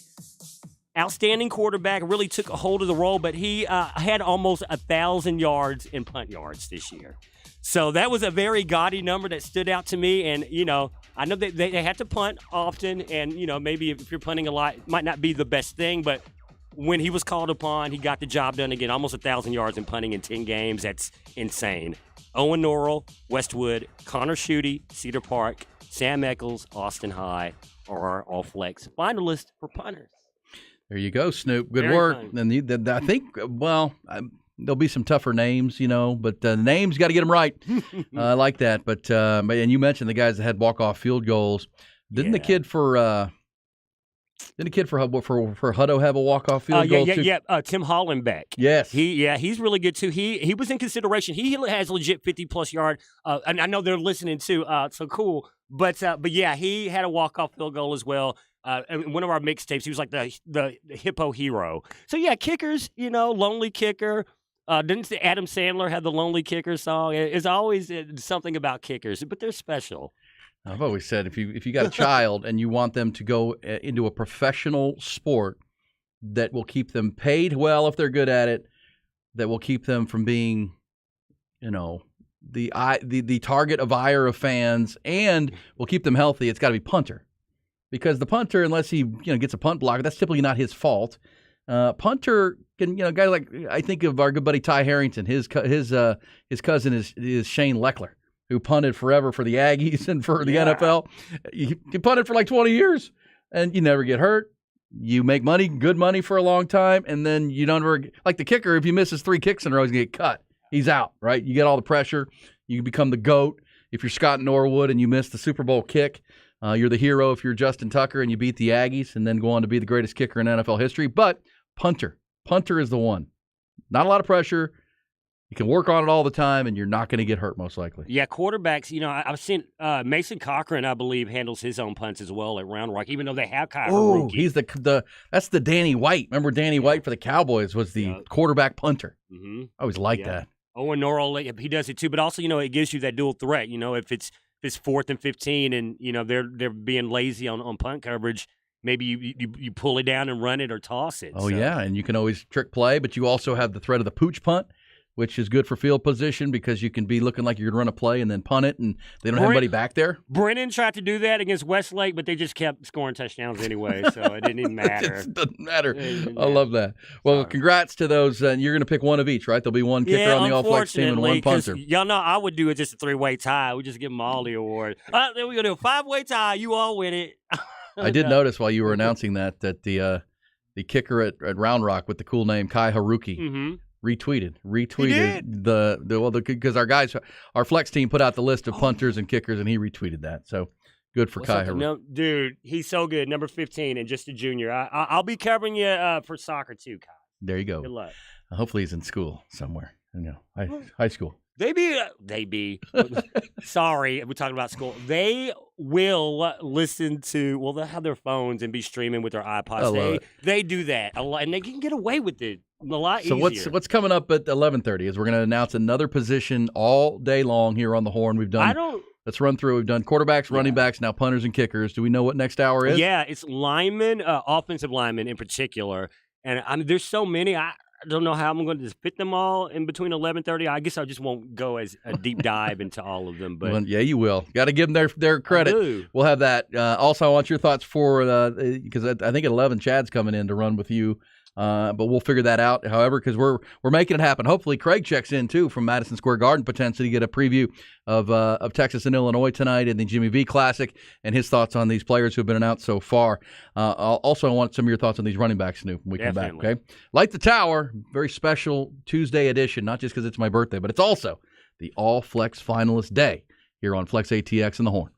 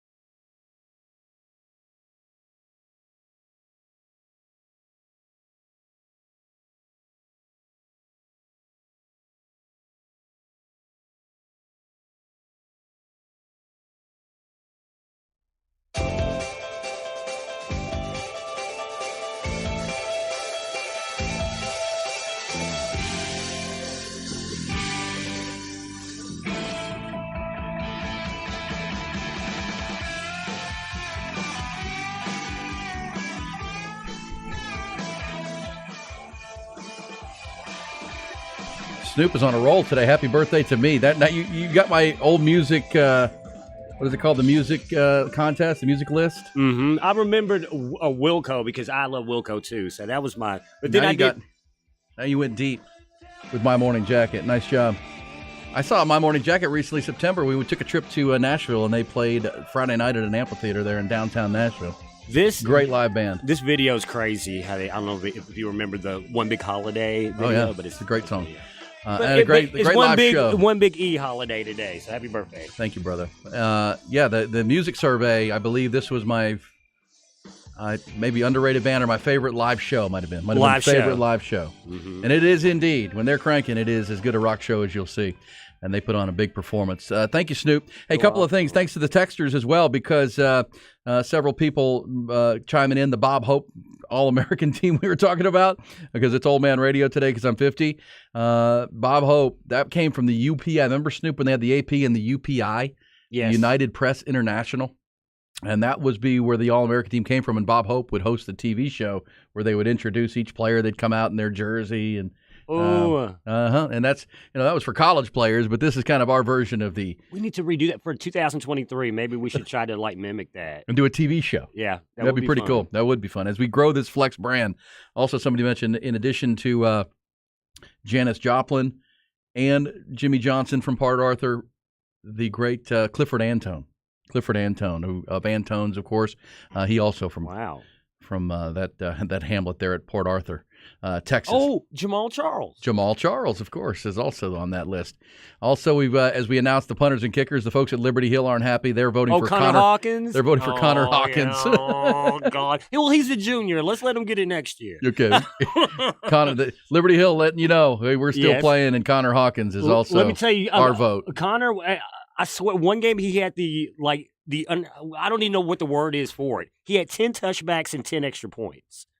Because they scored 10 touchdowns. Yeah. Well, that's called the daily double. Okay, something. It was insane. I'm like, I don't think I've ever seen. Well, I'm sure maybe it's been done, but I haven't seen it posted. Hey, I had 10 touchbacks. Well, that's one to watch for next year, and that's the hope here as we build this thing. Is that young players listening and their parents, you'll want to strive to make the All Flex team and get us on your radar. And if we're missing out on you, need to let us know, hey, you're missing this ball player wherever he may be playing. Hawkins is excellent, though. Number one, he might come in up big with that game against PNG this week. So, that's a great game. We're cutting all over that.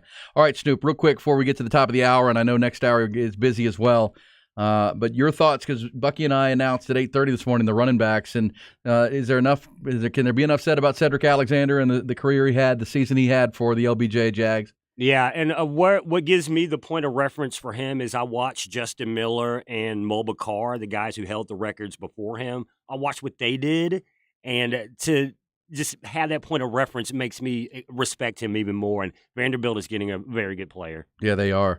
Vanderbilt, and what a smart kid, too. Quentin Joyner, Bucky's big fan, as a former running backs coach. He just looks the part of a D1 runner, headed to USC and had a big season from Manor. Yeah. 25-6A, I would say that's probably the toughest defensive district. Yeah. And he averaged 9.3 yards a carry this year. And last year even, 11-5A D1, the top-rated Austin area 5A defensive district, 11 yards a carry last year. So this guy's been doing it for a minute, and he could be special for the Trojans. Watch him with Lincoln Riley in the future out west. What about Jack Kaiser, Westlake? Anytime we hear from Tony Salazar, he's pleading with college coaches to keep an eye on this little guy. I mean, he's 5'5", but he runs so much bigger than that. You know what? It reminds me of Deuce. I know you're going to get this comp all the time, Deuce Vaughn, but also Deuce Vaughn disrespected as far as what he was doing, because people are like, well, he's not big enough or whatever. But I mean, he's a Big 12 champion now, so I want to put those. I don't want to bring that up every time, though. Everybody does this. NFL scouts, of a high level, they do comps. They're like, okay, they want to look at a player and say, okay, who does he remind me of? What are the trends? What are the tendencies? What's he comp? And that's what you're trying to do with players, and you're right about that. When he was coming out of Cedar Ridge, Deuce Vaughn was overlooked.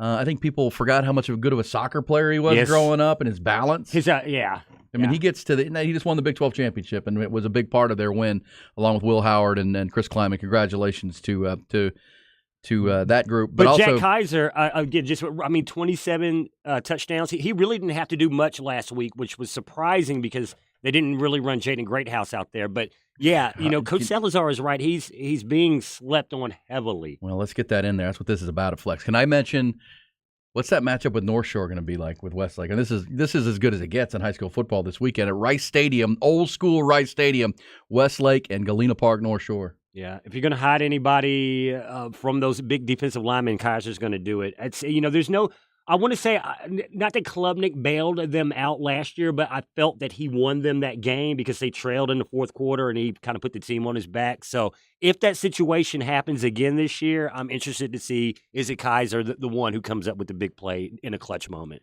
What about Andrew Petter from Georgetown? I mean, this 36 touchdowns jumped off the page. That team was a scoring machine with the Eagles, and he was a huge part of it, a junior, though. Yeah, and a receiving back, too. This guy does it all. He rarely came off the field. On third down, he was often receiving the pass from Boris. And, yeah, all the yards that he stacked up. Again, he's another guy who maybe isn't like the largest in stature dude, but just like Kaiser, a beast, a marathon man as well, a guy who could take a bunch of big hits. And Georgetown was our longest lasting 5A D1 team from this area. And a lot of people will say it's because of Boros, and he was really good. But if you really watch Georgetown all year long, the bell cow was Andrew Petter, and very deserving in this sixth spot. You got to go all the way to Granger to get to another one of ours, DJ McClelland, the senior who helped Granger all the way to last weekend. He had huge numbers all year long, 150 yards per game on the ground. Like him a lot. Yeah, big. Ran into a buzzsaw last week, but DJ McClelland was basically Granger's offense and to the state quarterfinals. So definitely for his on-field and team effort, he got into it. This is one to keep an eye on, too. Harker Heights running back Rashawn Sanford. You realize he is fourth in the state in rushing yards, 2,600 yards this year for Harker Heights. I know he's got a good offensive line in front of him, but they went all the way 12-2, lost to DeSoto last weekend, but this is a really good player. He's going to go play at the University of Houston. Yeah, this is one of the guys that I was, because Harker Heights is kind of on the fringe, but because his numbers were so off the map. I mean, 2,600 rushing yards.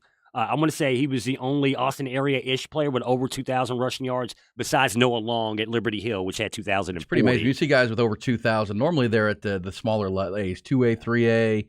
This kid's at a higher level at Harker Heights and 2,600 yards. Awesome. So there you go. Those are the running backs. We did quarterbacks, too. You did kickers and punters. And, Snoop, I know next hour it's offensive linemen. And let me say a little my part, if I'm done with you, because I know Chad's coming in to hand the baton on our all-flex day. Craig and Jeff aren't here, but let me just tell folks from behind the scenes, Craig is doing a lot of work. Jeff Howe did an extensive amount of work, even though he's got like 6 jobs at Horns 24/7 and here on Light the Tower and with Longhorn Blitz. The offensive line was a labor of love, and that was Jeff's kind of forte, helping us collect the information and data. And he did because he of course was the old road grader himself there at Florence High School. But Jeff did number a heck of 70. Yeah, man, looking like the purple grimace, according to him. I would never say that. Well, let me just say, Jeff did a lot of work on these offensive linemen that are coming up next hour. So props to those guys. Just because they're not here, because they're going to do another job of theirs, which is Longhorn basketball tonight. Let's not let that be lost. They did a lot of work on this. Oh, Jeff is in New York too. I believe that's where he's at, right? Yeah, he's flying up there to cover it for Horns 24/7. Yeah, that's why I'm here today, Snoop. That's why you're getting to enjoy my company and play my great bumper music on my birthday. I got you. Hey, we come back. We'll see what's coming on the 11. Try to check in with Craig at MSG. Also try to get locked in on these offensive linemen as we can do a position an hour here on the All Flex finalist day on the Horn, of course, on flexatx.com.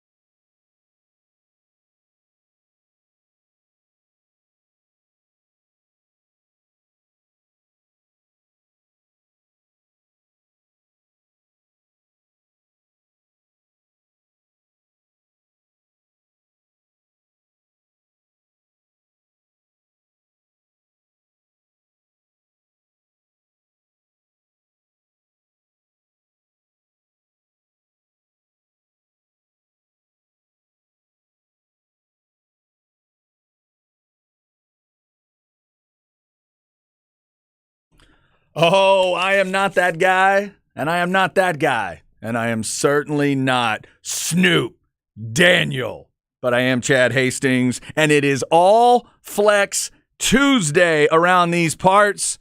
And we got guys all over the place because there's also a massive basketball game going on tonight for the Texas Longhorns. We'll get you set up for that. It is Light the Tower. So, Snoop Daniel is here. What up, Snoop?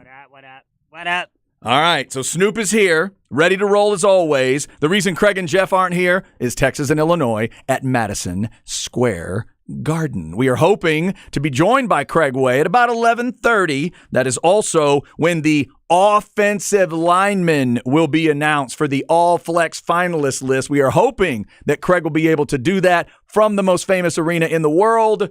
But as you can imagine, getting into the most famous arena in the world and setting up equipment and all that stuff is a little difficult, even for Craig Way. But we are hoping that he will be able to do that from MSG. But you've been listening throughout the morning, we would assume. Bucky and Aaron got things cranked up with the All Flex finalist this morning with running backs and quarterbacks. I guess I should say quarterbacks and running backs to get it in the order that they presented. 7:30 this morning was quarterbacks. 8:30 was running backs for those guys. And then we've progressed throughout the day. Last hour, you heard Aaron and Snoop get you those kickers and punters. This hour, it is offensive line. So we will get to that. I was excited, Snoop, to see and hear the name Austin Novosad on the quarterback finalist list. And for Austin or anybody else that's listening out there that maybe hasn't committed yet or has committed, and, you know, there's won't always have the discussion going. For those watching on Twitch today, I did decide to wear the shirt of my alma mater, Texas A&M University. I just want to remind all athletes out there that there's a lot of different places to go. My alma mater is certainly an option. Hey, culture really solid right now. Coach talks nice and slow. There's really not a lot going on outside the football itself. Sure, the record wasn't what you'd want it to be, but that means you get playing time. Is that enough recruiting? Okay, that's good. There you go. Since I get accused all the time from both sides of the house divided that I get paid to say one thing or paid to say another, we'll go with that. But I did decide to rock a little maroon today. I'm not sure how many of our All Flex finalists are thinking maroon, but we definitely do have a lot of commits. Novosad would be a Baylor commit, of course. My other question today about Austin Novosad was, if you are locked into Dave Aranda's culture, like if that's your thing, clearly that's Austin's thing. He has reaffirmed he's going to go to Baylor. If you are locked into Dave Aranda's culture, what is it like to talk to Jimbo Fisher? I wonder what that's like. You're locked into Aranda, and then Jimbo Fisher starts talking 5,000 miles an hour. I wonder what Austin Novosad thinks at that moment. I would love to know stuff like that. I have no idea. There's no answer to that question. I'm just kind of throwing it out. All right, Snoop, how you doing on All Flex Finalist Day? How's it look to you so far? Looks lit. And also, there's a lot of interaction, and that's, I guess, the shallow end of it. But yeah, it's popping. People are sharing. There is some and it was a little it got a little heated sometimes during the selection process, and I would hope it does. Like when people are selecting who are going to be the finalists for the Heisman or even all district list for schools around here, I hope there's some debate and there's some a little passion. Yeah. No, I mean, that's what it's all about. We are trying to, shine the light on all these kids and their stories, these incredible journeys that they're on to decide that they're going to commit to a school to go play football. Or maybe they're going to go play another sport. Braden Buchanan, Vandegrift quarterback, one of our all-flex finalists for quarterback. He's going to go play baseball at Baylor. A lot of guys are doing different things. There's when we get to, I think is it offensive or defensive line today? There was one of these young men, I was looking up stuff last night. I think it's offensive line, where one of our guys on the O-line or D-line also plays soccer in addition to football. And I'm like, whoa. That's impressive. So we'll get to all of that. And again, coming up at 11:30, hopefully we'll be able to have Craig presenting the offensive line for you. Obviously, Snoop will be giving you comments as well. So quarterbacks and running backs are out there, Snoop. In addition to those two guys we mentioned, Novosad and Buchanan, which we were talking about a lot last week because they faced off against one another. Best of luck to Braden and Vandegrift this week, trying to get by Katie. Also, Will Hammond of Hutto, Cody Stover of Wimberley, and Bowen Staub of Lago Vista are on this list. Now, you, correct me if I'm wrong, because I know you go to a lot of games. You got eyes on Bowen Staub last week? You saw the Lago game? Yeah, it was Lago versus Wimberley. So it was Cody Stover versus You saw both of them? Bowen Okay. Staub. Yeah. Mixtapes are out right now, FLX, ATX. But yeah, both of those guys are, I would say Stover is probably the more impressive quarterback, but Bowen Staub, because he played every damn snap. I mean, he had double-digit tackles on top of running the offense and didn't come off except for special teams. I don't even know how he was able to stand. So he is truly going both ways. Yes. What does he play defensively? Safety. Okay. So he's the last line of defense, and he was having to make a lot of tackles. That's what was kind of like bewildering me. I'm like, he's in on every tackle. Like, didn't he have to play quarterback as well? And sure enough, he didn't come out. So, I don't like I told Craig, I didn't know how it was humanly possible to do that. But he did it. It's impressive, and I've always enjoyed those stories. Sometimes it doesn't happen as much at the higher classifications nowadays. Sometimes it's that lower classification. I was out in East Texas early in my career for a year or so, and I remember a kid out at Rusk High School, and it was literally what offense, defense, but he also returned punts. He also, I can't remember what he did on extra points, but it was something field goal and extra point. He was either the holder. I don't think he actually kicked. But I think he was the holder for that. I mean, it was every single play he's on the field. Jordan, that's how Jordan Whittington was when he was at Cuero. Is that right? Before he came to Texas. He literally did everything. It's incredible, man. So shout out to all of those guys. Also, the running backs were announced. The 6 finalists, all flex finalists for running backs. And we all know there's some incredible running backs in the area. Cedric Alexander of LBJ, Andrew Petter of Georgetown, Quentin Joyner, number 0 himself from Manor. Jack Kaiser of Westlake going for that state title. Best of luck to Westlake trying to get that done. Rashawn Sanford out of Harker Heights, who's got incredible numbers this year. And DJ McClellan from Granger, the running back finalist. That was tough to whittle that all down, Snoop. This is one of the things I got upset about. I'm sorry, like I never get upset about anything except flex related stuff. I think that y'all have seen that from me. Just don't swear on the air like you did in the meeting the other night. We don't want that. We don't want that. No. But okay, so. Sanford is from Harker Heights and McClellan is from Granger. So my argument was, for me personally, I was really trying to get Stony Point's Cam Cook on, who had over 1,500 rushing yards in 10 games, despite hardly playing a whole dang game each time. So he may or may not have made it on at another spot on it down the line. It's to be continued. And then the other guy, for me, was DJ Dugar at a Glenn. Granted, they didn't make the playoffs, but I just feel like he is – I think he's going to be eventually the best running back to come out of this area in a long time. Okay. And just a sophomore as well. Right. If I had my way, I would have had Cam Cook and Dugar on this list, but there's no denying what Sanford with 2,600 rushing yards and what McClellan did to get Granger that far in the playoffs. That speaks well for itself, too. So just to let people know – what was going on behind the scenes and how, these decisions. It's tough, man. Yeah, there's a lot of people. These are tough decisions. We're trying to, see as many games as we can, but also process the information and go through things and talk to different people. I know there's some folks that would have loved to see Noah Long's name on that list. I know we've already had some reaction from the folks out. That's Liberty Hill, right, for Noah Long? Yeah, he's the only Austin area back to have over 2,000 yards at 2040 before he got hurt in the first drive of that last game.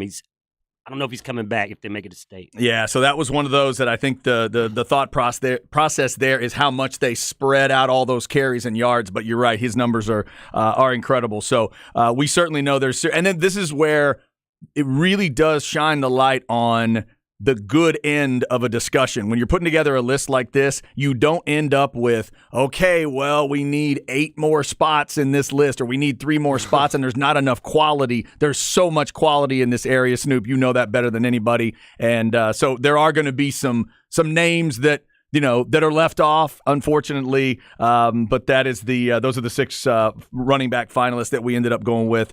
So we certainly invite your reactions to everything at FLXATX on your socials, at the Horn ATX, at Horn ATX, and you can go to hornfm.com, and of course, FLXATX.com. Throughout the day, as things are released, you'll see the updated lists there. Oh, God, I knew we were going to get it with kickers. There's too many guys. I'm sorry. Oh, God, there's so many kickers. Because now they're flooding in. I'm like, golly. And by the way, that's another thing. This is my one of my big old man comments about high school football is just how things have evolved through my life. Because the idea of a kicker hitting a 40-yarder when I was, first watching high school football, that was silly.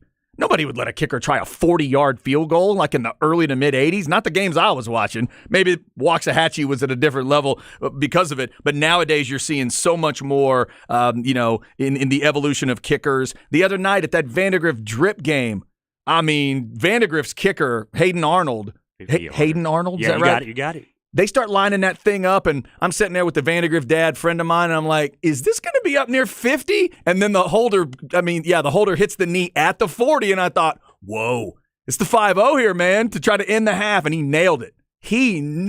It was awesome. He's not even on our list. And I opened up my monologue announcing that by shouting out Walker Wright for Dripping Springs and Hayden Arnold for Vandegrift, because both of those guys had huge walk-off kick. They did. 40-plus yard winning. And Walker Wright had one the other night that wasn't that long, but yeah, he hit the one he hit to beat Vandegrift to start the season, I think was 44, something like that. That was the longest. I'd never seen a 50-yard kick live from a high school kicker. I've seen longer from college. The longest one I've ever seen is a college kicker. I'd never seen 50 from a high school kicker. So we know there's serious talent in the area. So we've gotten through the kickers and punters. Those were released earlier. Sam Eccles, Austin High. Connor Schutte of Cedar Park. It is Schutte, correct? Yes. Yep. Owen Norrell of Norrell, my bad. No, it's all good. Norrell of Westwood. The punters. And then, where'd those kickers go? I got them. Hunter Rio, speaking of big kicks. Yeah. Hunter Rio from Lake Travis hit that big kick, little walk-off. Kai Haruki. Yeah, to beat formerly unbeaten Steel, by the way. That's right, yeah. Kai Haruki of Round Rock, and then Patrick Helen of Buda Johnson. I know that's a guy that you've seen, right? The Buda Johnson kicker? Yeah. Helen is Hellboy.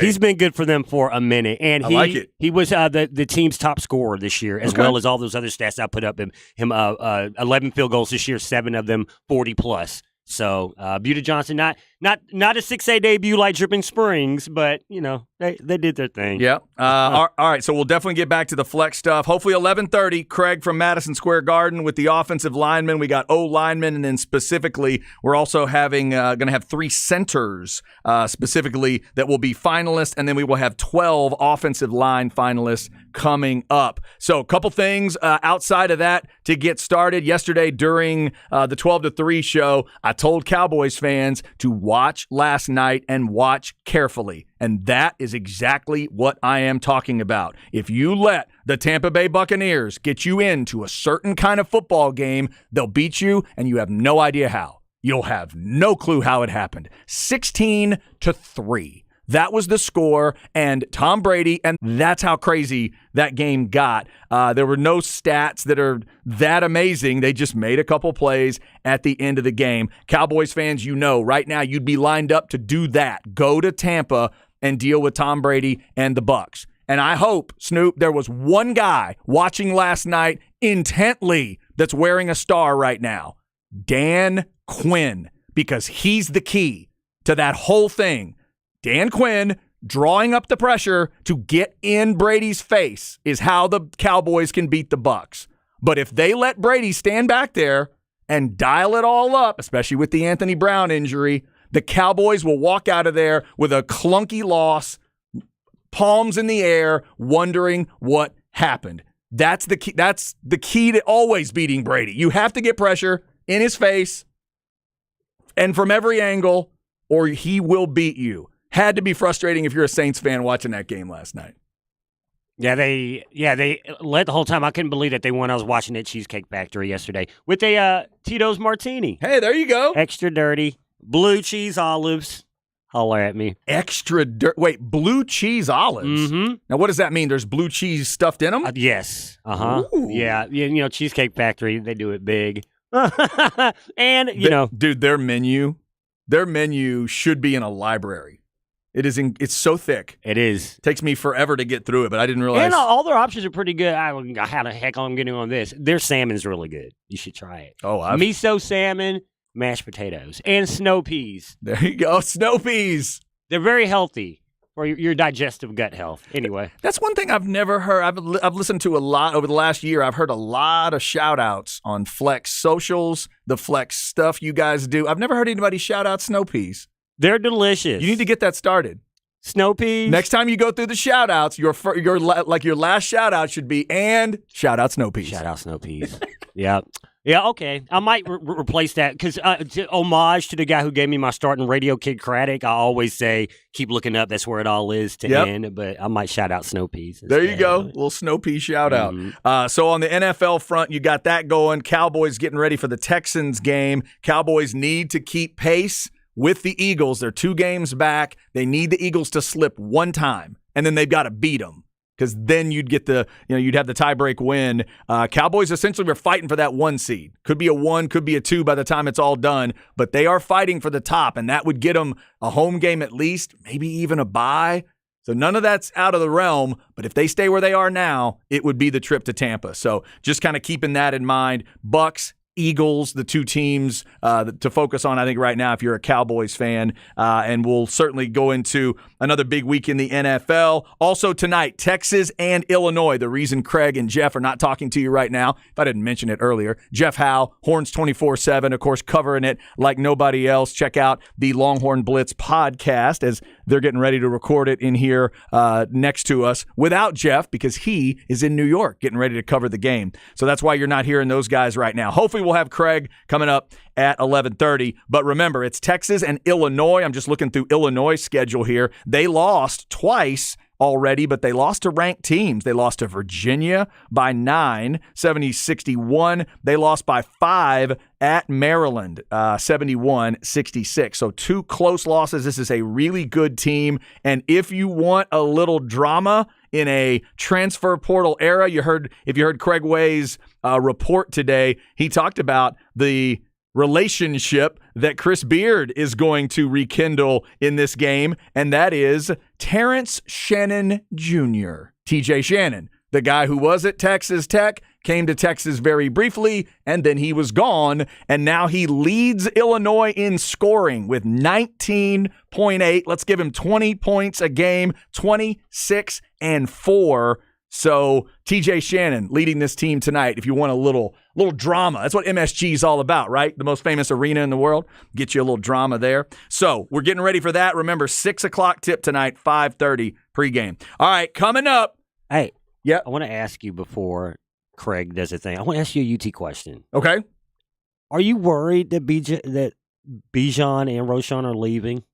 Worried about the Longhorns? Worried about the running back room? Yeah, I mean, it's going to. Now, first off, is it official? Are they both? Well, do we know for sure? Well, yeah, I guess I don't know. We technically, but you would think now that I was going to ask Craig this too, but yeah. I was. Now that we assume it's the Alamo Bowl, you would assume maybe one or both of those guys probably are not going to play in the game.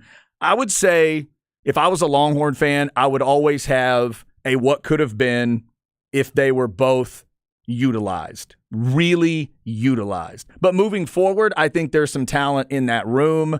Whether with Brooks, with Keelan, with some of the young guys, Baxter, if he comes, all that kind of stuff.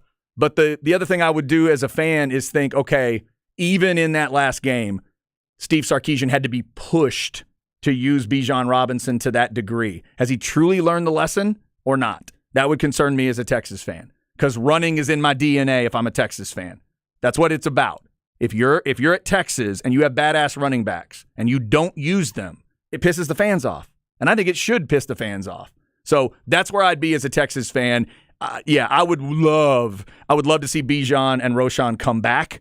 I don't know. Can Roschon come back? Does he even have the option? I'm not sure. But if they could, it'd be great. But yeah, there's a little concern about, I think, the utilization and kind of how things move forward. You can't lose talent like that and not slip a little bit. Yeah, they're both just so good. So maybe we have seen them play their last game. I'm sure, hear that officially at some point as we lead up to the Alamo Bowl with Texas and Washington. All right, coming up, the pretty positions have been announced earlier today. Quarterbacks and running back. Receivers will be later, and defensive backs will be. Let's talk some big uglies. Let's talk about the guys that actually get this done and move those lines of scrimmage. Offensive linemen will have 12 offensive line finalists. We'll have 3 center finalists for the all-flex team. Stay with us. I'm Chad Hastings. Snoop is here. Craig's at MSG. Hopefully, Craig Way next with that offensive line list. Yeah, baby. That's next. Don't move. It's the Horn.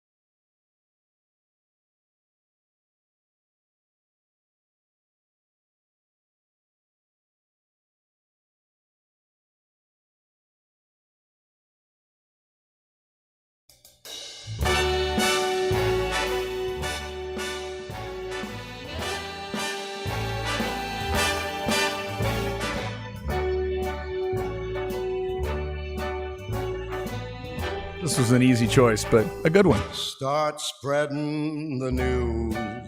Oh, yeah. I'm leaving today. I am guessing he is not holding a drink that Frank Sinatra would have held back in the day. He doesn't have anything in his pockets that Frank Sinatra might have had in his pockets back in the day. And for that matter, whoever's looking for him is different from the people who were looking for Frank Sinatra back in the day. I'm Chad Hastings. Snoop Daniels here. We're in Austin, Texas. But Craig Way is in the city so nice. They named it twice. He's in the Big Apple, getting ready for MSG and the Longhorns. Craig Way, how the heck are you? I'm great, Chad, and I am actually up in what is historically known in Madison Square Garden as the Blue Seats. Nice. That's up top. That's up there. It's up there a ways. That's our broadcast position will be from, shall we say, an elevated vantage point tonight for the Jimmy V. Clyde. Now, I will tell you this. I've had worse broadcast positions. I can tell you that. In fact, I was here a few years ago. It's been about 6 or 7 years ago when they played Georgetown, and we were at the very, very top of the arena, the hockey box area, and it was microscopic. It would be like on the front row of the upper deck at the Irwin Center, if you can imagine that. Okay, I got you. That's going to be our vantage point.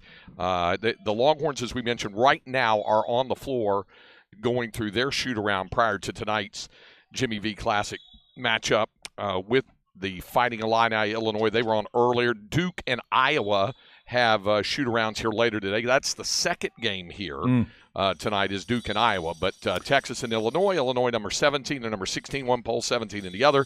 And, of course, Texas number 2. So a good matchup, a very good matchup for these two tonight. Yeah, and we can hear the shoes squeaking on the floor there, get the little ambiance. Texas and Illinois, 6 o'clock tip, 5:30 pregame. And we mentioned the T.J. Shannon connection, and you heard it in Craig's report throughout the morning. The former Texas Tech Red Raider, former Longhorn for a little bit, that now is leading Illinois in scoring. So a little bit of the past for Chris Beard to deal with tonight too. Yeah, you know who else is playing on? Matthew Meyer. Remember him, the Baylor Bear? Oh wow, I forgot about that. Okay. Yeah, Matthew Meyer is also a member. Now, of course, he didn't play for Chris Beard, but yes, right. he's there another he is. familiar. Yeah, he's another familiar face. Averaging 6 points a game for him already. Yeah, okay. yeah. He's just like at Baylor. He's coming off the bench in this case for Brad Underwood's team.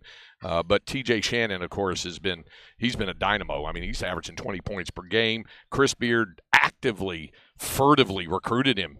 When he was at Tech, he played for him a couple of seasons. Of course, then Coach Beard comes to Austin, and TJ played last year in Lubbock. So they went up against each other last year, and now they meet again tonight here on the floor. So it'll be fun. All right, Craig, we're so glad we were able to get you for a little bit here because it is All Flex Finalist Release Day. We've had quarterbacks, running backs, kickers, and punters that have been released. Remember, you can go to FLXATX.com to see the list as it is presented. But right now, we are getting to the offensive line, the guys that really do the work and open the holes and protect quarterbacks. We got 12 offensive line finalists, and we've got 3 center finalists. So, Craig, I'll let you do this however you want. Let's throw those big uglies out for the people.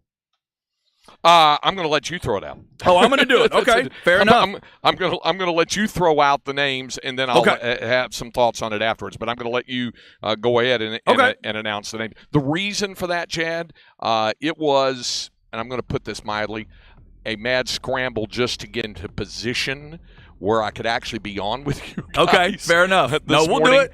We're still kind of in a pardon our dust mode up here in the upper echelon here in the upper reaches of MSG. So that's why I'm not in a position in terms of the stuff. So that's why I'm leaving it to you. But I do know the names, but you go ahead and announce them, and then we'll have some thoughts on it. There we go. All right, let's start right in the middle. Why don't we just start with the first guy to touch the ball on every play? They'll tell you they're the most intelligent guys on a football field. They are the centers, and we have 3 center finalists for you. And why don't we start with the man in the center of an offense that just won't stop running the ball, Jackson Harrison of Liberty Hill. They average 10 yards a carry. I don't mean he averages 10 yards a carry, as in one running back. I mean the whole team averages 10 yards every time they run. Ben Carter over 1,800 yards. Noah Long up over 2,000. Those two guys, Craig, have 52 touchdowns,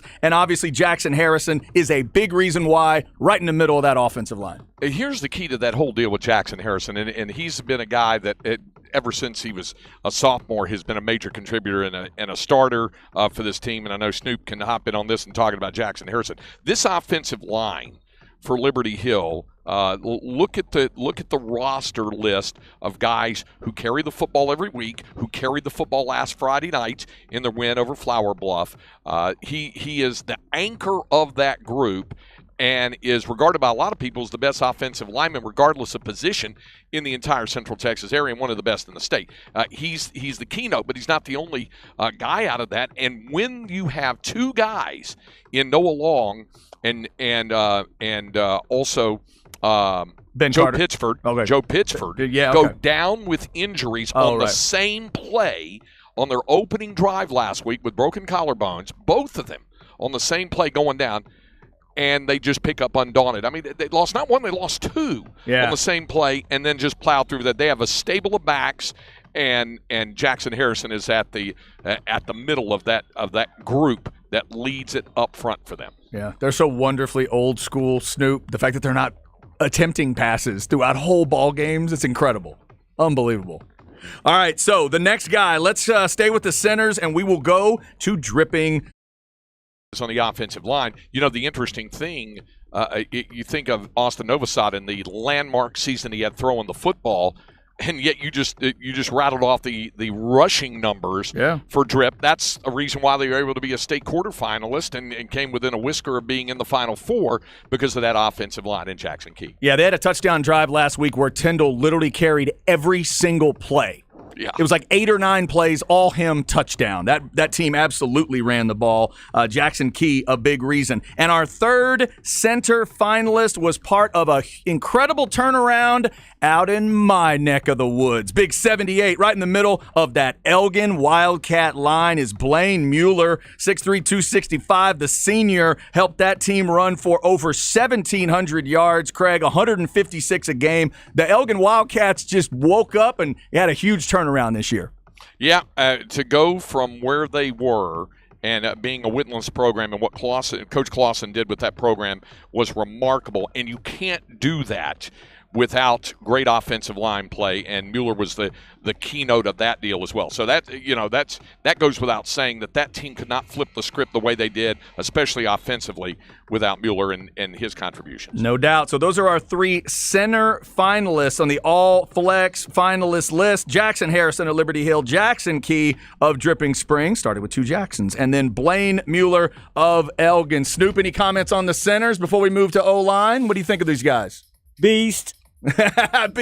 Beasts, all of them. All right, so we're going to go with 12 O-line finalists. These will be O-linemen, obviously, other than the center position. And why don't we go ahead and start with a couple of Vandegrift Vipers that are still looking for a state title. One of my favorite offensive linemen in the area is Ian Reed. Big 72 for Vandegrift is a Clemson commit, by the way. Bama is interested. Arkansas is interested. A lot of other big dogs are, but he is a Clemson commit, so he's looking to maybe go protect Mr. Klubnik in the next few years. Ian Reed, that Vandegrift offense, Craig, averages 5.2 a carry. Alex Witt up over 1,000 yards. He had a huge run in the game against Dripping Springs last week, and a big reason is a guy like Ian Reed. Also, Blake Frazier, let's just throw them both out there. Blake Frazier, big 77 on that line, is also a finalist for our offensive lineman.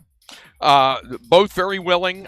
There's no way Vandegrift is a Final Four team without the contributions of those guys with what they do on the ground and what Drew Sanders was able to get out of the air from Braden Buchanan and his receiving core as well.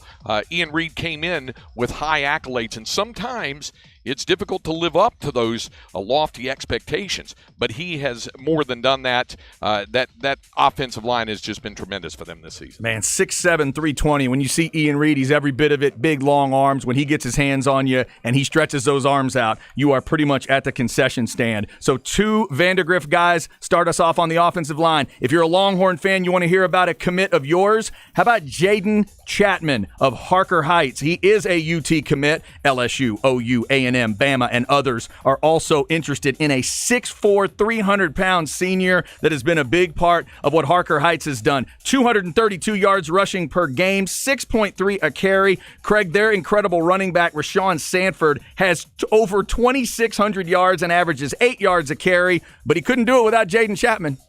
You know, I think probably they ought to have, once he gets to college, NIL deal. We've talked about the Pancake Factory. Maybe he does his own pancake thing for IHOP because the way that guy leveled defensive lineman throughout his high school career was very impressive. And you're right, there's no way you get a 2,600-yard running back unless that guy is doing his part and paving the way for him. By the way, congrats to Sanford. He was also one of our running back finalists earlier, Rashawn Sanford from Harker Heights. All right, our next offensive line finalists. It's the All-Flex finalists. We're doing offensive line right now. Let's go to Lake Travis, and let me see if I can do it, Craig. Big 75, Izomo Oratokai?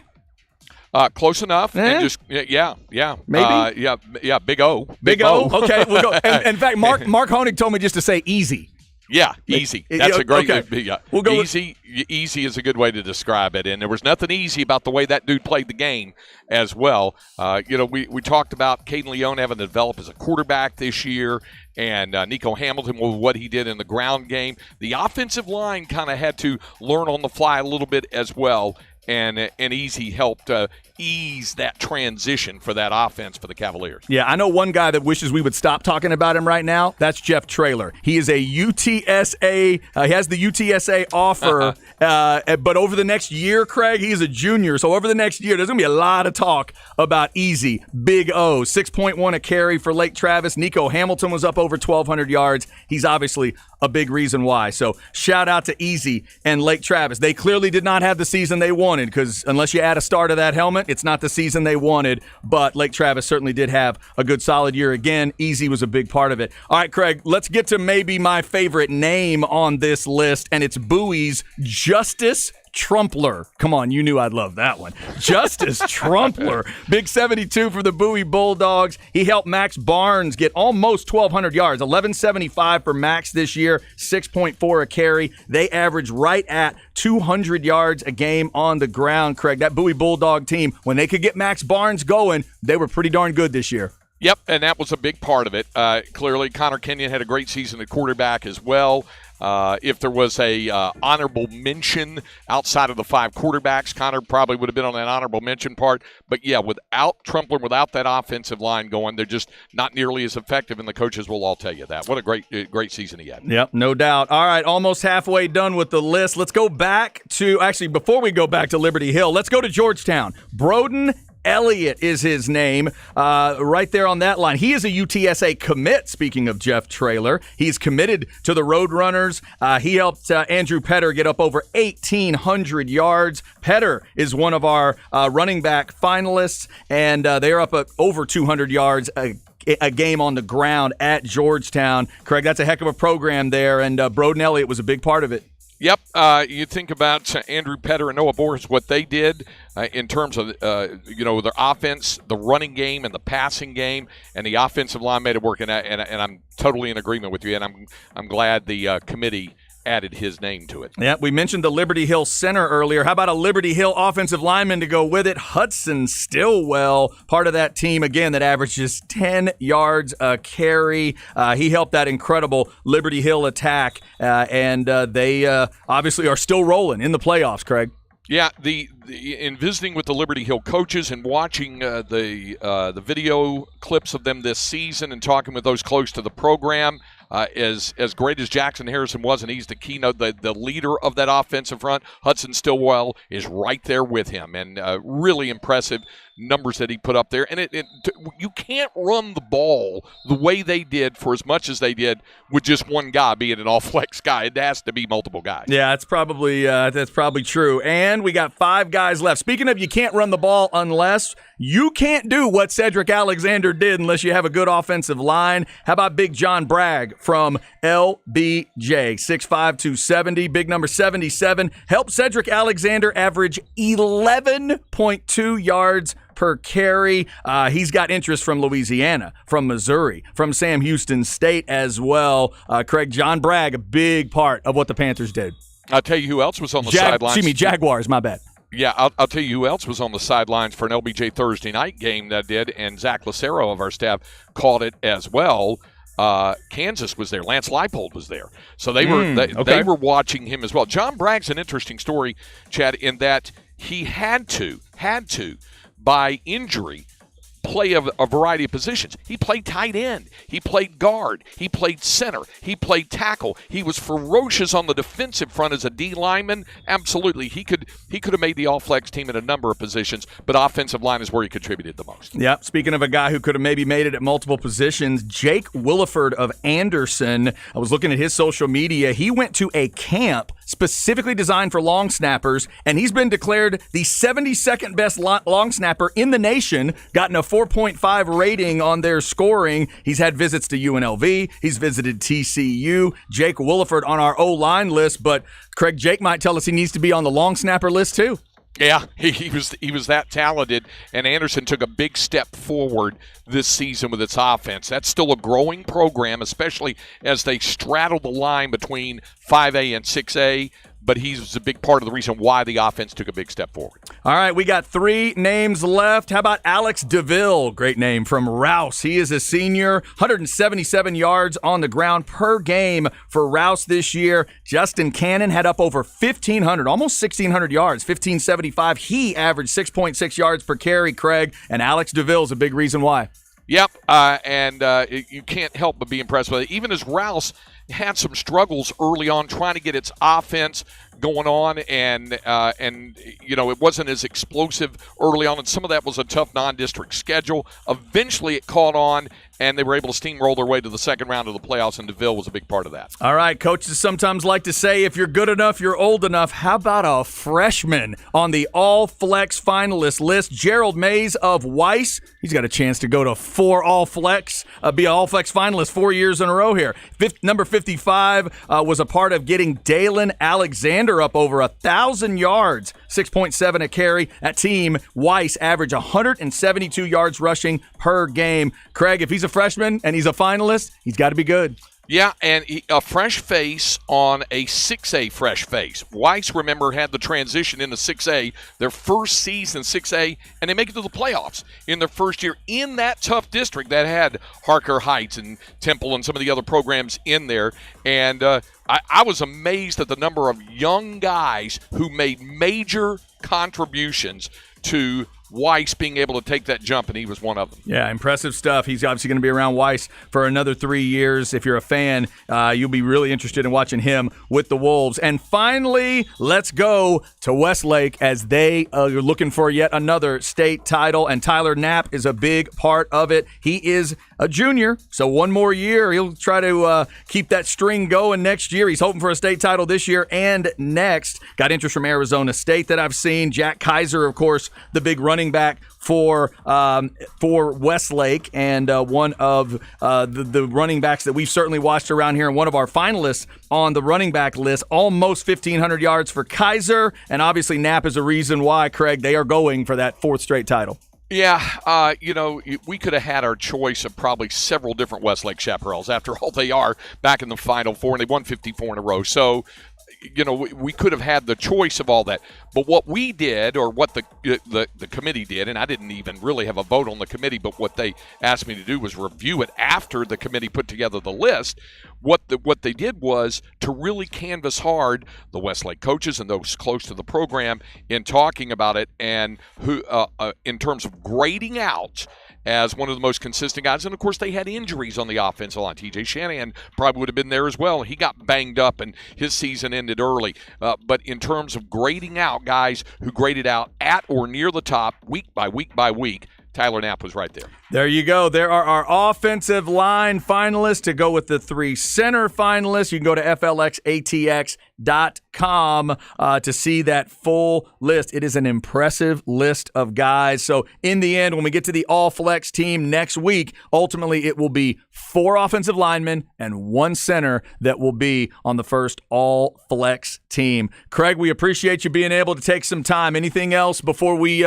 let you go and let you get prepped there at MSG? No, great to pop in with you guys. It meant a lot to me. I wanted to make sure to be on for this. This is a special day in the greater Austin and Central Texas area for high school football. Next week, when we announce the all-flex team, it's certainly not going to be a slight to anybody that didn't make the cut to being all-flex. Even to be a finalist is quite an honor, and those who are mentioned, even if you didn't make the final, you were noticed, and this is the first one. And there will be, it'll eventually on down the road in future years, we'll see it even be a more complex process than it was. But I'm thrilled that we were able to do this, because it was very, very important to have this, and I was glad to be able to pop on even from up here at what they call the world's most famous arena. There you go. And also, Craig, along those lines, real quick before we let you go, we did have some folks out in Liberty Hill. I know they're excited about the offensive linemen, but they were hoping to see Noah Long's name on that running back list. We were talking about it earlier, just the level of talent around the area, but also the Liberty Hill offense and how many of those running backs ultimately get carries and yards. That was a tough part of the process, but Noah Long was certainly in that discussion. Yeah, I agree with that. And like I said, I wasn't part of the actual committee that voted it, and I might have led that way as well. But it's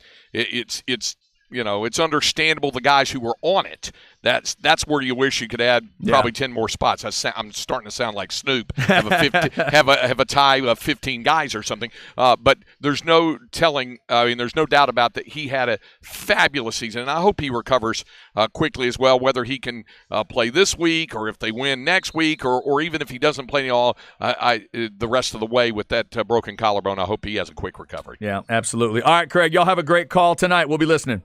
I'll do it, and I'll be back in the house tomorrow. There you go. Craig Way, he'll be back tomorrow when the full all-flex finalist list will be out there. I'm sure there'll be plenty of comments on that. Thank you, C-Way. You bet. Craig Way, voice of the Longhorns, getting ready to call Texas and Illinois tonight at MSG. All right, we'll hit a break here, come back, wrap it up. We got the 12 to 3 show coming with myself and Isaiah Collier. We're going to have linebackers, D-line, and long snappers all in that 1 o'clock hour today. So there's a lot to get to. Keep it right here. It's All Flex Tuesday, and we're telling you who the finalists are on the Horn.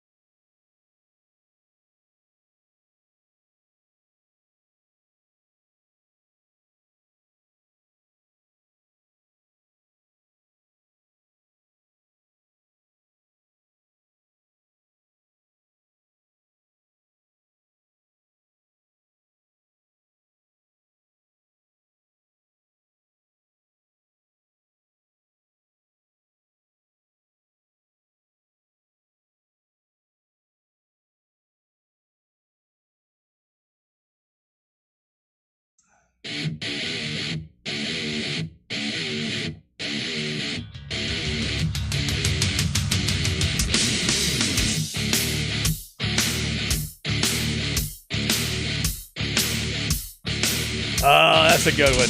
That is a good one. You knew you could appeal to the metal side of me. Little Pantera. Walk. Are you talking to me? Oh, nice. Nice timing. Little Phil Anselmo screaming at us. Respect. All right. It is All Flex Finalist Day. Thanks to Snoop Daniel for all of his great work. We will continue to get those finalists out. Coming up next hour, linebackers, defensive line, also the long snappers. Don't forget about those long snappers. I went to a couple games this year where if you don't have that long snapper situation figured out, ball gets snapped over somebody's head and the whole game changes, Snoop. Got to have them. Yeah, the Rubio rankings they're really good at looking at that. So this was another really tough position. Yeah, those are tough. Those are tough to figure out. We know we're going to have all kinds of arguments, and not everybody's going to be happy as we try to get ready with the All Flex finalists. Remember, next Tuesday on the 13th is when we will announce the first ever All Flex team. But we've got finalists coming up. It's going to be 9 linebacker finalists. We're going to have, what's our number on D-line? 12 D-line finalists, and then we will have 3 long snapper finalists as well. Coming up next hour. 12 defensive linemen, and we were still arguing like, oh my God, no, this guy needs to get in. I know, there's so many good ones. So many good ones in the area. All right, so we will get all that done. Thanks to Snoop. Thanks to Craig Way, who checked in from MSG. Thanks to Jeff Howe, who's up in New York covering the Longhorns. Craig will be back tomorrow for Light the Tower. Chad and Zay up next, and we will continue the All Flex finalist discussion. Also, we'll continue the Cowboys discussion. Haley Sutton covers the Cowboys. She's a studio analyst and more for the Cowboys. She gets to do some incredible interviews with this team. We'll get an inside look at where this team is as they head towards the Texans game, and you'll get Zay's preview of Texas and Illinois coming up at 12:30. Chad and Zay coming up. Keep it right here on The Horn.